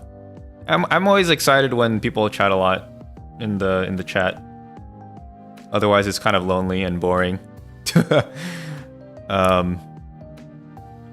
yeah, maybe a Sekiro tier list when you finish. Oh, for sure. Yeah, I'll do a Sekiro tier list. The Onion. Yeah, for those that don't know, I was thinking of ideas of how to stream Bloodborne to make it more interesting. In the first stream, I did a every death I take a bite out of an onion challenge. and it did not go well. After like 2 bites, I felt sick. I felt absolutely sick. I don't know if like my stomach was too empty or what it was, or my stomach just can't handle raw onion like that, but I like I didn't really show y'all on the stream, but I was literally nauseous like after eating it. Like I probably could have thrown up if I took another bite. Yeah, I'm really far in Sekiro. I'm like endgame, basically. I talked to Emma, and Ishin is like dead from illness in front of her, and she tells me to go to the whatchamacallit. She tells me to go to the flower field that we went to in the very beginning. So yeah, you missed a lot. I was wondering where you were for those streams, the Sekiro streams, because you had been watching up to like a certain, maybe like the 3rd stream or something, and then after that, I didn't see you. I mean, it's fine, but I was expecting to see you because you've been watching the other Sekiro streams. So, yeah, maybe watch the next one. I don't know when I'm gonna stream Sekiro next. What's today? Well, it's Friday now in my time, 12 a.m. So maybe I'll stream it on Saturday. You'll rewatch the VODs, okay? Whatever you want to do, man. I don't force anyone to watch my content or whatever. Like, do as you please. If you want to watch the VODs, be my guest. I'm not gonna stop you, of course, from partaking in my content. But yeah, do as you please. To throw up for the content, I would have probably been like banned on YouTube for showing throw up on stream or something. You want to see how I did on Owl? Okay, I won't spoil anything. I won't spoil anything, so you can see for yourself. I think you did you watch when I fought Genichiro? You watched that, right? I think that was the 3rd stream. You definitely watched when I fought Lady Butterfly. Don't remember actually. I think 3rd stream was Genichiro. Yeah, you watched me during that one.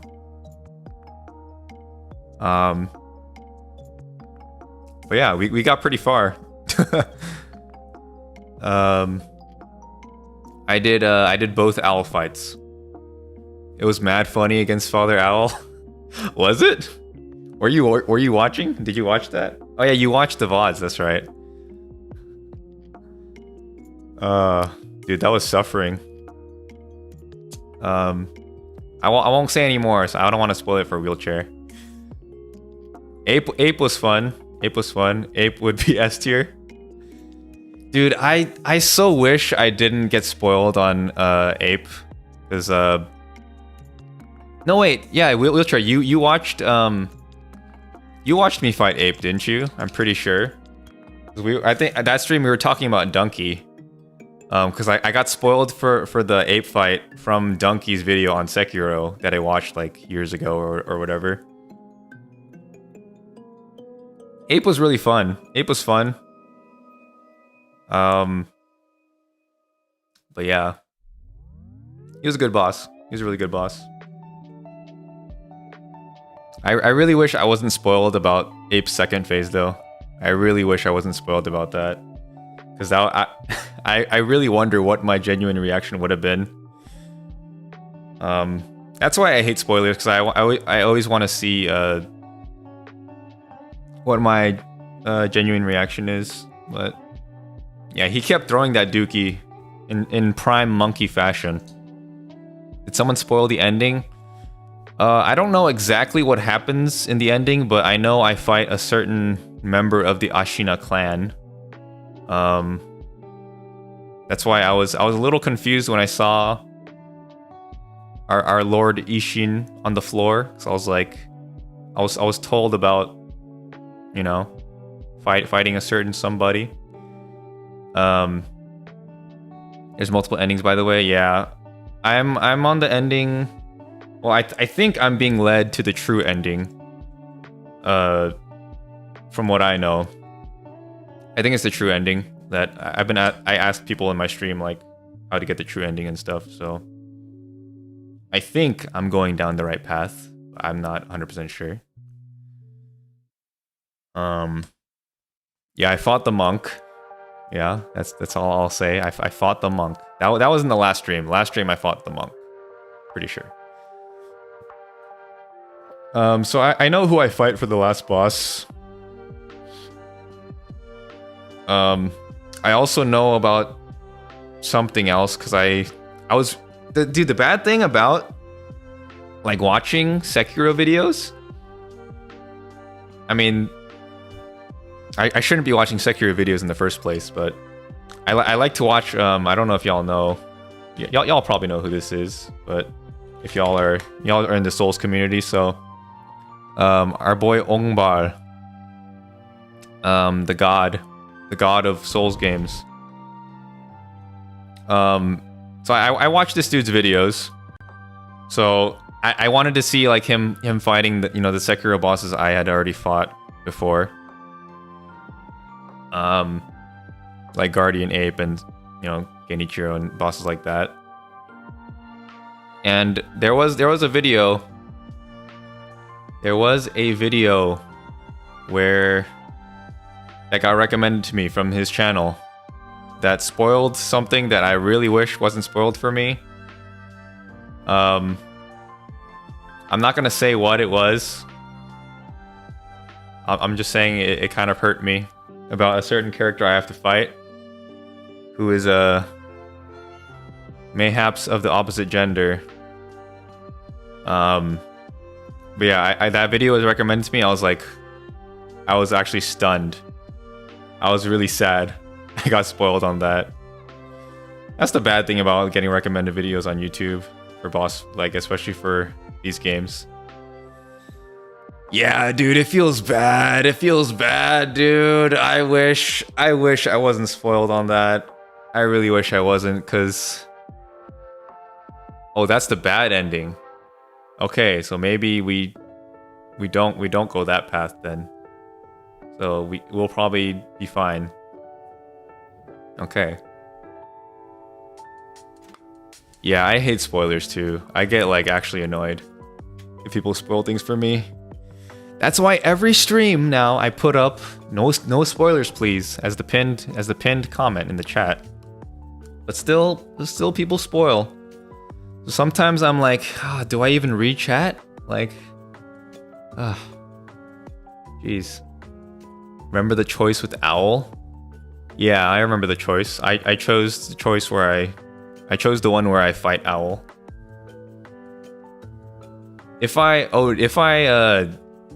sided with Owl, do I fight that character? The one that we've spoken of?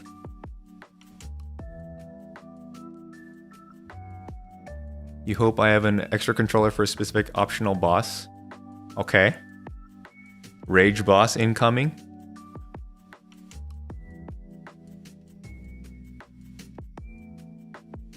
No spoilers, okay. Okay, I appreciate it. Yeah, sucks to suck. Yeah, I mean, it is what it is. It is what it is, honestly. But yeah, Sekiro has been really fun too. I've been editing the first video. But yeah, for my first Sekiro stream. And it's fun. It's fun. I always enjoy editing the videos because I get to look back on how I played the game. It's been fun. It's been fun. You hate that boss? Yeah. I probably wouldn't want to fight that boss either. If we're talking about the same one. The female boss. Yeah, Sekiro's been really fun. I really like the combat a lot. It's so different. And it's just so different from every other FromSoft game. Not that one, okay. You're talking about the The one that's gonna make me chuck my controller. The optional boss, I guess. You hate that boss? You forgot to look and see the VODs. Did I learn to head stomp? Yeah, I learned to jump on their heads. I started doing it during the Odin of the Water fight. Because I think someone in my chat told me to do that. Like I had been told previously.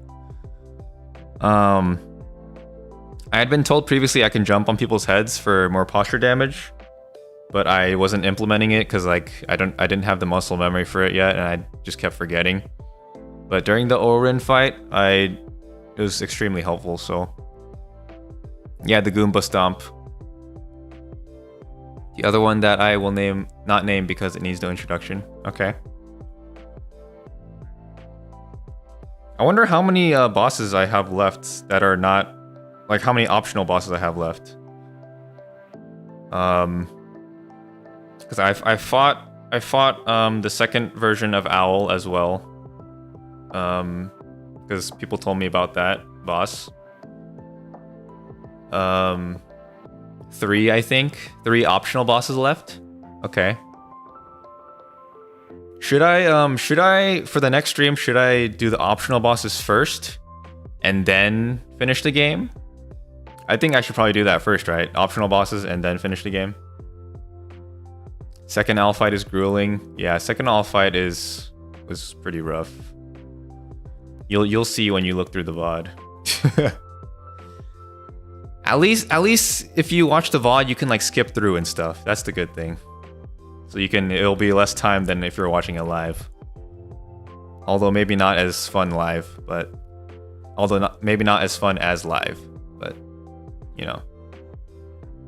One really important one. Okay. Well, if y'all are watching the next stream, then y'all can lead me to what the other optional bosses are. Okay, Toasted. Thanks for dropping by, man. I'm gonna end the stream soon anyways, so yeah, have a great night and have a great weekend.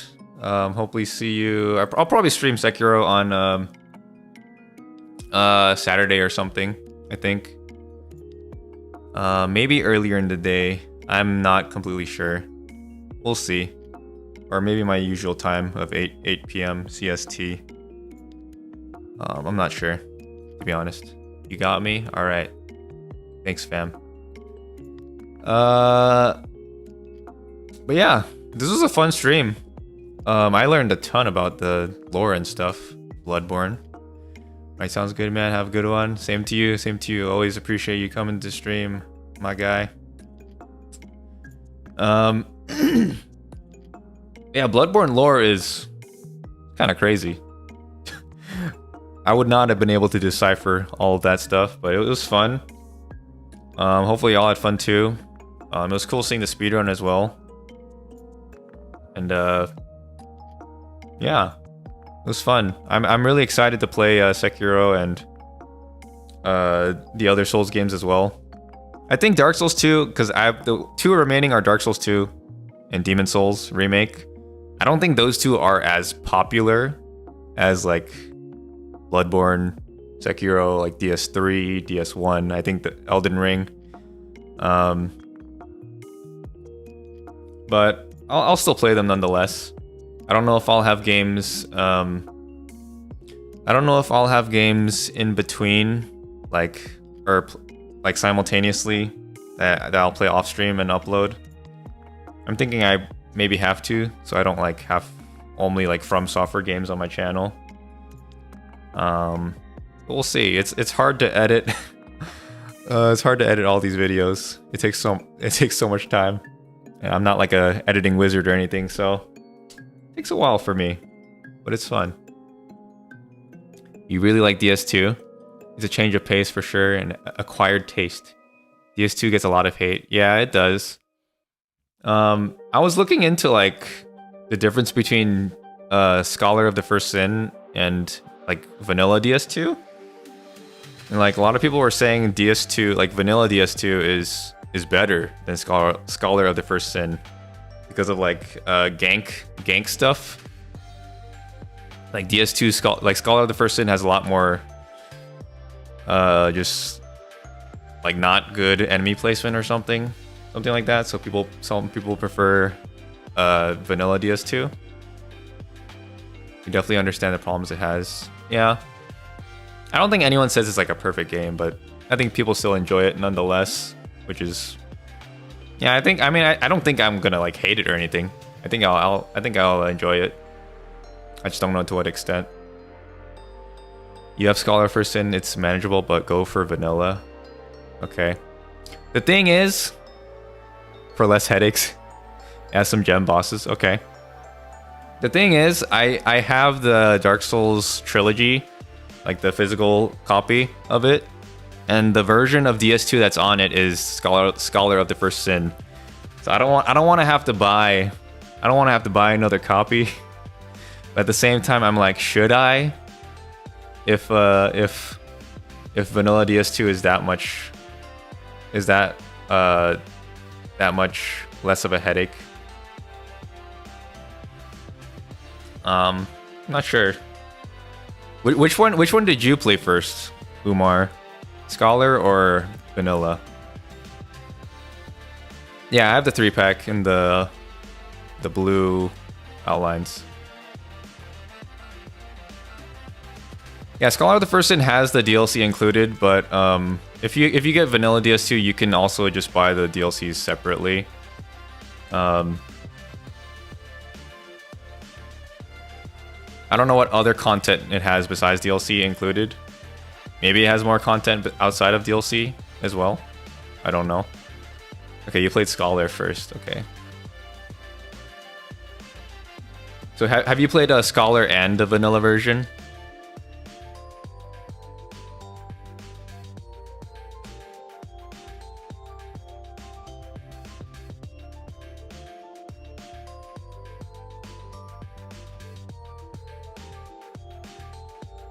Because I just wonder if do Souls games tier list critical? I need to play all the Souls games first to make a tier list. You've seen videos on the differences, like an hour long on, if that gives me any cred. You've only played Scholar, okay.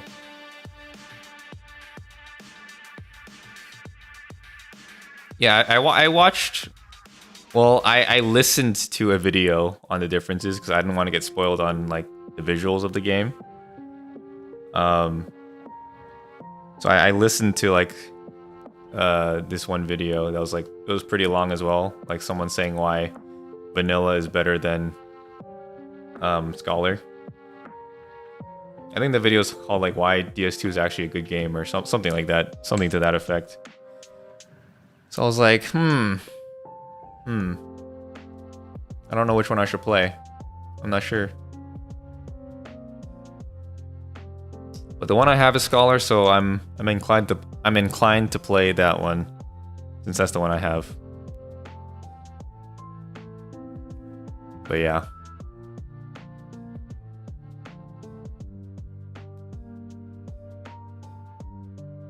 So yeah, I think I'll stream Sekiro on Saturday. Pretty sure I will. No guarantees, but I'm like 80% sure I will.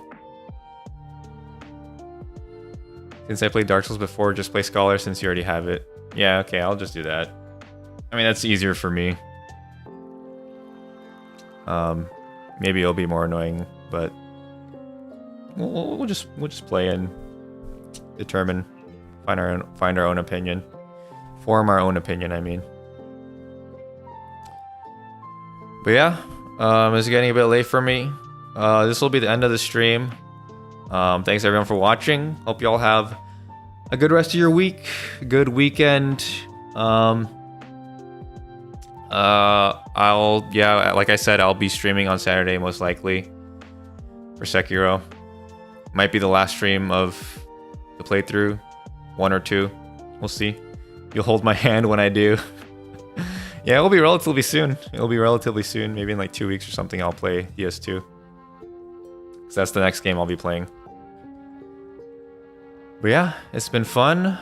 Hope y'all have a good one. I'll see y'all next time. It was fun, guys. Goodbye. See ya. Sayonara. Keep being awesome. You as well. Thanks for watching. Bye, guys. Bye. Bye. Take care now. Bye. See ya. Sayonara.